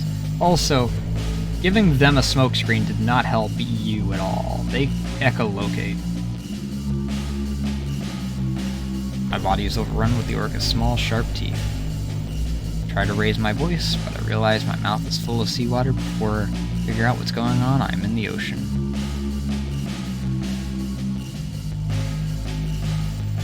Blood exiting my body gradually flows upward, not just in the ocean, but it seems I'm in the deep part of it.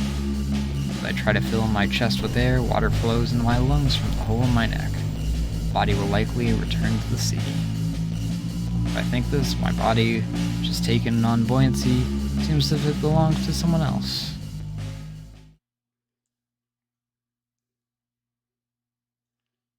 Yes, you are dead.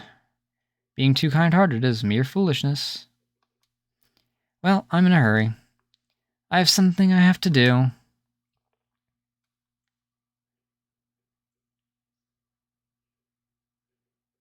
Melting.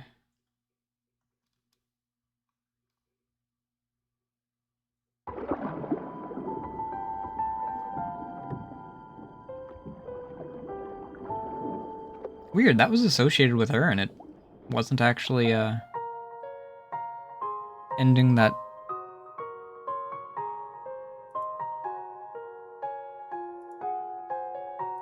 Alright, let's do machines? Dangerous to get close to the orca, that's why I can't think of a way to undo these circumstances.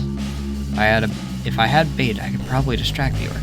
I don't see anything nearby. Needless to say, the girl under attack is already playing that role. Something I can use. Hoping against hope, I place my hand on the computer console. Liquid crystals on the touch panel seem to power on, causing some sort of control screen to be displayed. This is tunnel tank, the stage, jellyfish booth, Aside from those, the names of various facilities in the aquarium are displayed. On this computer, I can probably access each of those facilities. However, now is not the time for that. Anything is fine, just...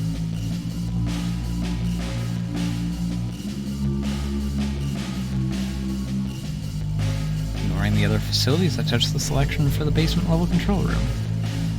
Control screen for the air, speakers, and so on is displayed. How much does the habitat of these orca have in common with the real orca? Realizing I don't have time to think it over, I decided the temperature settings the best place to start. Ideal for humans, but could burn the sea creatures. No use. Take too much time. Roar of the air is fierce. There's little change from what I can feel in my skin.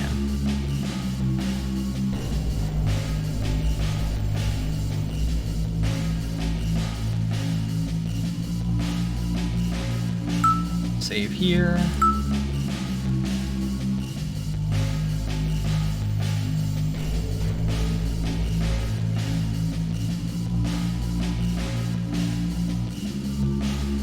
Okay, I want to load this one for a second, because that's got to be the answer if I can get it. The only second later, I feel something strike my back. Hit so hard. Oh. Oh. Pitch forward and fall. Scream is involuntary. There's something different about this. Starts to hurt, and I scream once more. Breath grows lighter.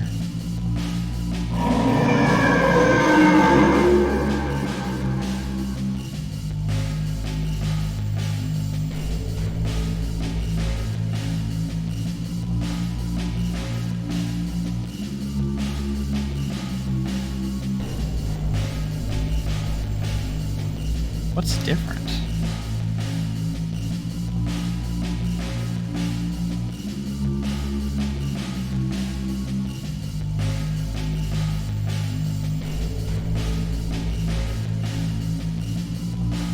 Huh? Yes, you too.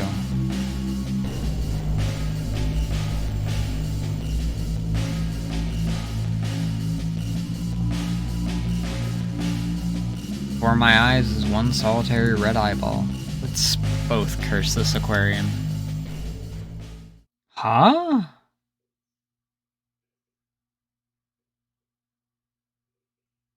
Who is that? From someplace up high, I'm following a pink shadow. It's moving. It's moving beneath me. Mai, where are you? I see, she's alive. So then, I need to bring her with me. Into this malevolent aquarium. Chains of Descent. Huh?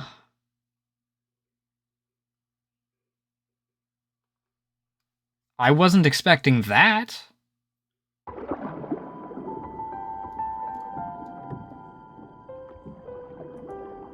I was expecting it to be a bad thing, but I wasn't expecting that.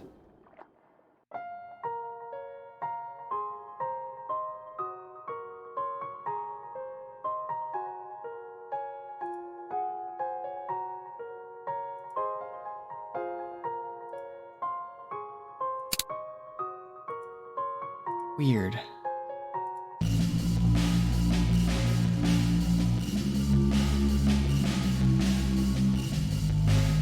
Let's try smell first. Orca have begun probing the grill with the tips of their noses. The grill provides no resistance, her mouth flapping open and closed. It's bad, I have to. Small but sharp teeth peek from the small opening in the orca's mouth. The tips of its teeth seem to sparkle. My pulse quickens. No time left to test another method. Sense of smell. Have to calm down. Sharks have keen reaction to smell of blood. So it could be the same of the orca. It's not! No, that shouldn't be it. I've heard the exchange for the development of their senses of hearing. Orca hardly use their sense of sight or sense of smell. When I take my eyes off the monitor, I spot a mop on the floor that's fallen over in a corner of the room. Orca are supposed to have the ability to sense pain. If that's the case, then this will be my weapon. If I aim for the eyes, even I can do it. Even I know how powerless I am. With a soft spot like the eyes should be able to get them to fall back with this mop. Also, this is kind of cool. This is a cool little like freaking addition thing.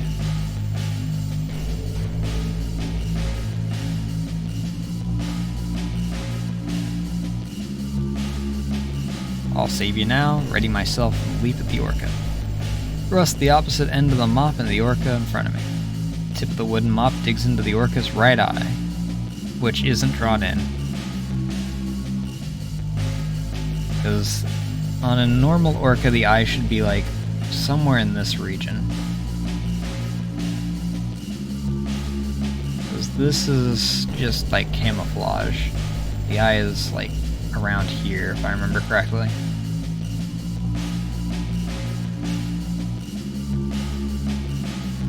It gives little resistance, only a soft sensation.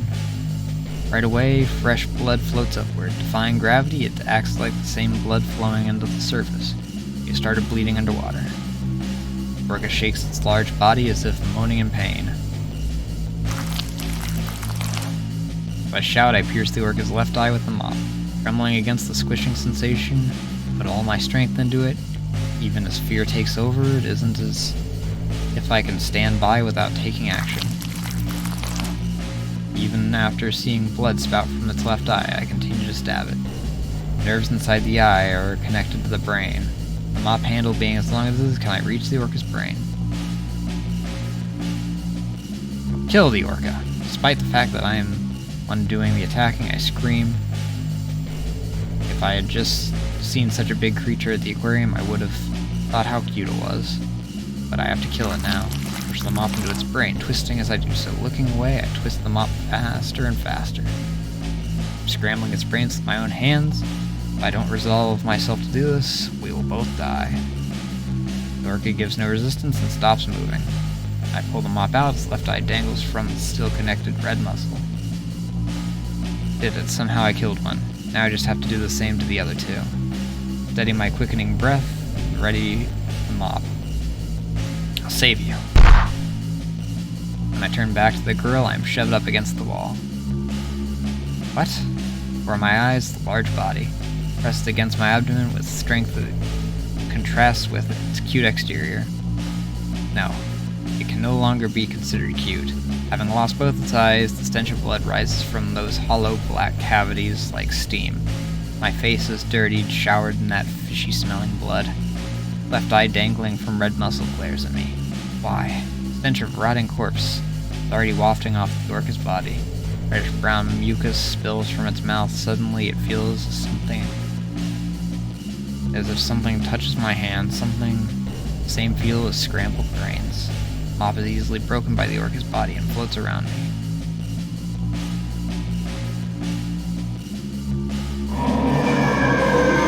Unable to endure it, I cough up the air turns into bubbles. I look toward the ceiling.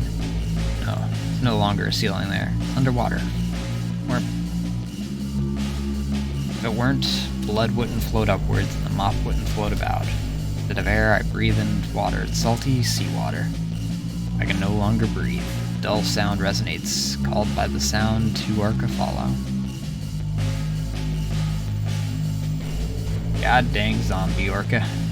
They're playing around. Two of them ram me with their bodies. My insides are jumbled. Something bitter wells up in my mouth. I vomit up something reddish brown. It resembles the guts on an anatomical model. Only difference is how soft it is.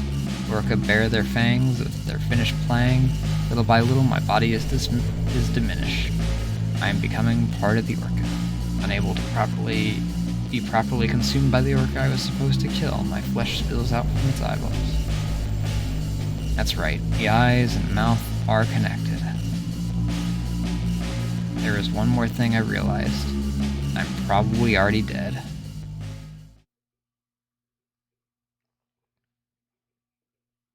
Earth-shattering.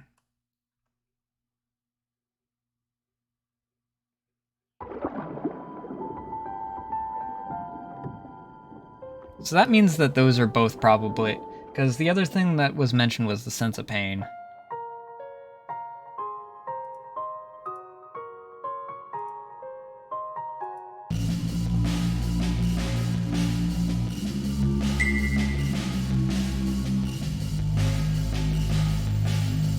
have to small but sharp teeth.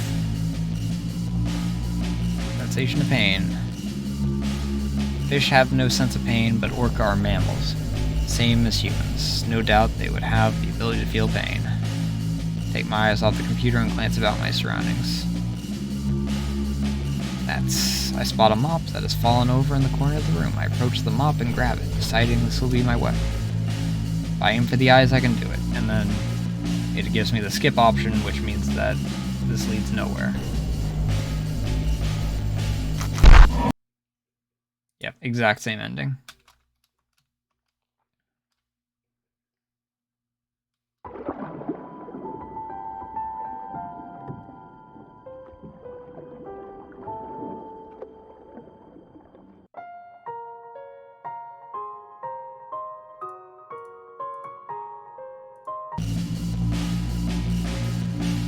Sense of hearing. Orca have begun probing the girl with their noses. Girl provides no resistance. Small but sharp fangs.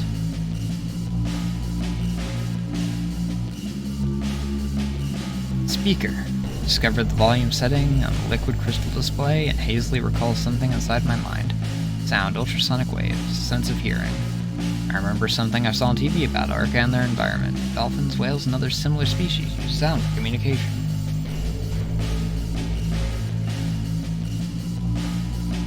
Various species make noise and can comprehend what sound. These are creatures with excellent hearing. Anything's fine, just some noise. It's my only hope, I think. If I can make a loud enough sound, I can probably repel the orca. Setting aside my feelings of impatience, I set the volume as high as possible. All that's left is where playback comes from. I wonder where the sound comes out, huh? That moment, chills run up my spine. The girl and the 3 orca are at the periphery of my vision, and I wonder what in the world it was that just brushed against my spine. Could it have been? Despite trying to keep it under control, my heartbeat, freaking Christ, I did it again. Rapidly increased. Sweat drips from my forehead. So 1 more orca here now, 4 in total. Huh? As I realize what is happening, I suddenly feel my legs floating. Not just that, but suddenly my entire body is floating about. No, there's no way I could be floating in midair. My body has taken on buoyancy and is floating.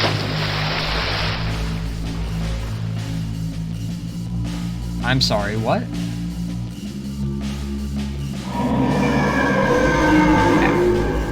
Try to speak, but the salty water flows into my throat. This is underwater.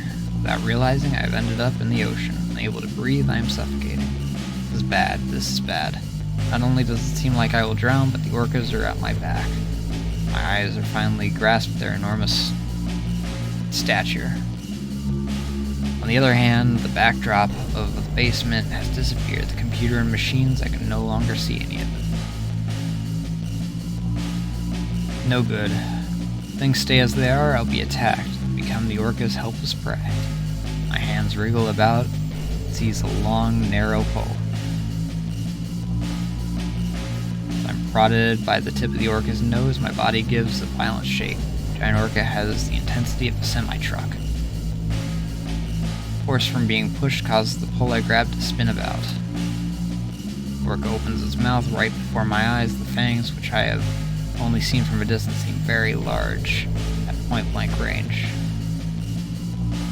Pulling my body back, I begin to float slightly away from the orca. The velocity at which I am floating backward is still much slower than the speed of the orca's approach. I'm trying to use the pole I'm holding in my right hand as an axis, begins to spin, falling victim to the current created by the orca's movement. I lose hold of the pole. The orca approaches from the front, seizing me. Ow. I won't lie though, that did give me a minor jump. That's obnoxious. Just as the orca's fangs graze my head, a screeching, keen sound reverberates. Thank you. My body hits the hard floor with a thump. It did give the effect of ringing ears, though, with me having my freaking headphones on. because it was just loud enough to where it muffled my actual voice even in my own head. Body hits the hard floor with a thump. Hard, ragged gasps. I realize I can breathe. Huh? Seawater that once surrounded me is now gone. I'm once again in the place with all the machines. As if a filter has been placed over my ears, I cannot hear clearly.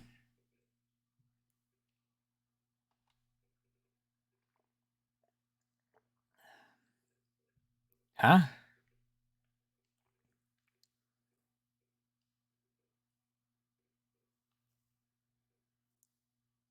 I don't know that Morse code if that's a Morse code. There's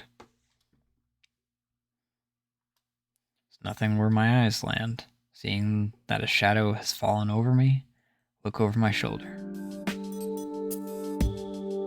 The girl from earlier is touching the machine.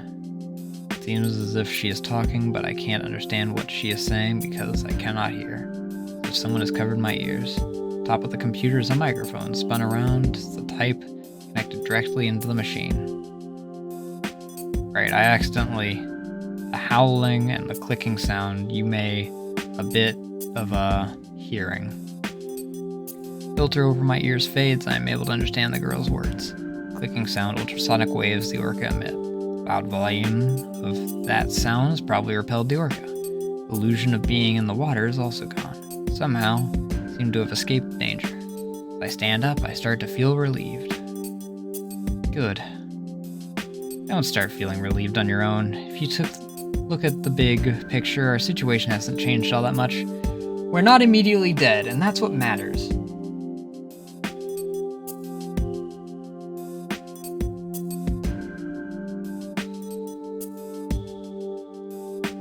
Huh? Mari? What did you say? Long hair and a bit shorter than I. I didn't realize it earlier, but she has the look of my missing little sister from behind. Hairstyle and color are different, but something about her makes me feel nostalgic. Wait, is my guess actually right? No, not right.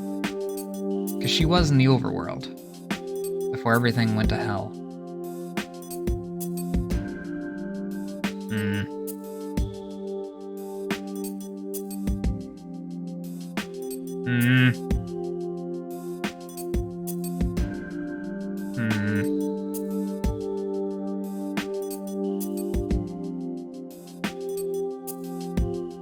I don't know. This aquarium's weird. Girl turns away from the machine and looks back at me. Her eyes the same color as Mari's after all. If Mari had continued to grow, she would surely look like this. I think that it's phrases like that that made me think that she was just like the sister who had, you know, obviously grown up over the 5 years. Also, their eye colors are really similar. I might have noticed it back then, but I'm noticing it now for sure.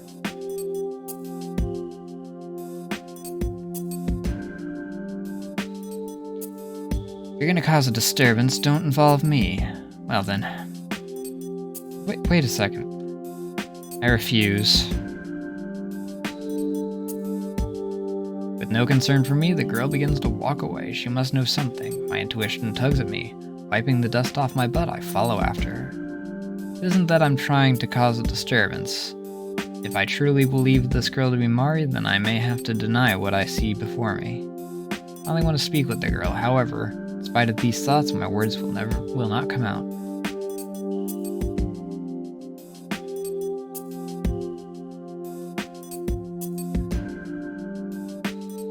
I'm searching for my little sister, who went missing here 5 years ago. You look a lot like her, that's all. So is this why you saved me then? No, that's not it. It's just that you were in danger, so... I don't get it. Well then, tell me what you know about this Manton Aquarium. It's my little sister and my friend Mari and Himeno. I want to save them. Himeno, the girl from earlier? You're able to pull yourself together then. Girl stops walking for a bit. A moment of inaction. I am able to reach her side with small steps. Giving me a sideways glance, the girl speaks quietly.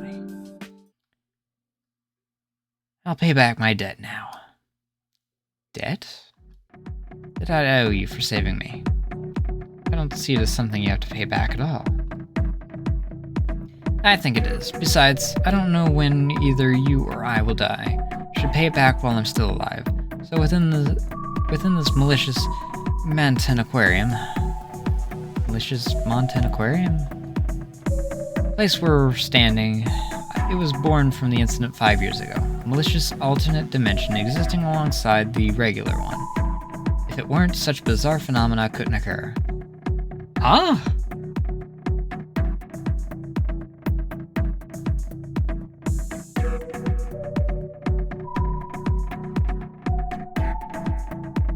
So what happened? So the sister is possibly causing it then? And if I had to guess, I'd assume that the freaking director is probably something to do with it. What, did the director freaking murk her and then use her to feed the fish or something? Yeah, that would probably tick off a spirit pretty heavily. I can understand that. Malicious alternate dimension, what exactly do you mean? If I could explain it, I wouldn't be having all this trouble. Girl says curtly, and just like that, turns around. I think that when I get to the next chapter, I may call it because my throat is starting to get sore.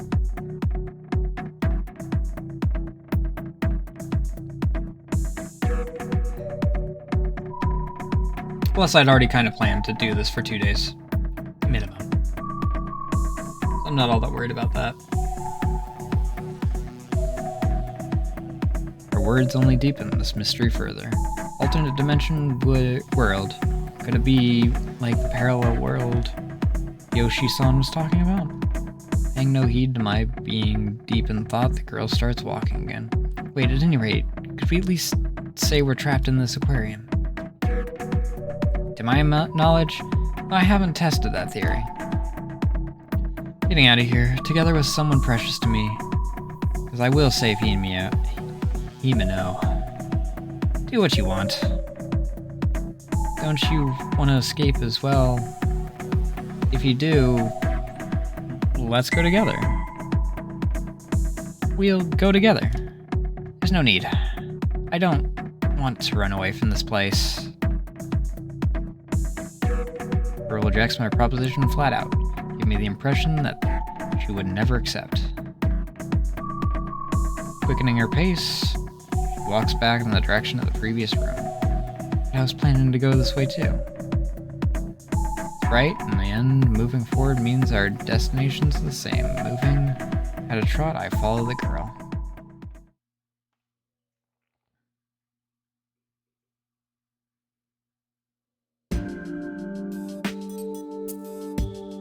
Stairs at the end of the underground passage. Climbing those stairs leads to a waiting room for staff. According to the map, it seems this waiting room is connected to the passageway where Yoshi-san went crazy. Yeah, we already knew that.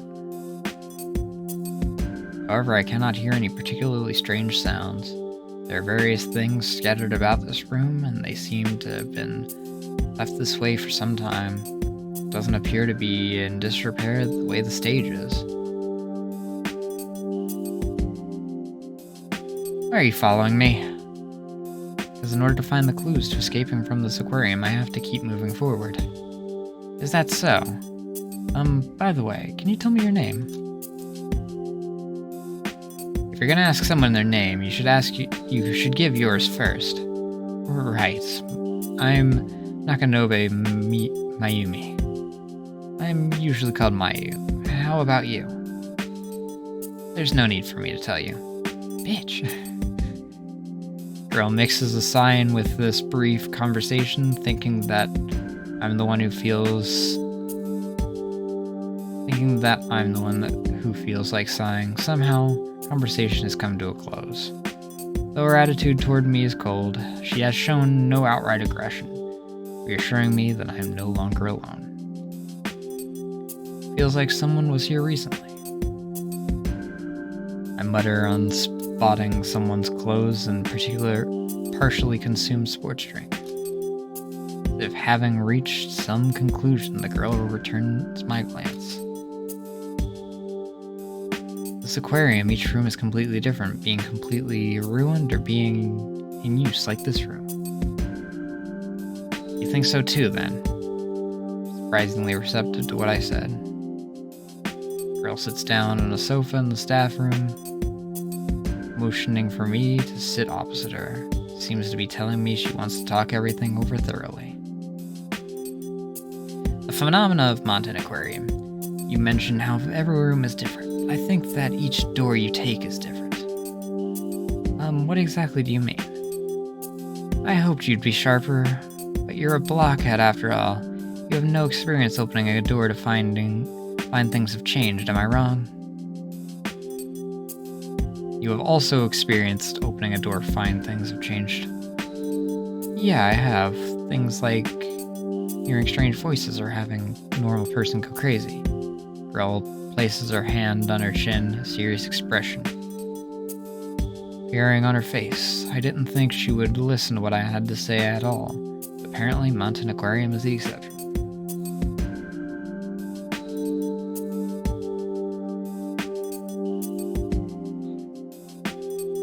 That would also explain why from one room, when we got turned into the jellyfish, our friend was able to view us as a jellyfish. But we took a couple doors and she's all filled with nematodes now.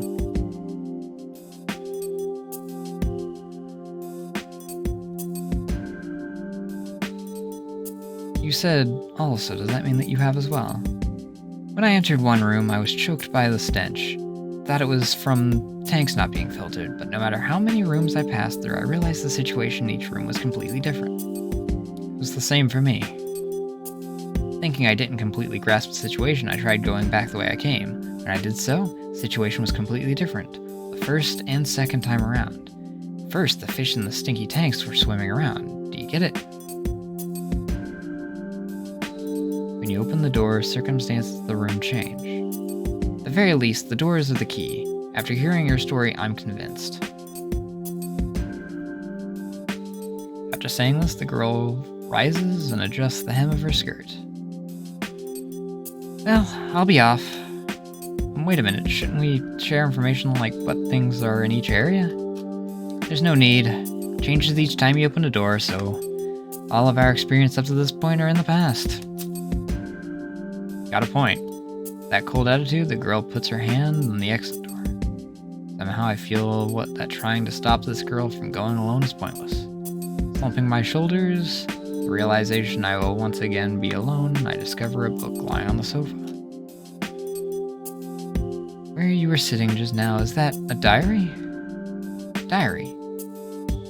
Could it belong to one of our Diary? Could it belong to one of the staff of Mountain Aquarium? Girl reacts with a sudden interest and returns to the spot facing me. Somehow, just as the girl said, it seems to be the diary of a Mountain Aquarium staff member. A bit larger than a paperback, similar to a pocket notebook. Let me see it. Girl takes the diary from my hands and opens it. This date, it's from 5 years ago. From 5 years ago? 5 years ago. Date Mari went missing. The incident the girl mentioned occurred. Mountain Aquarium was the thing these two incidents had in common. Diary is something important written inside, but my intuition is telling me. I want to look too. Pulling back the girl's arm, she reads the diary on her own. I force my way in so I can peek at it as well. In the beginning, it's all a simple description of the person's job. I'm interested in how the fish are cared for and works in the aquarium, but now's not the time. The girl flips through the book, looking for important information. This is what I want as well. Let's take our time and go through this part. Date is one recognize. A cold day, halfway through January. Date of the first visit to Mountain Aquarium.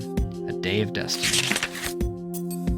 Been an accident, big one. Fish in the deep sea fish booth died due to an error in the pressure control valve and ensuing panic. Director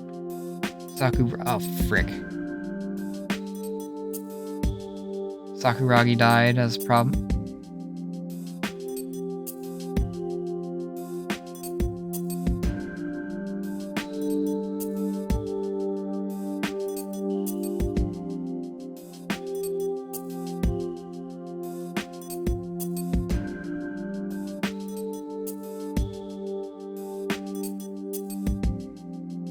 Sakuragi the name of the one girl?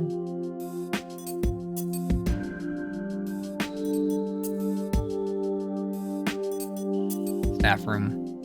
How does one get a job in an aquarium? Working at an aquarium is a popular occupation. What can I do to get a job in my favorite aquarium? There's one answer. Everyone has their own way of doing so. Don't forget to reaffirm your intentions. Loan on deep sea fish booth hasn't been paid off yet, but tomorrow will be closed down right away. It's being called a closure, but the staff is being called together. I'm so down. I'm moving on. Okay. Girl continues flipping through the diary. Could this director's death have been an incident the girl was talking about? Sometime after that entry seems to just be his grumblings. Skipping over these parts, seems this employee was going through some tough times. Been 3 months, the day since we started operating with deep sea fish booth closed down. Customer traffic has decreased, even though we do have the tunnel tank and jellyfish booth. Thanks to it being promoted as a date spot, the amount of couples coming is increasing. Our bonuses have probably been cut, but it seems we can continue without losing any staff. Whew. Finally, an optimistic entry. 3 months since the accident. For recovery, it happened pretty fast. I don't think I was as positive as he was 3 months after Mari disappeared. The girl finally begins to read in the diary. After a month passes in the diary, the speed which she flips through the pages slows down. Lately, strange rumors have begun to spread, like that the water in the tanks turns to blood, or the director's ghost swims about. Urban legends, don't know who's spreading these rumors, but seem to be popular amongst high school students. Thanks to that, the amount of high school girl customers is increasing, huh? Oh, popular amongst high school girls specifically. Huh. I guess it's like true crime in the US or something like that, urban legends. Urban legends are neat, true crime is not as, in my opinion. Once the boom is over, there's no doubt the amount of customers will recede in contrast. They've been around for 5 years, these rumors. The girl nods at my words, still doesn't take her eyes off the diary. Oh, the rumors should be fading into obscurity. They seem to be steadily increasing in their grandeur. Been asked things by the girls like, director was killed, right? Murder, right? Shouldn't be happening. Well, it's fine as long as the girl is cute.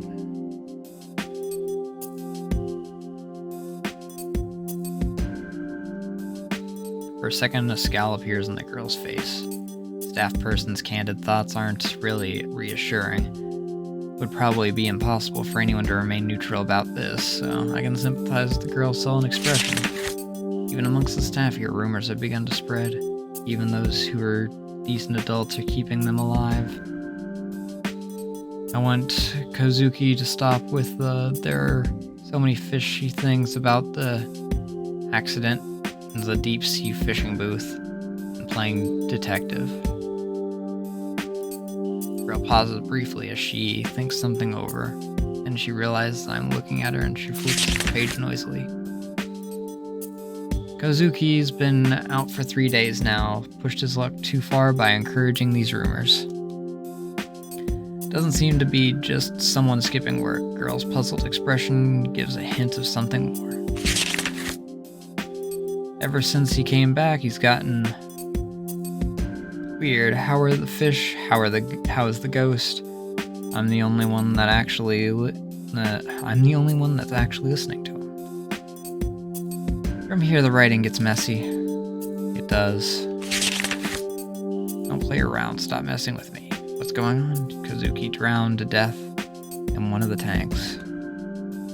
Thought he'd been going too far with these rumors, but he was a good guy. Everyone else has started calling it a curse. What's going on?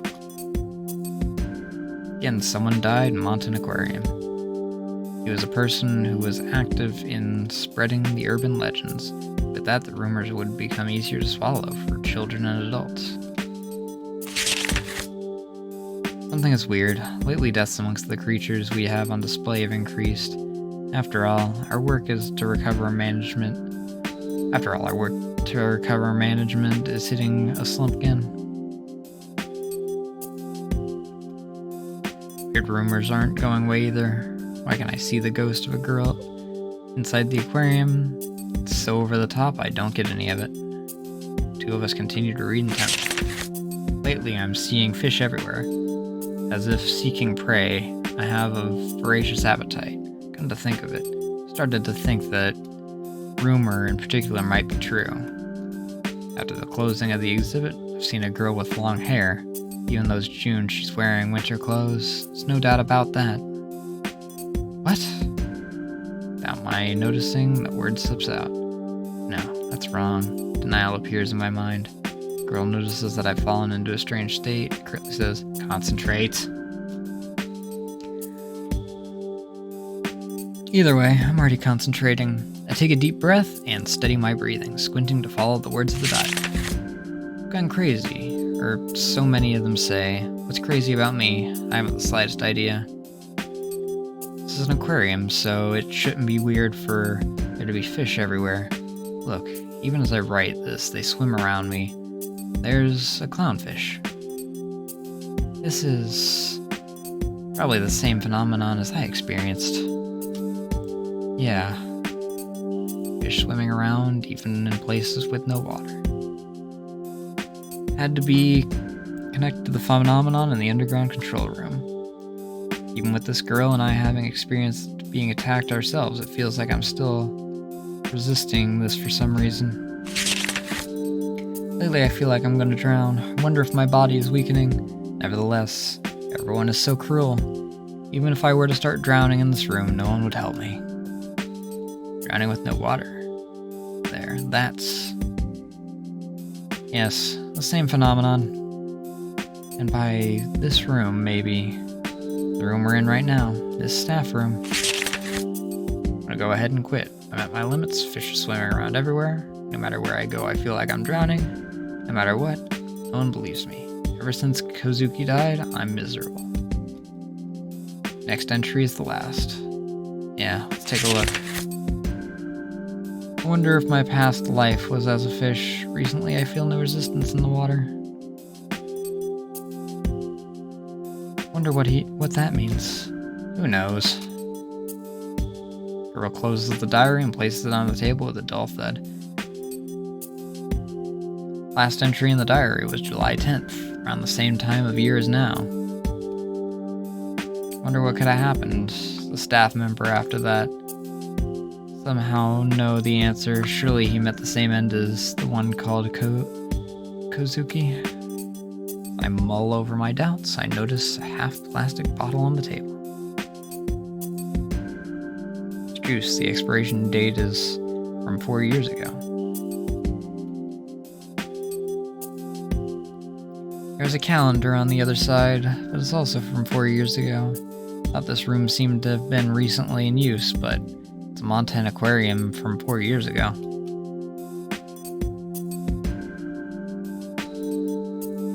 So,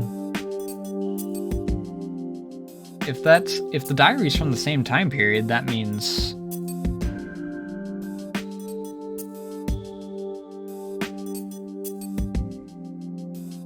it only took a year for either it took only a year for that to happen, or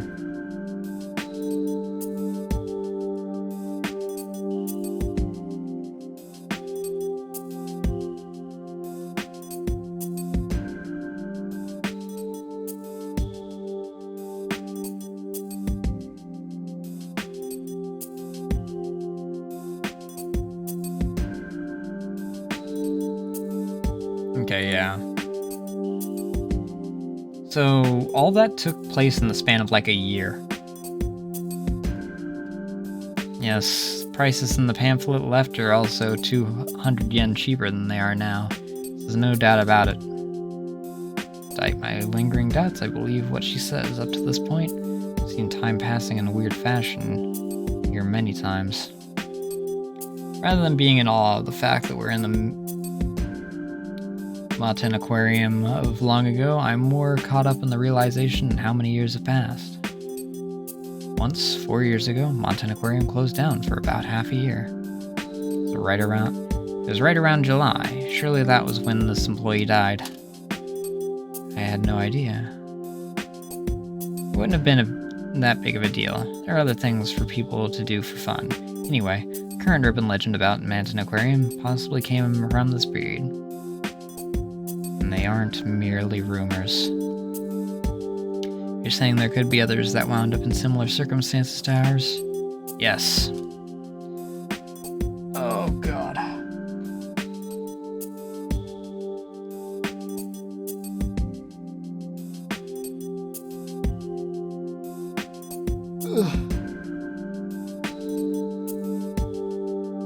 I've run out of stuff to drink in my current glasses, but I just want to get through this part. Moreover, there may be someone who got out of this Maten Aquarium. There seems to be a clue somewhere after all. There has to be a clue somewhere after all. This diary hints at that. However, this diary holds one more possibility. A 3-day absence from work. After that disappearance, a person called Kuzaki had an accident and died. Kuzaki had returned to the real world, but was unable to live on peacefully. The stinging sensation inside of me, the reason we came to the Maten Aquarium was because of Himeno's ghost story. Couldn't that have also been someone who returned from Maten Aquarium? The story's content was different, but the result was the same. Full moon, red water could be considered a dramatization of the urban legend.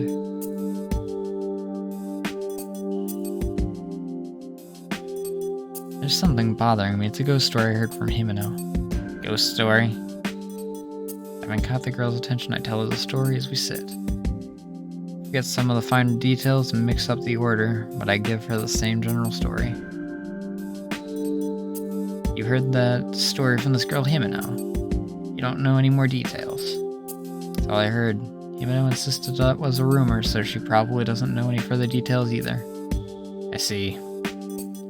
By any chance, have you heard that story as well? Some time passes, but the girl still doesn't say anything else on the subject. The girl's expression seems a little different than it has up until now, but I cannot get a deeper read on it. I'm guessing that that story in particular is like her sister or something.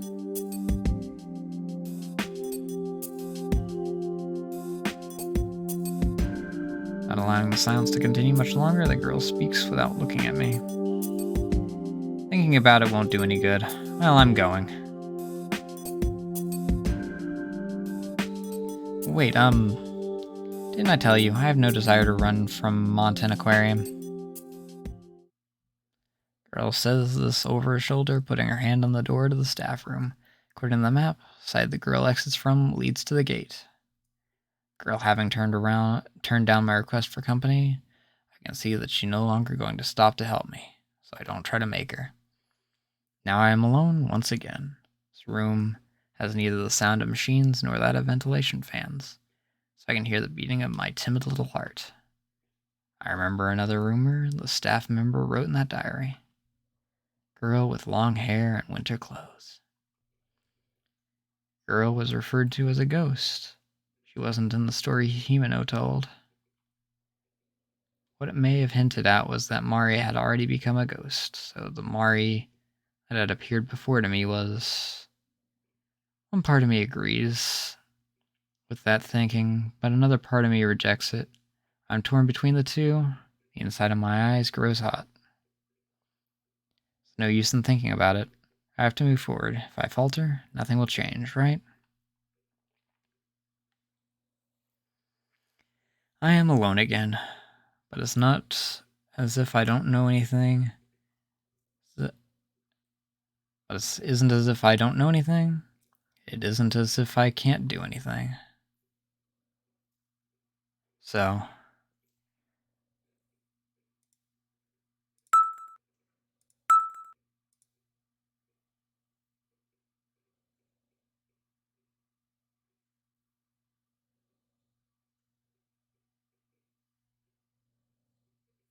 are these both exactly the same?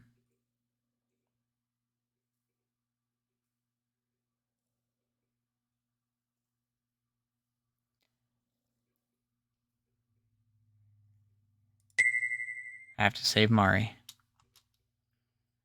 I were to guess based on what's written in the diary, then Mari wandered into the closed-down area of Mountain Aquarium. If that's the case, I have to bring her home. Even if I flee Mountain Aquarium to save Himeno, I can't just leave Mari behind. There's no way I can prioritize one over the other. Even so, I have to move forward. Time to go.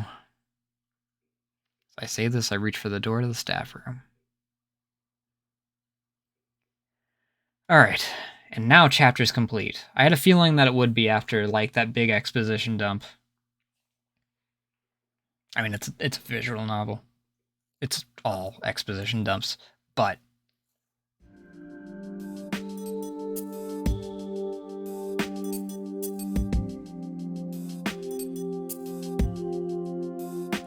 save. I'm gonna check what the if there's like different dialogue for. I won't just say that she can probably be saved within this aquarium. I have to be determined. Girl had steeled herself because she had no doubts. She seemed strong. I'll move on. Saying this, I reach for the door of the staff room.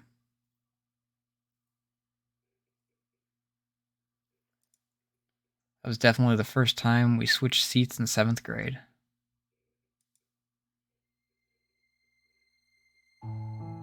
Oh, there's different.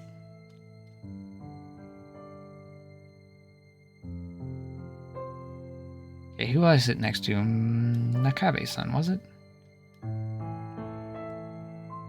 It's Nakanobe. When I first entered junior high, I didn't really make an effort to talk to any of my classmates, so I had no friends. Even now, I have anxiety about talking to people I don't know, but it pales in comparison to the way I was the year before last. During free time, I would read books in a corner of the classroom. During lunchtime, I would slowly eat my lunch alone. That was how it was every day. I knew how to keep myself occupied. Ah, sorry, by the way, Nakanobe-san. You have low blood pressure? No, not really. Well, I'm your neighbor now. Let's get to know each other.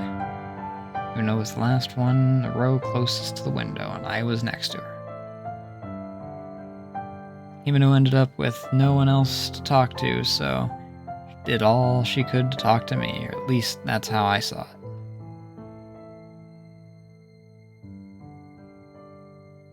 Ah, Mayu, your lunch is ground steak with cheese inside.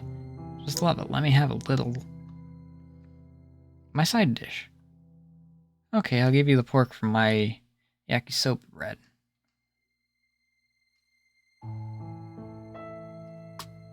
No thanks. Quit being so picky, Mayu. Mayu? Yeah, Mayu.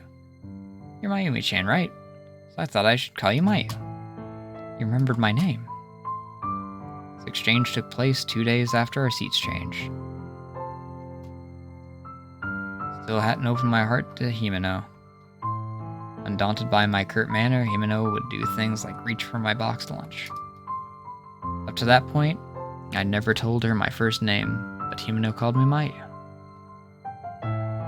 After that day, something changed. I would initiate conversation with Himeno, and even after that semester and the next seat change, Himeno would bring her lunch over and eat with me at my desk. Before I realized that Himeno and I had become friends. First time Himeno and I ever argued was in the summer. Should we see a documentary or a horror movie? a trivial matter, but it was important to us. After that, Himeno and I fought numerous times. We made up just as many. Every time it rains, the ground hardens. Himeno, I muttered to myself. Even with today's argument, we made up. There's nothing else more important than Tamagawa Himeno and my one and only best friend. My best friend, yes, that's right. No matter what, I will protect her. So that seems actually like really important.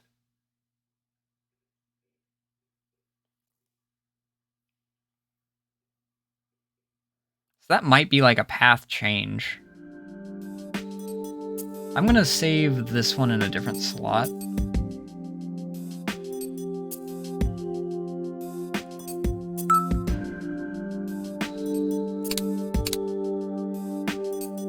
I guess I'll put it in this.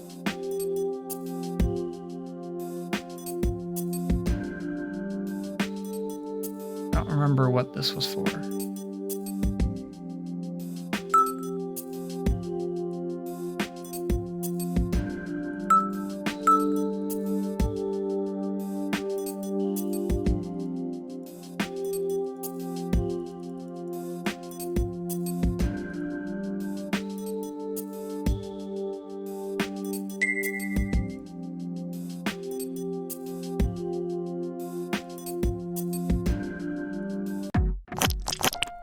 Okay, yeah. That just goes straight through that.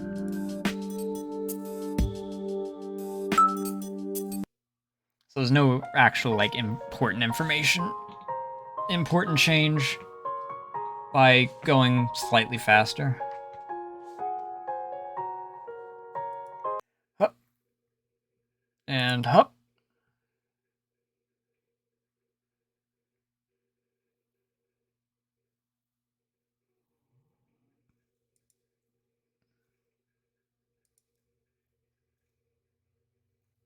Oh, that's cute. Steam cards actually do have, like, interesting little art. Okay, one of them has interesting little art that's different from, like, what's possibly in, like, the standard, but I digress. Blue completed 25% of the bad endings. Trace the girl. Try standing still from time to time.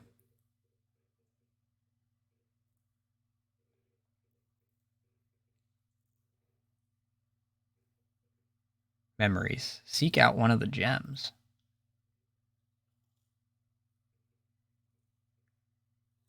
Something I want to confirm. Overlooking things is forbidden.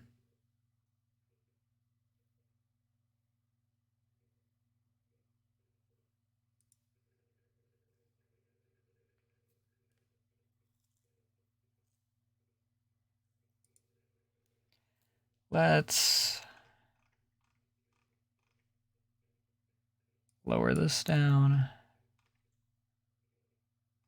And we'll put on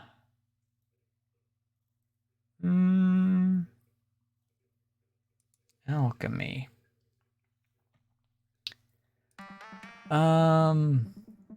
Pahi's probably still going. I don't think I'm gonna end with a raid today or anything. I don't even know if Pahi is still going. He is. Oh, nope, there is a Gezu though. Okay, I'm gonna raid Gezu. There's also a Luna, but I'm gonna be working on art on the way out, so it's well. After I get food and whatnot, I'm going and freaking God get myself some honey tea because my throat is killing me.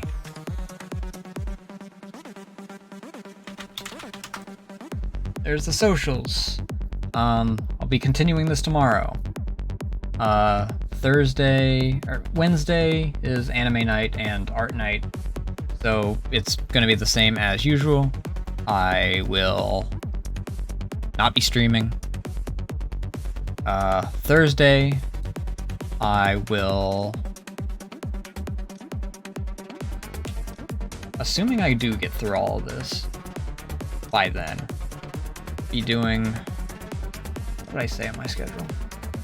I know I actually had like things on most these days. I think I said Mad Father. Yeah. Then Rolling Horizons on Friday as per the usual. But that's for later this week, me to deal with. Thank you all so much for watching. Thank you for the follows, hosts, and all that good jazz. And enjoy Gezer. I need food, drink, and art.